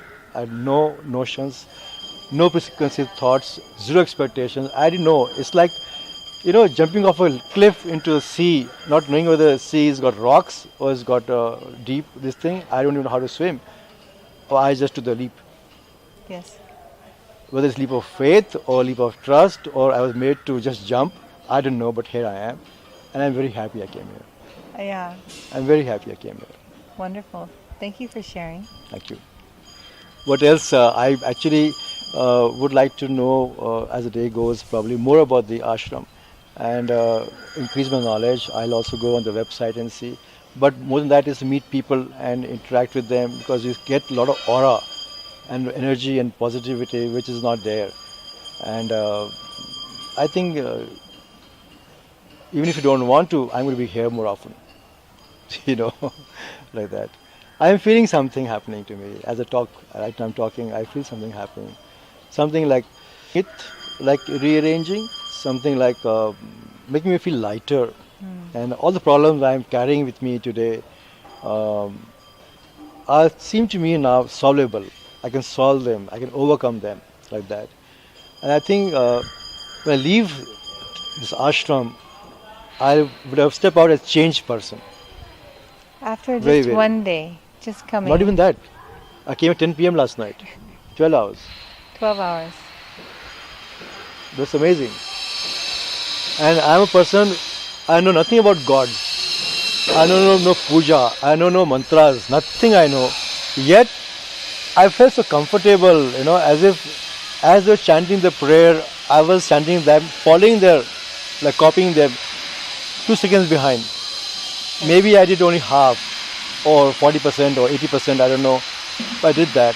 But I felt some kind of connect and some kind of a tug, or like a pull, like that.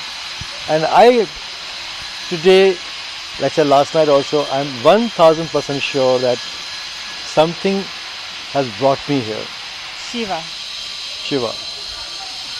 Or Swami. Parashiva. Yeah. Yes, absolutely. It's just been lifted. You cannot imagine me if you met me 4 days back. I said, what ashram? I can't go. I have problems. I have this to take care of. But everything has become quiet, and here I am.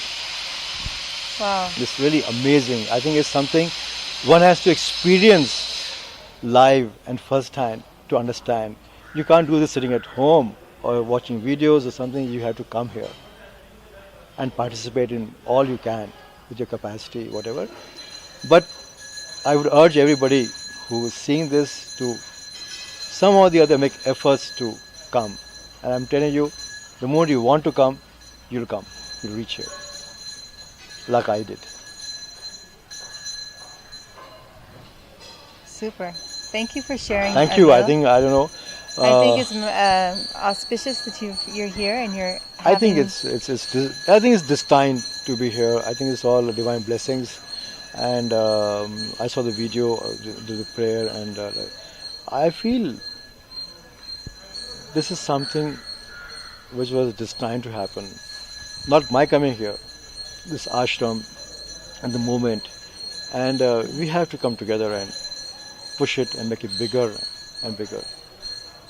Yes, Swamiji has created this environment just for that, for enlightenment, so people can come and release what's holding them back. Yes. Release all the pressures, the stressors, and regain their health and capacity. Now you have great clarity. And you won't believe, from the moment I enter this campus, from the gate, all my problems are at the back. Everything which used to make me think, oh my God, I didn't want to get up in the mornings. The same problems, same trouble, and same issues to take care of, and they're not getting solved. No matter how hard you work, I felt I'm like swimming against the tide. I'm paddling away, but I'm staying there only. Yes. Stationary. It's like going on a treadmill or on an escalator, wrong way. You keep stepping, but you're still there. And now? Now I feel that I'm going to go out and you're ready. You're ready for life. Yeah. And bash some guys up, or like whatever. In the sense that I feel my confidence coming back to me. I feel my positivity coming back to me. I feel like, yes, the troubles were there. I think they were planned to be there. They were designed to be there. But coming here now, I feel that things are going to get solved, and I think now I am going to go out today a changed man. Yes, very, absolutely. very different. I'm already changed, and I think people who know me for the last few years are going to get a shock.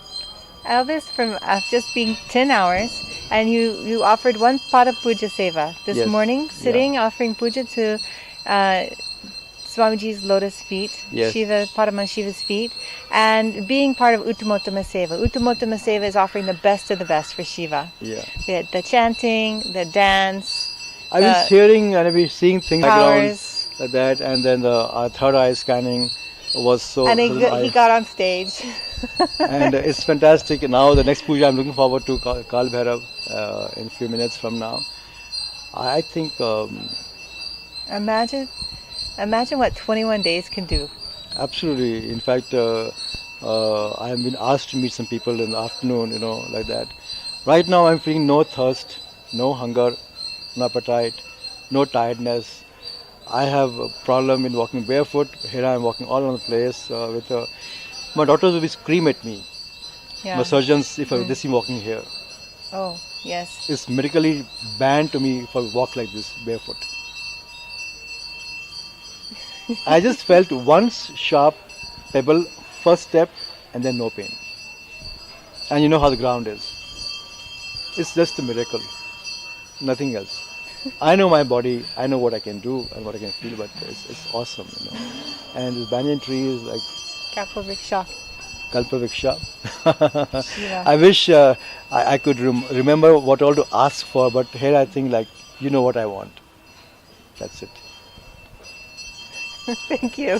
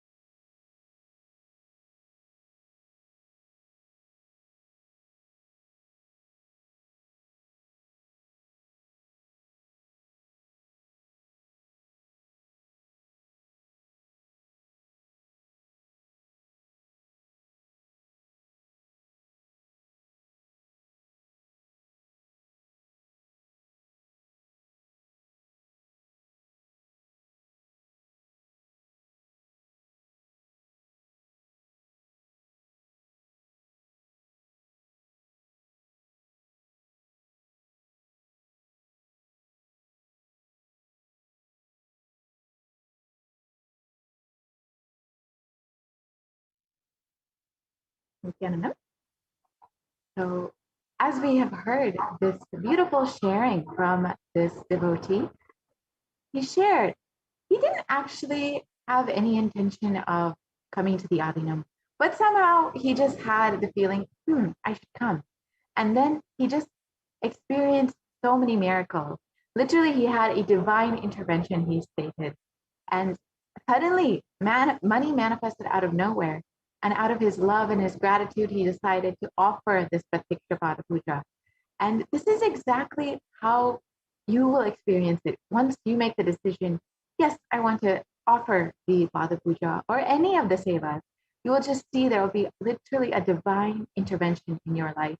And you will manifest everything that you need to be able to make this offering.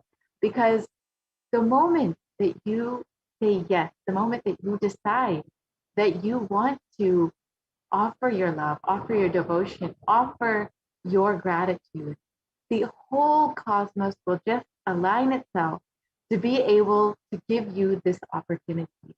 And when you offer the Pratikshapada Puja, you're literally telling the whole cosmos, you're telling Devi Parashakti, you're telling Swamiji, yes, I want you with me at all times in my life. I want you to guide me, to bless me.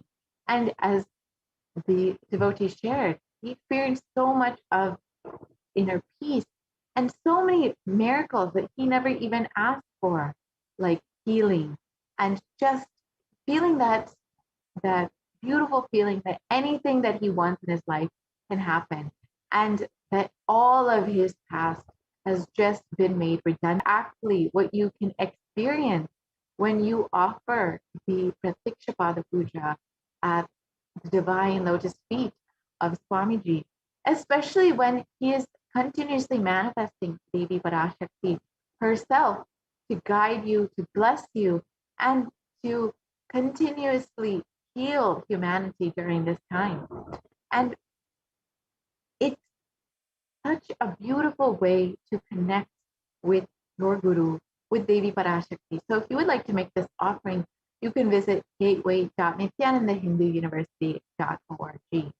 And as we wait for Devi Parashakti, we will be preparing for receiving Devi and receiving the darshan of Devi Parashakti herself. We will be going through and understanding what exactly it means to have darshan and how we can receive the darshan of Devi herself much more deeply. And if you, as you are getting ready, you're preparing yourself and you feel, yes, I want Devi in my life. I want to manifest Devi in my life. And I want to continuously be in that space of gratitude to Swamiji.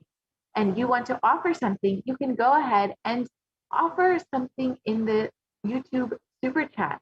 You can just offer, how much ever donation you would like to make, then just go ahead and make that in the YouTube super chat. And as you prepare yourself to receive, baby, just by making this small offering, this small contribution, you are telling baby, yes, I'm ready to receive you. Thank you so much for manifesting in my life.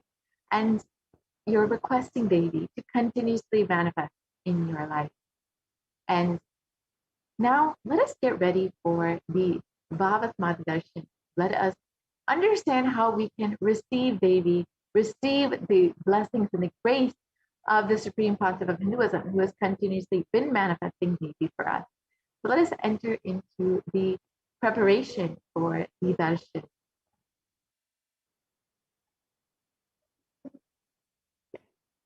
If we can start the darshan preparation slide.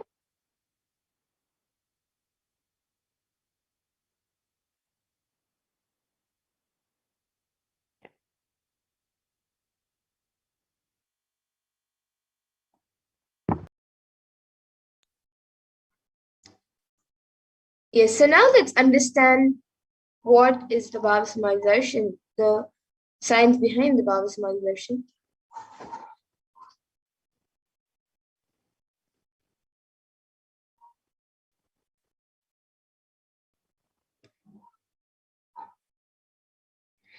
So the Shastra Pramana for this comes from the Malini Vijayottara Tantra, verse 60. And it says, Katana Shakti Padatva Yadva Padavalokanat Prasadat Swaguro Samyak Prapyate Paramam Padam. And the translation for this is, by the enlightening teachings of the Guru Katana, by the Shakti Pada, the graceful transmission of the spiritual power from the Guru, by looking at the sacred feet of the Guru, or by the complete loving favor of the Guru, Prasad, the ultimate goal and space Paramam Padam is attained.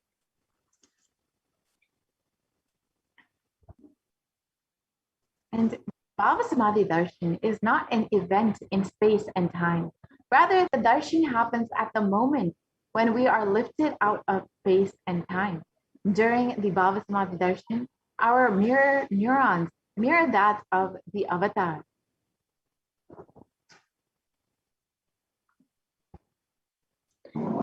And bhava is defined as a directing and activating the emotional and spiritual energy that is created through meditation on the avatar.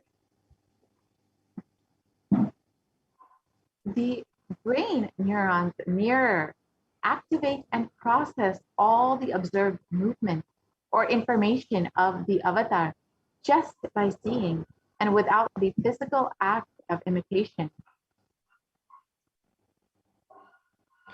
And that is, our entire body movement recreates what is happening distances far away, experiencing the superconscious energy radiated by the avatar.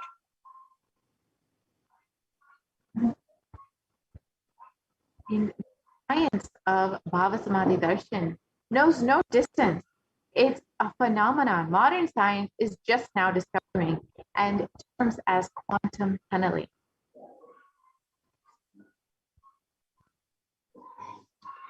And our thoughts per second reduces significantly, and we relax into the space beyond thoughtlessness, becoming mentally at ease and coexisting dimensions beyond duality, with we and the divine become one, unconditioned by the parameters of time and space.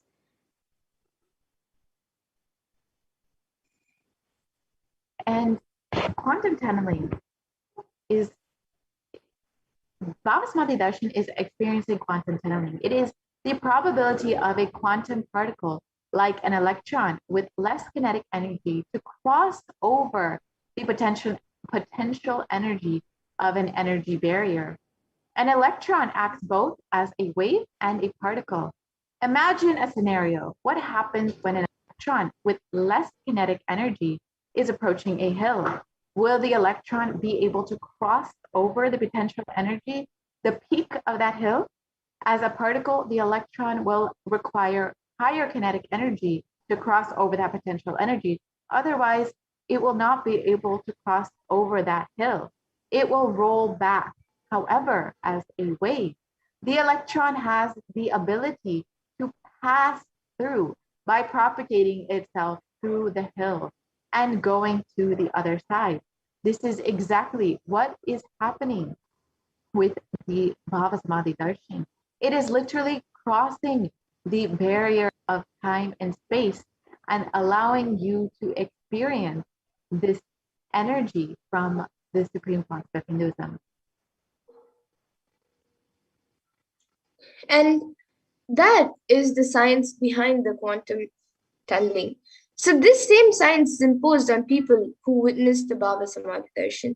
This is because our neurons are able to mirror the neurons of the divine immediately.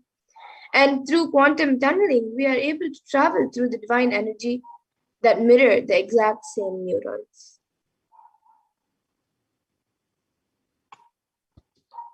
Let us understand the science of Bhava Samadhi Darshan.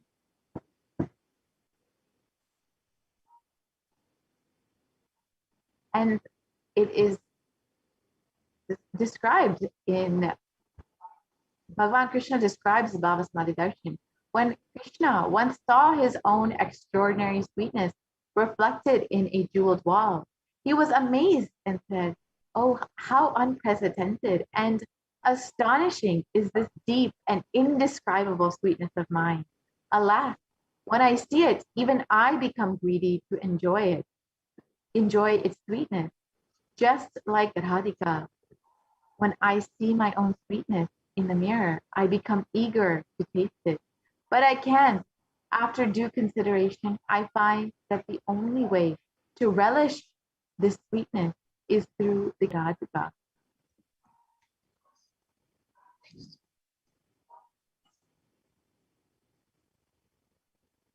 And the Bhava Samadhi Darshan is the science where the Nijavatara manifests Paramashiva, the consciousness, and expresses the being of Paramashiva through the Divya Sharira, the light body, and manifests as Nijavatara, the physical form or embodied form for us to experience Paramashiva.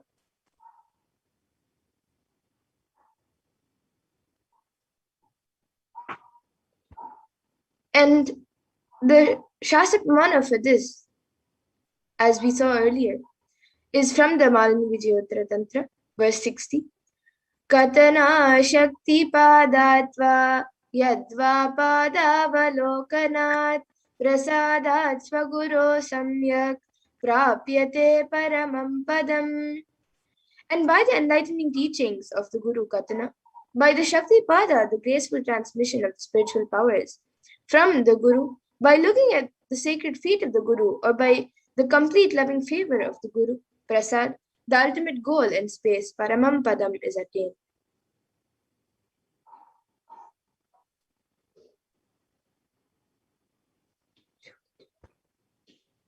So Parashakti expresses through the being of Raja Rajeshwari and manifests as the Nijavatara, the physical form of Devi Meenakshi.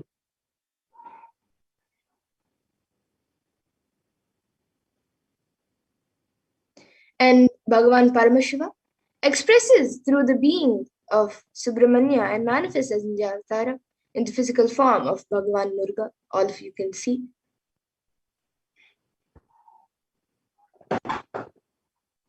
And Bhagavan Paramashiva expresses the being of Arunagiri Yogeshwara and manifests as the Nijavatara, the physical form of the supreme concept of Hinduism, Jagat Guru Mahasanidanam, His Divine Holiness, Bhagavan Nithyananda Paramashivam. And Bhagavan Parandama expresses the being of Mahavishnu and manifests as the Nijavatara, the physical form, as Bhagavan Venkateshwara. The Archavatara, the deity, reflects the consciousness and manifestation being of the superconscious energy. But human beings are not mature enough to receive this from Archavatara. Nijavatara directly. The avatar, the physical embodied form, comes down to bridge that gap and create the experience of superconscious energy in all of us. And when we have the Bhavasamadhi darshan of the Nijavatara manifesting beings of various dimensions of Paramashiva, the auspicious components and the powerfulness of those dimensions of Paramashiva is awakened in all of us. So whichever dimension is being manifested through the Nijavatara, that powerfulness is awakened in us, and that helps us connect with the divine in that dimension.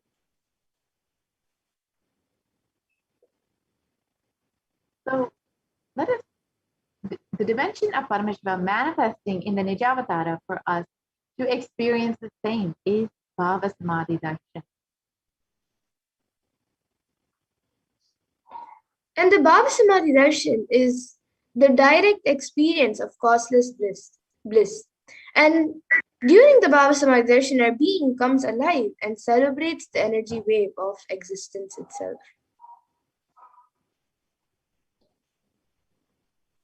Our very muscles learn to imbibe and radiate Paramashiva.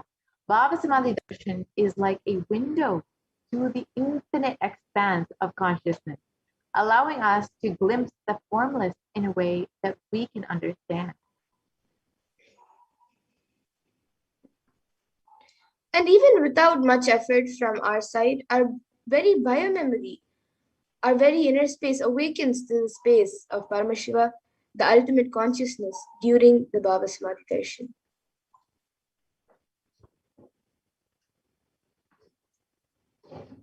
To have a glimpse of having darshan of an avatar cleanses the karmas of lifetime and creates a deep and lasting transformation in us.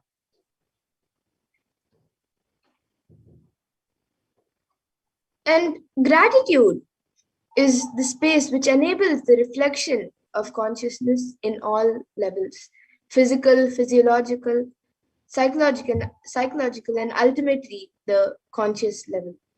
Darshan meditation is, as a preparation, helps us to fall into the space of gratitude, and it is during that time when we drop the conscious resolutions, the Satya Sankalpa, anything that we want or need in our life.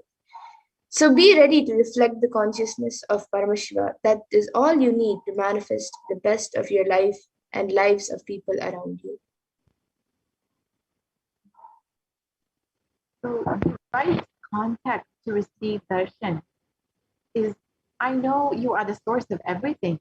You are everything, and you are in the embodied form of the supreme concept of Hinduism, Jagat Guru Mahasanidanam, His Divine Holiness, Bhagavan Nithyananda Paramashivam. And you are in this body. You are the source for both.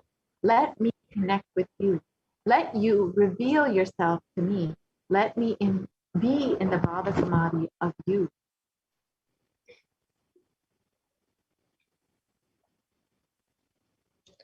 So now all of you can take a few minutes to set up for the Panchopachara Puja. So whoever might be wondering, some might be wondering, what exactly is this Panchopachara Puja? So Pancha in Sanskrit is 5 and Upachara means offering. So before the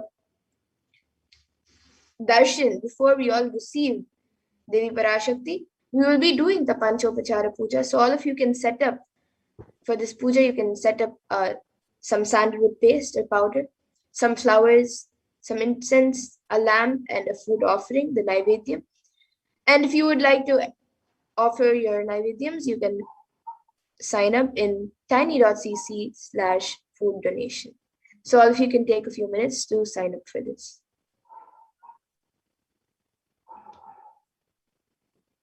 So you can go ahead and take a few moments to prepare your Panchopachara kit. If you would like, go ahead and start making your Naivedyam offering as you get ready for Devi Parashakti manifesting through the supreme concept of Hinduism himself. And as we all know, Devi is continuously blessing us. So if you would like to offer your love, your gratitude, you can make a Naivedyam offering.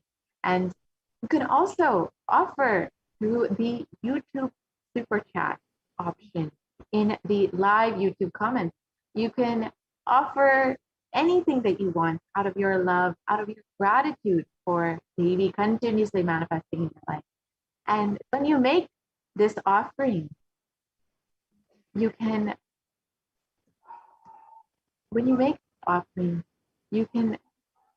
literally open your being up to allow for Devi continuously manifesting in your life. See, Devi has been continuously manifesting regardless of whether you are making this offering or not. But only when you decide that, yes, I want to open myself up and I want to receive everything that Devi is giving me, and you decide to make this offering, only then will you be able to receive all of the blessings, all of the boons that she is showering upon you. See, Devi has been continuously manifesting for the last several months to bless humanity, to guide us through this pralaya, and to give us so much of healing during this pandemic. As many of us know, this ongoing pandemic has taken a huge toll on humanity, and so many lives have been lost, and so much of livelihood of the people has been lost. Many people are falling into depression, are not knowing where their next meal will be coming from, are feeling insecure about their future. And Devi, for that reason, has been continuously manifesting through the Supreme Pontiff of Hinduism to give that healing energy that only Mother can give. And the Supreme Pontiff of Hinduism has been continuously blessing us with these Devi Parashakti Akashic readings, has been continuously manifesting Devi just for that purpose, just to give that healing energy that only Mother can give. So the best way to receive everything that Devi has been offering, that the Supreme Pontiff of Hinduism has been giving and showering upon you, is to make an offering, no matter how small that offering, whether it's just $1 or $5. Every time you decide to make that offering, you are giving a declaration to the cosmos that, yes, I want to receive everything that you are giving me. I am opening my whole being up to you.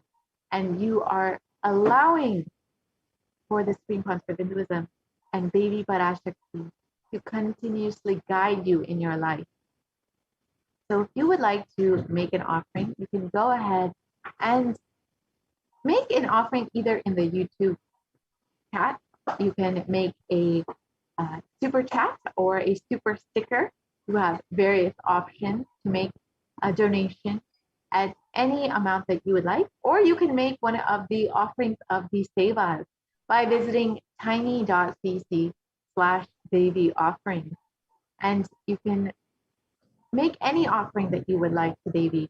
There are various offerings, whether it's the Pratiksha Pada Puja, which we have heard so many people sharing about all of the divine blessings and auspiciousness they have received in their life from offering this Pratiksha Pada Puja, or if you would like to offer the various other offerings, including the Sahasranama Kasu, which are the gold coin inscribed with Devi's various names, or you can offer a Varna Padma Pushpa, which is the offering of a golden lotus. Any of these offerings, each one has its own divine blessings that you will receive with it. The Sahasranama Kasu, when you offer the 1008 names of Devi Parashakti, the names of Devi Parashakti are not just names, but rather the various qualities, the various aspects of Devi. When you offer this, you will be blessed with all of these aspects of Devi herself, and to manifest all of the Ananta Kalyana Gunas, all of the auspicious divine qualities of Devi herself.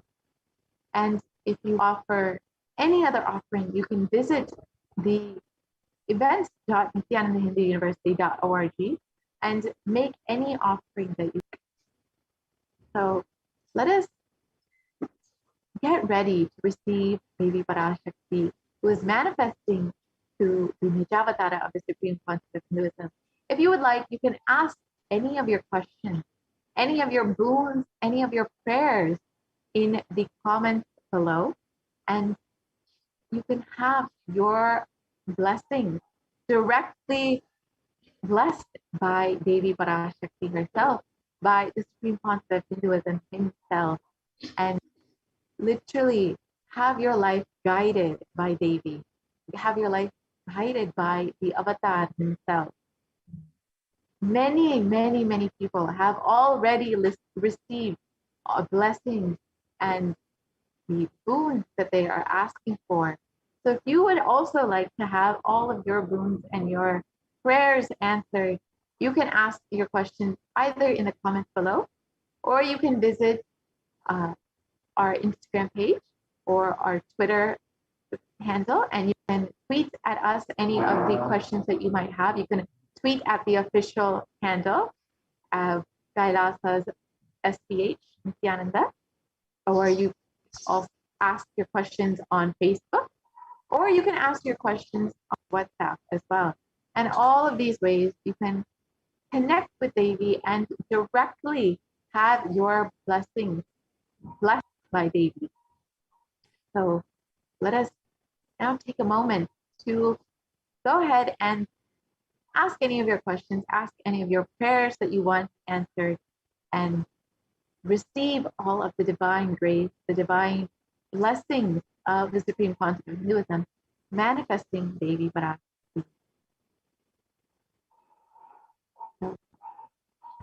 And as you ask any of your questions, you can go ahead and offer any of your love, your devotion that you want to offer to Devi, to the Supreme Concept of Hinduism, by offering something in the super chat. Now, the super chat is a very, very simple way to make a offering to Devi for continuously manifesting in our lives. You can just offer $1, and YouTube has made it very, very simple for you. You can do it directly through YouTube, and you can also have the super chat option where you can directly offer a super sticker as well, and just tell Devi, yes, I love you, and manifesting in my life.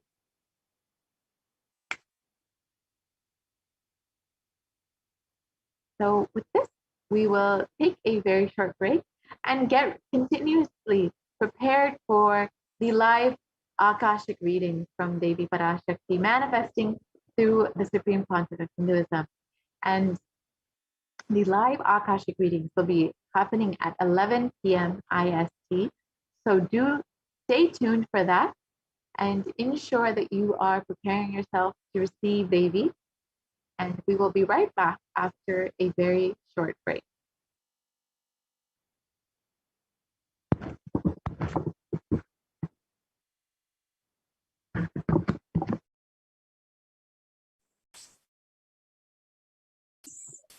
Nityanandam. Thank you, Monica Nityananda and Monica Nityananda, for the beautiful session. And now, all of us are eagerly, very, very, very excitedly awaiting the darshan of the Nijavatara. So excited because what darshan we are going to be having. Just say we had the Sundareshwara Bhava Samadhi darshan just in the morning, and now we are having the Devi Parashakti Akashic reading in the evening. It's been so exciting, and we would also love to hear all of your excitement. I'm already seeing so many hearts that are just flying, and like all of you are sharing about how excited you are.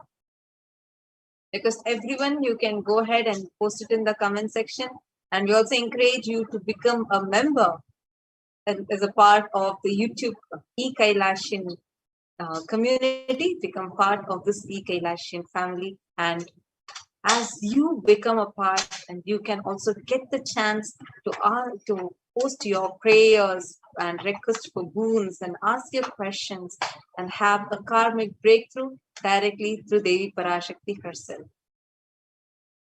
So how excited are all of you? You all can go ahead and comment.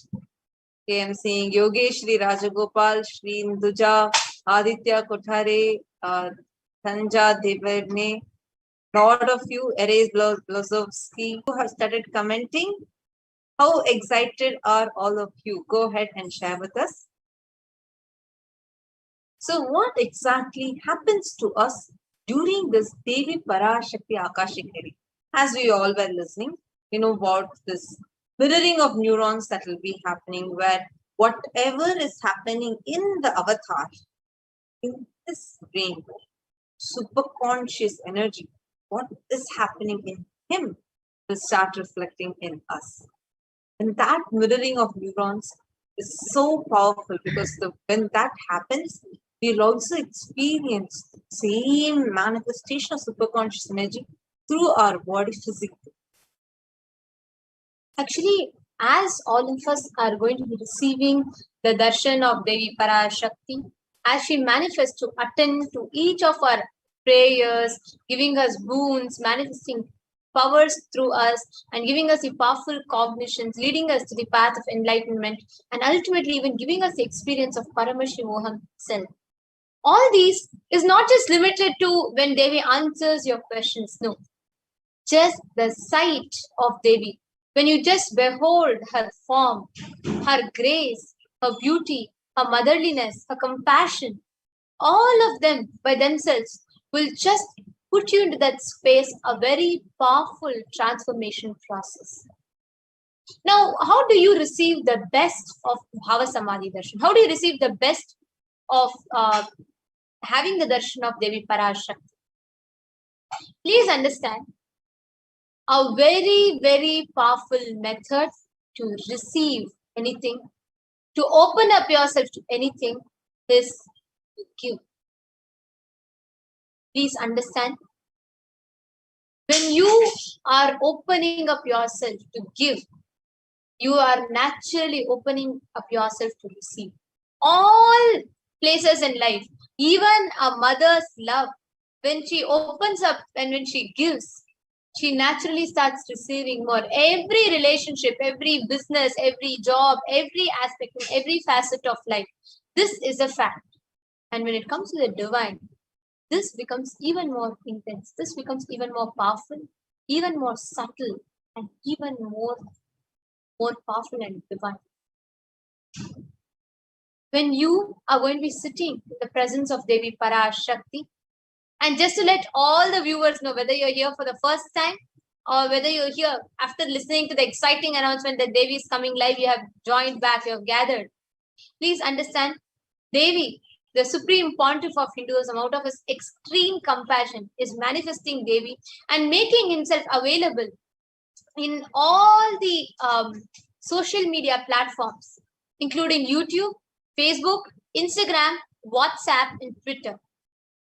So in each of these platforms, you can ask your questions and Devi herself will be guiding, asking you, and she will be manifesting your boons. She'll be granting you your boons. She will be blessing you for your prayers, and she herself is manifesting to guide you. And we will be quickly taking you all through also how you can post your questions in each of these 5 platforms. Please understand, these questions that you can ask to Devi, the prayers that you want to ask, the questions that you can ask to Devi Parashakti can range anywhere from asking your past, present, or future, from asking boons for good relationship, from asking for her to manifest your desires, to asking global solutions for global issues, solutions for natural calamities, solutions for war, solutions for violence. Any of that you can just ask to Devi Parashakti, and you can get the guidance from it. Now we will be taking all of you through a quick segment of how you can ask. So just I would like to repeat for all of your ease and comfort. There are 5 platforms in which you can ask Devi Parashakti. It's inclusive of YouTube, which you can ask after you join as a member on the YouTube channel, like right now. And you can post your comments and you can ask your questions as comments. And then there is Facebook, where you will go to our official page, SPHJGM HDH Bhagwan Shri Nithyananda Paramashivam Facebook page. And for your ease, that page is an official page which is recognized also. So you can just make sure you go to the right page and you ask your questions. And in Instagram, you can go to our official Instagram handle at Shri Nithyananda, and you can post your questions in the topmost post, and you will be bestowed with the answers from Devi Parashakti. And in Twitter, you can reply to the topmost tweet on Twitter with a reply tweet and put your question with hashtag AskTheAvatar, hashtag Nithyananda, and tagging at Shri Nithyananda. And these are the few simple steps that you can do, and you will be able to ask your questions to Devi Parashakti. Now, as all of us are preparing ourselves, as all of us are going to be receiving the darshan of Devi Parashakti, please understand this sacred, profound science, this beautiful science. For people in the Devi Mahatmayam, in the Lalita Sahasranama Stotram, in everything, it's beautifully described how people in all the worlds pray, do tapas to receive the cosmic mother. For all of us, literally, Devi is so available, accessible, that you can just sit right on your couch and talk to Devi on Twitter, WhatsApp, or Facebook. Please understand, that is a compassion of an avatar. That is the compassion of the avatar. Just the compassion of an avatar is enough. That itself will manifest all your desires, all the boons, bestowing you with all boons, blessings, grace, everything. And please understand, whether you are sitting here watching, waiting for the darshan, just sit out of the space of gratitude, offering just maybe $1, just some fruits, betel leaf, betel nuts. Just keep that in front of your camera screen, and keep some food out of love. Prepare some food for Devi Parashakti and keep it in front of your screen, and just purely in the space of gratitude, that pure space of receptivity, just prepare to receive the darshan Devi Parashakti. Now, many of you, when I say, were asking, even today morning, when you were asking, how you can offer. Because as all of us know, this offering itself is a very powerful way to connect to the divine. Because when you offer, the way you open up once you offer is something so phenomenal. So now today we are going to be sharing with all of you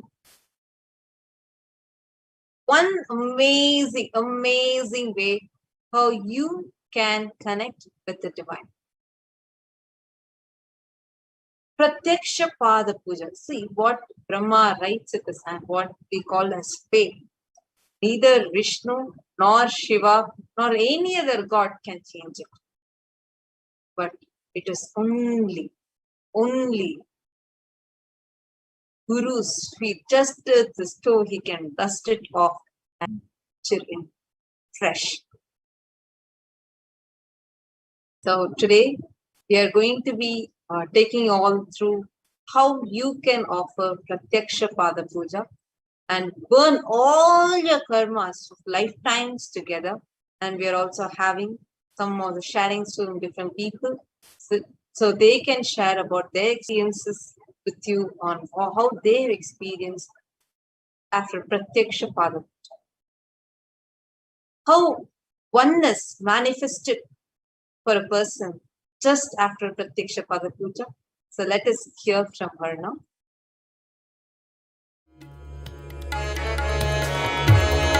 I'm a Hindu, but had no idea about. I'm a Hindu, but I had no idea about the puja rituals and the sacred Rudra Abhishek rituals that we were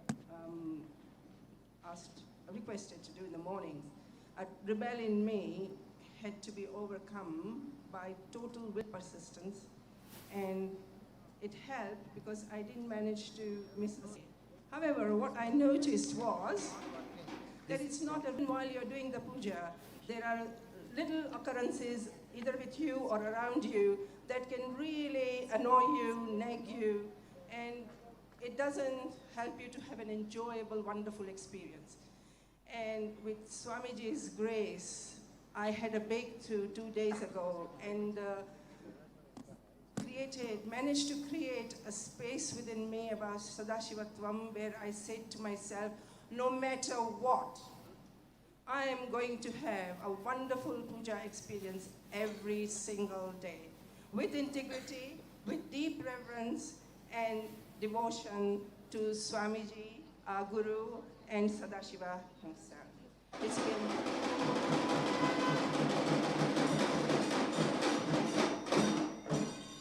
It's been 2 days. Everything has unfolded so beautifully, and I would love to continue this magical entangle of puja every single day.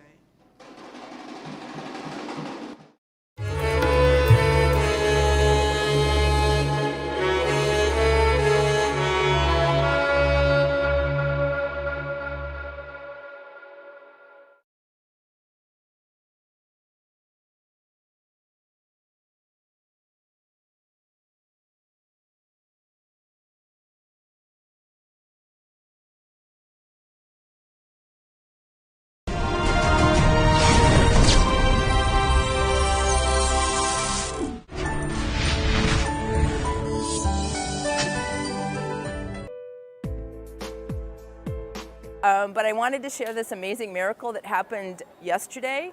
I had asked Swamiji in Prataksha Padapuja on the second day to help me. I started this business in 2009 because of Swamiji's blessings, but I also work part-time as an engineer at a national lab. And it's very difficult building the business, being a mom, and trying to work. And so I asked Swamiji in the Padapuja to help me make money in the business so that I could retire from my engineering job. And then two days ago in the morning, I got a text from work that they offered an early retirement package, and I qualify, and so I found out I could have 17 days of pay, 17 weeks of pay, so I could take early retirement. And so I'm going to retire June 13th. So Swamiji works really fast. And then I'm going to work full-time on my business, and I'm going to start with doing an internet radio program, and my goal is to enrich 100,000 people on the Vedic principles and talking about yoga and Ayurveda. And so I can do this full-time because Swamiji created this huge banquet for me to just, how could I say no to early retirement and getting paid. And it's an amazing blessing, and I'm still in shock, so I know it's a miracle. This is what I wanted to.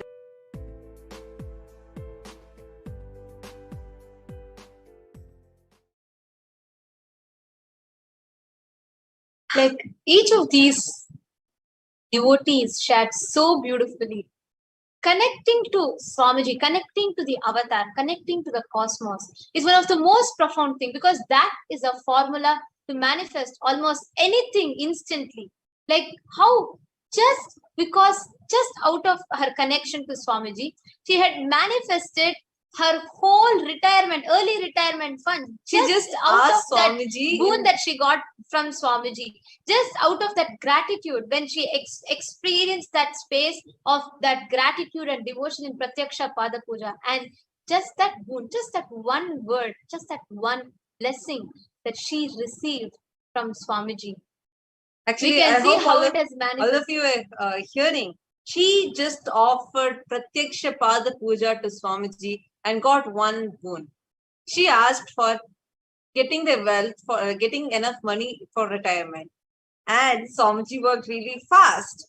In the next day, she's getting a call from her office for the same reason and saying that they're going to give it early. So understand how the whole thing manifests, as we were sharing with you. What your fate is. What Brahma writes with his hand. No other God can change it. but Guru's feet is enough. He'll just dust it off and give a new future for you. And how many of you that are listening here right now, you have had such amazing experiences offering Pratyaksha Pada Puja? Do share your comments. You can post the comments here. Share with us, how do you feel about it? Like what are the amazing miracles, experiences that you have had offering Pratyaksha Pada Puja? And if you also want your sharing to be played and for your sharing to be shared with the whole world, you can email us at contact@kailasa.org with your video. And also for each and every one of you that are connecting to this, and you feel like, if I'm hearing this now, there must be something. I think I need to do it. I need to offer the Pratyaksha Pada Puja. Swamiji, you all can visit Nithyananda Hindu gateway.nithyanandahinduuniversity.org. The link is projected as a scroll here. gateway.nithyanandahinduuniversity.org, and you can experience the same, manifest the same space, the same powerful space, powerful connection, and get your boons and everything manifested just by offering the Pratyaksha Pada Puja, the feet of Swamiji. The Pratyaksha Pada Puja is one of the most profound offering, the most beautiful offering, where just you experience a space of gratitude. There is just pure, costless gratitude. There is no transaction, there is no business deal, there is nothing. There is no negotiation with the cosmos. Just where you enjoy your existence, you enjoy the manifestation of cosmos as Guru. You just sit at the feet of the Guru and enjoy. There's a very beautiful chant where Sri Adi Shankaracharya sings beautifully. He says, Shariram surupam tatha va kalatram yasascharu chitram dhanam merutulyam manaschena lagnam guro rangri padme tata kim tata kim tata kim tata. Beautifully he says, you can have a beautiful body, you can be very handsome, you can have a beautiful looking wife, you can have a beautiful spouse, you can be very intelligent, you can have all the name, fame, knowledge, power, everything. You can have wealth as enormous and as stable as Mount Meru. But if you do not have the space of sitting at the feet of the Guru, just the space, the connection with the Guru, then of what use is it? What use? What use? Tatarkim, tatarkim. What then? What then? Guru is the ultimate. In the Guru Padaka Stotra, beautifully it is told, Ananta samsara samudra para naukarikabhyam guru bhakti kabhyam. Means just to cross this whole ocean of samskaras, all the whole samsara sagara, the whole ocean of suffering, pain, maya, delusion that we create. The only boat that can make you cross the whole ocean is the feet of the Guru. Just Guru Bhakti, offering your gratitude at the lotus feet to experience Pada Puja, space of gratitude. To experience that joyful space. Just offer Pratyaksha Pada. We'll just see how much of powerful, strong feeling connection that manifests in you, that gratitude that manifests in you, will just manifest various miracles in life. And you all can also keep posting in the comment section. Prabjot Gill has posted saying, I don't think I have offered Pada Puja, but I still had auspicious happenings.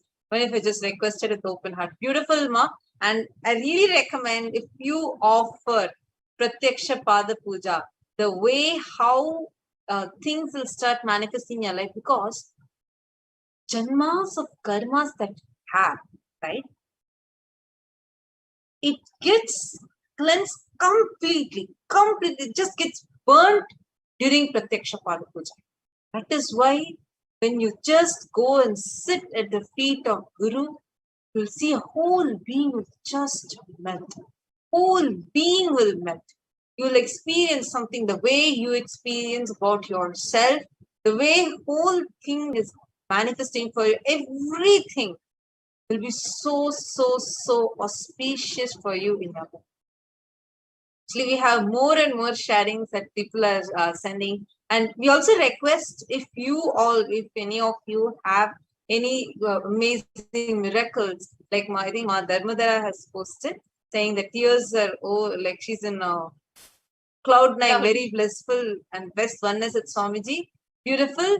And all of you can also send your sharings, your testimonials to us at contact@kailasa.org. And actually, your whole being literally melts during the Pratyaksha Pada Puja, because see, one is that sacred chant itself. Master Guru is sitting over there physically for you, and the whole thing, the whole happening, the mantras, the chanting, the vibration, the space you are in, ready to receive, everything together. It's like the best possible it is there, and you will be ready to reflect the possible. So now let's just watch a small video of a person sharing about how she experienced her being just melting during Pratyaksha Pada Puja.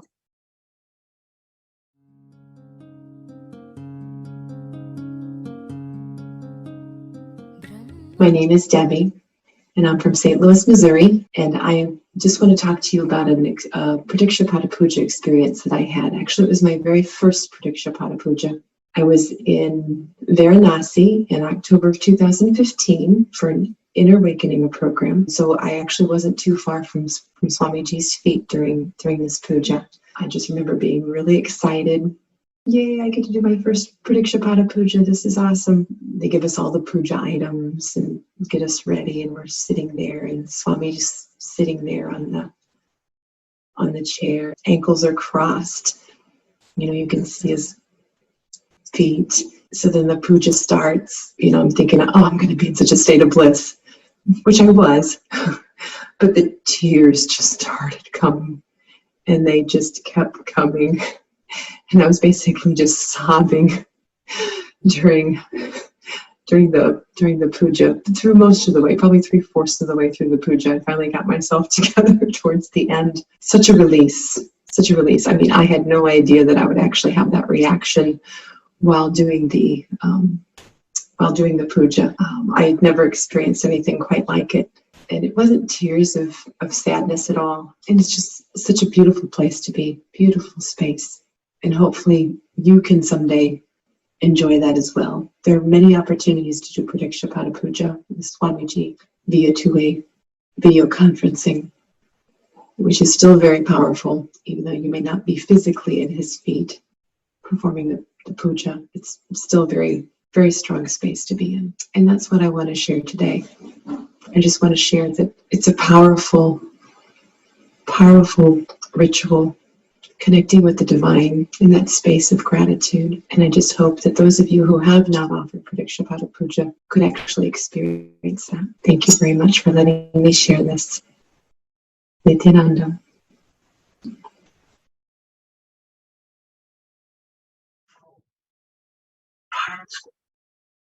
That is so beautiful.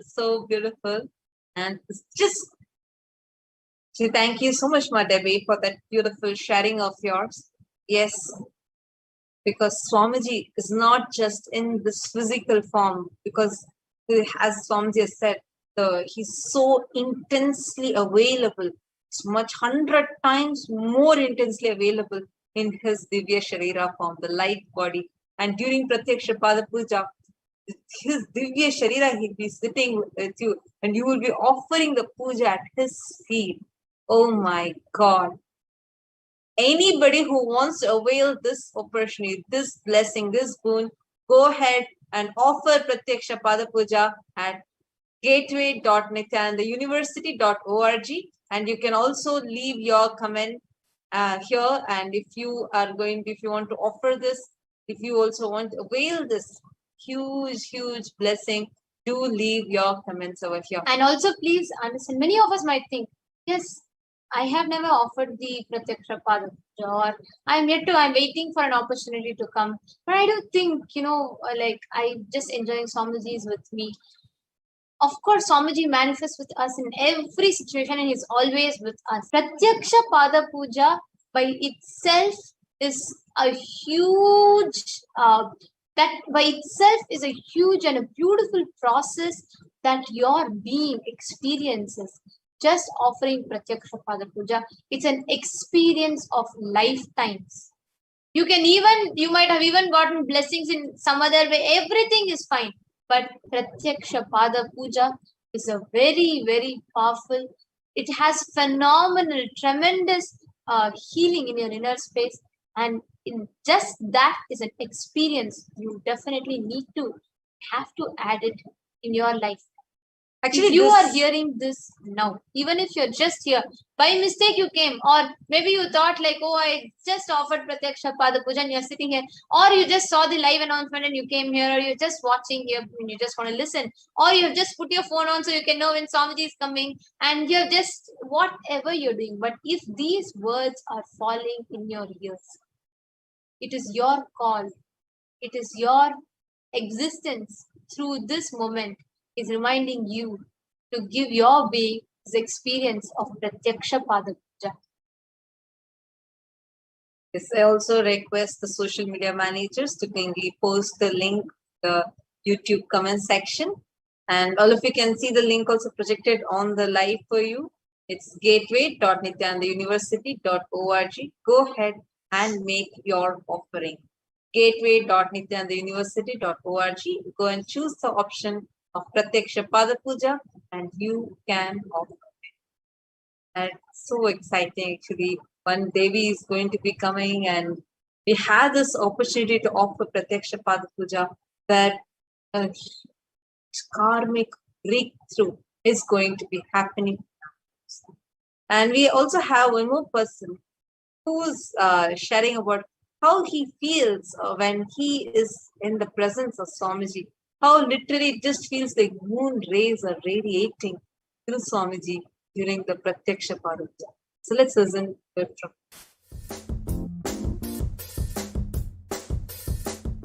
Doing the Pada Puja with him in the morning is something very special, very unique.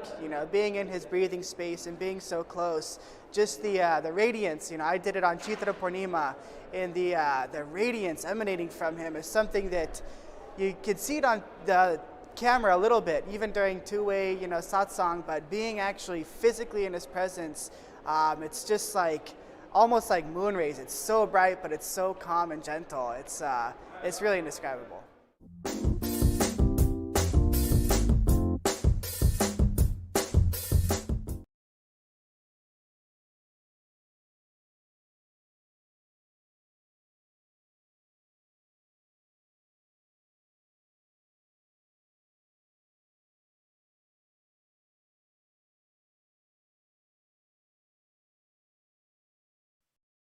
Literally, each of you are going to be experiencing that presence of Swamiji in wherever you are.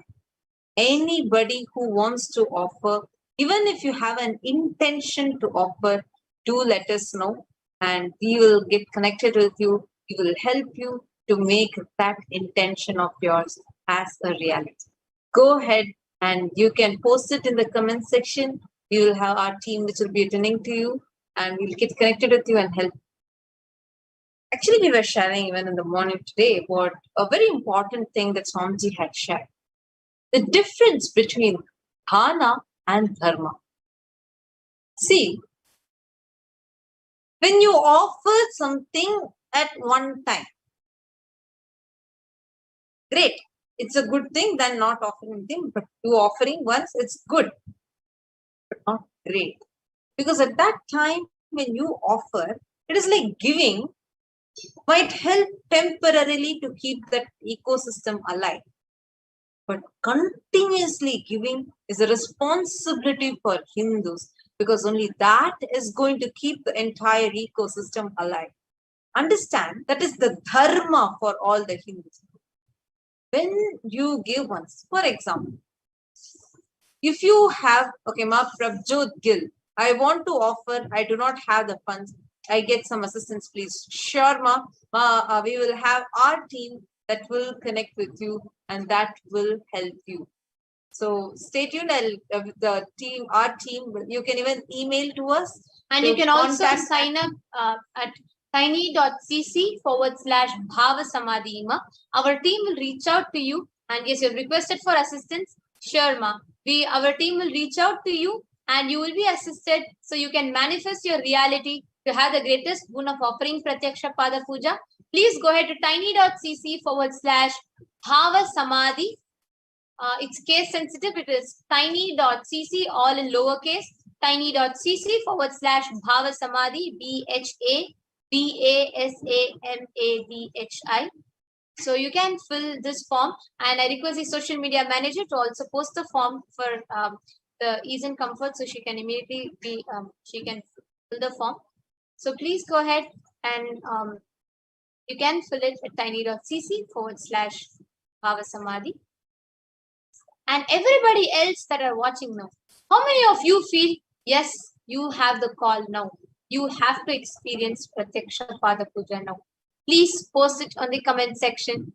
And we have more sharings from people of how they have experienced. So far, how many sharings we listen to. How each of them have beautifully shared the experience of gratitude, that that profound space that they experience just by offering Pratyaksha Pada. And we are going to be also sharing with actually anybody who wants to do this and you have the intention, go ahead and you can just let us know. And as I was sharing, I would like to continue to share about the difference between dana and dharma, because it is very important for us as Hindus to understand this difference. Because when you want to give food to one who's homeless, it's a good quality because that will help the being. You giving once, that homeless person might be happy at that time. He might feel really satisfied at that time. He'll bless you even for you to help him to get rid of his hunger. But so that is dana, that is like charity. Dharma is ensuring, by giving him continuous support, ensuring he is having food continuously, right? Because that is the real help that you will do to keep him alive. Same way, to keep anything alive, it is the continuously offering and keeping it alive is the real dharma. That is the dharma. That is why every king in every few months once will do a big like a big charity and continuously giving, doing different rituals and giving, keeping the whole enlightenment ecosystem alive just through dharma. This is dharma. This is what will help you. This is what will make you manifest what you want and make you give what you're manifesting. Give the same experience, what you are experiencing, to others also. And we are having a lot more of you who are joining. And I just have one more quick sharing that we have. But how when a person had dialed the call from Swamiji after offering Pratyaksha Pada Puja, directly hearing Swamiji's voice, talking to them personally, what was their experience? Let's watch it now. And just to let all of you know, we are going to be having live Parashakti Akashic reading starting directly through the Supreme Pontiff of Hinduism, living avatar, the 1008th living avatar of Paramashiva, Jagadguru Maha Sannidhanam, His Divine Holiness Bhagavan Shri Nithyananda Paramashivam at 11 p.m. IST. And in a few more minutes, we'll also be beginning the Paramashiva Dhyana Mantra. So get prepared, get ready, and let us get ready for a spiritual feast. Now, just before we enter into the Paramashiva Dhyana Mantra, I also request everyone to go ahead and call more people. Let's inform people about this amazing blessing that we are having. So I'm going to be, now we are going to be sharing with you about the person who had experienced that ultimate feeling connection. Anyone of you, well, just recently you got connected to Swamiji and you just wanted to like really deepen your feeling connection. Pratyaksha Pada Puja is amazing for that, amazing. And we are just now going to be sharing with you a person, but how they experience after hearing Swamiji's voice, and after that we are also going to be sharing with you how a person experience that strong feeling connection with Swamiji directly after Pratyaksha Pada. So stay tuned, and we are going to be starting very shortly.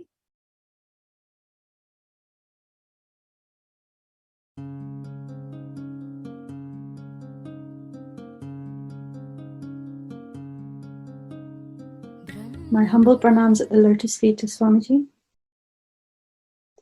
My name is Anjali Oza.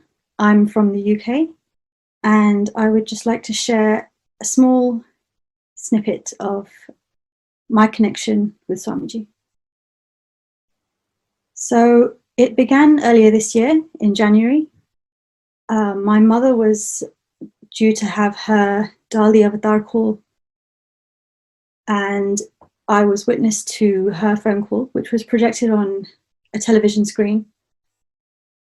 And it was, at first, a pretty normal experience, watching Swamiji through Zoom, which is something everyone's become very accustomed to.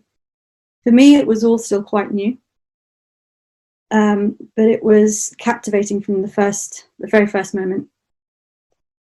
I was listening to him speak, listening to him answer questions, listening to him make jokes. And at some point after he finished speaking to my mother, I'm not sure what it was, but something inside me just clicked. There was a sudden sense of complete surrender, complete peace. And it was a peace that was all-encompassing. It was something I still can't describe to this day. It wasn't your normal complete silence. It was almost blissful. There was nothing else to think about except for just this wave of peace. And I've always been someone who's always believed that in order to feel something, to feel connection to something or to someone, you need to see something happen, or you need to understand how things work. And that evening just proved to me that that's completely untrue. So I know for a fact that if someone like me, who has a tendency to shy away from not believing in things before you can see them, that cognition has been completely shattered and turned into one of the most beautiful feelings I can't even put into words. Going forwards, I mean, from that day, it was just, I wanted to be a part of everything Swamiji was offering, satsangs, workshops, etc. And this program today, this Ganas program, has been an absolute blessing in so many ways.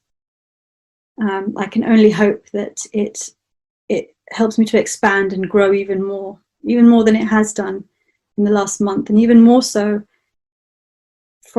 as it has done from the beginning of this year as well, before the program even started. Just knowing Swamiji's grace, his blessings, has meant the world to me. Nithyananda.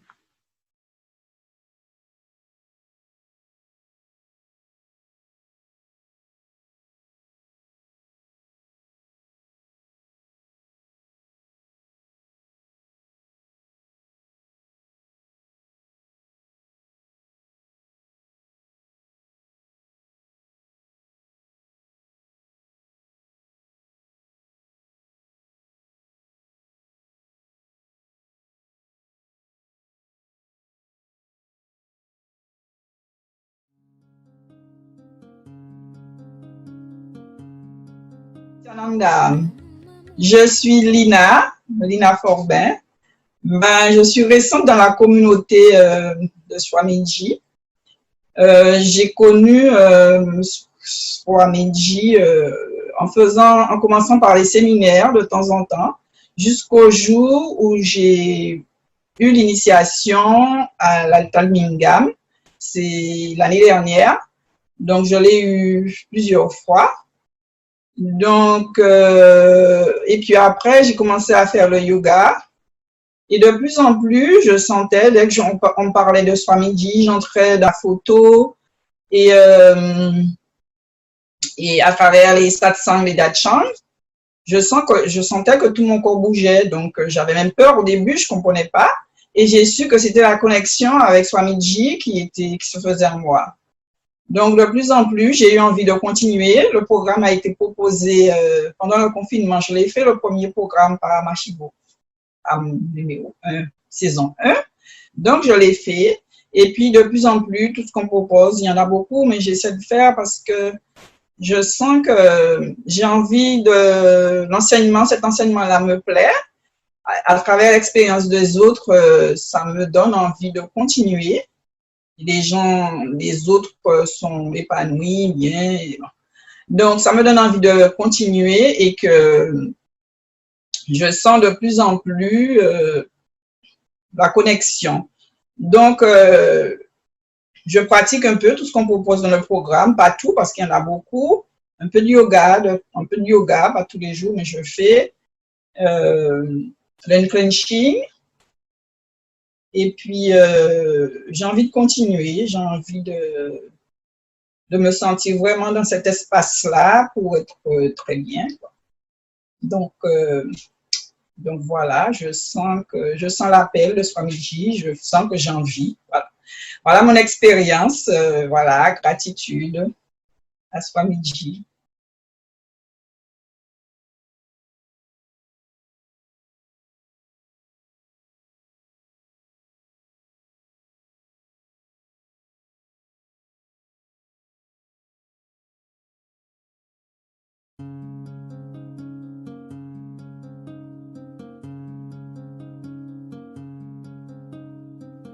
My humble pranams at the lotus feet of Swamiji. My name is Anjali Oza. I'm from the UK, and I would just like to share a snippet of my connection with Swamiji.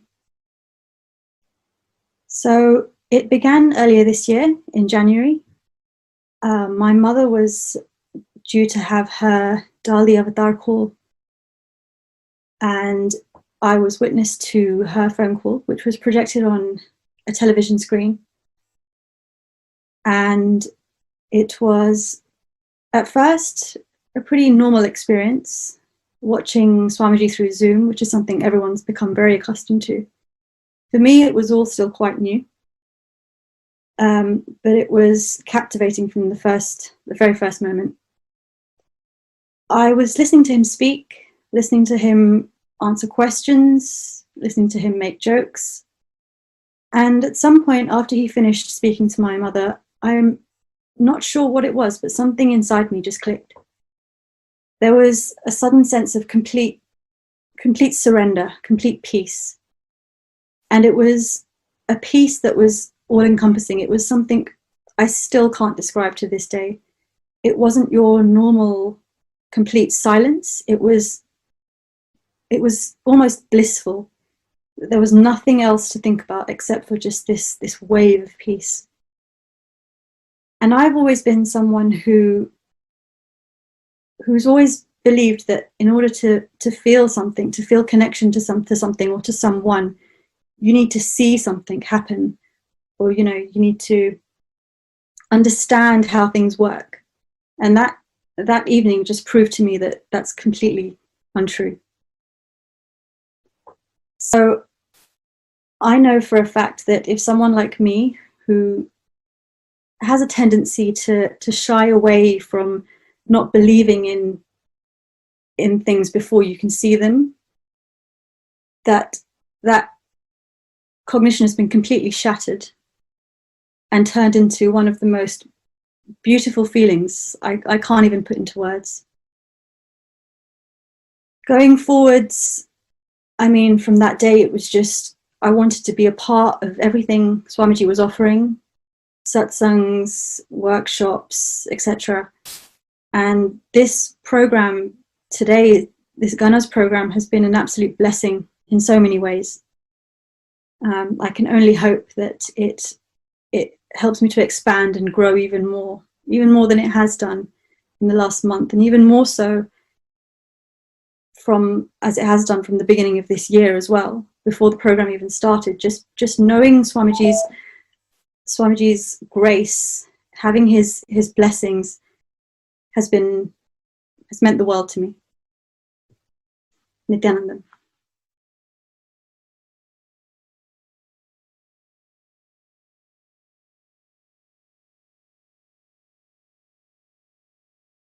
Listening to each of these sharings is extremely powerful, just so beautiful. Like Anjali was beautifully sharing. Just the call when she was just receiving the blessings from Swamiji, when she was just seeing her mother receive the blessings from Swamiji, a strong experience of peace. Understand, actually, when I was just listening to that one sharing, it is so beautiful. See, anything in life for you to be successful, only a non-violent, peaceful inner space, a peaceful inner infrastructure will make you make the right decisions and handle any situation in life. Normally, one of the biggest problems that many people face, especially now during the times of the pandemic, there's an article published by some top researchers of how clearly inside this pandemic, another big pandemic is mental health disorders. People are facing insecurities, stress, people are facing aggression, people are facing so much of violence inside themselves, conflict inside themselves. For anything else outside, you may find solutions, but for peace, it has to happen from within.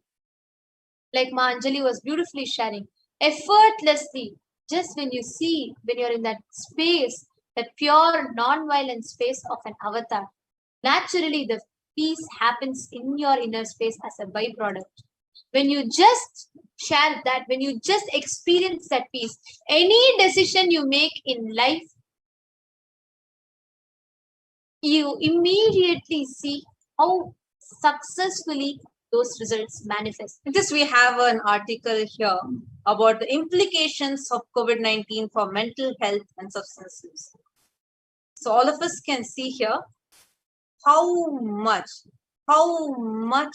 there's a huge increase in, this is in Jan 2019 and this is Jan 2021. My God. In just because of this pandemic, can you see it is increased by 30%.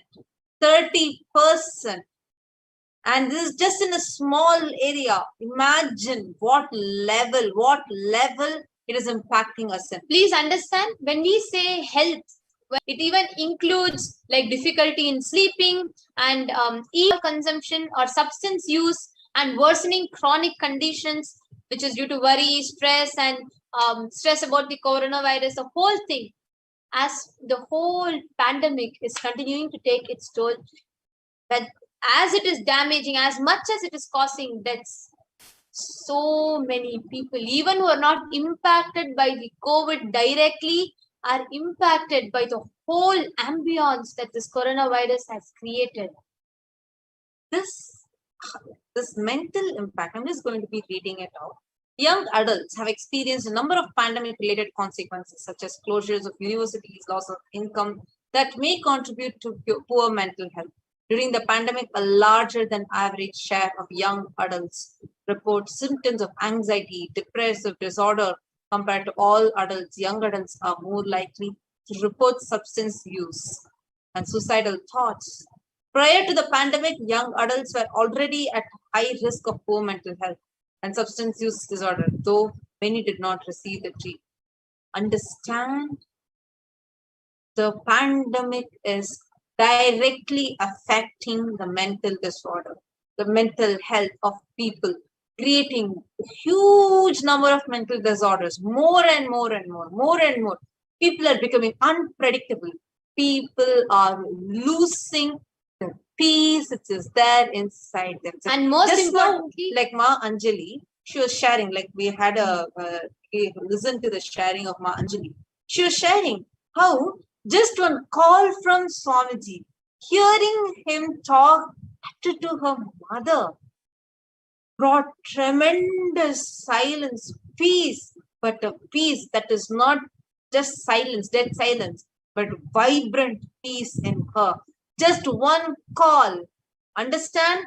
People are abusing the drugs, abusing themselves by consuming those drugs, using the substance use and experiencing such high levels of suicide thoughts. Many suicide rates have increased. Understand, the peace inside people are missing. But here you have an opportunity. Here, just sitting at the feet of the master, like how Ma Anjali in her sharing, just a few seconds ago we heard her share, how just hearing her talk, hearing her mother talking to Swamiji and Swamiji talking to her mother, and just listening to that conversation, listening to Swamiji's voice, all of a sudden, but being just melted, where she suddenly experienced that space, that peace manifesting in her as vibrant peace, not death silence of a graveyard, but a vibrance, peace that is manifesting in her, that Paramashanta, which is exuding bliss through every pore of her. Understand, that is the space that you will experience sitting at the feet of the master. And anyone who is here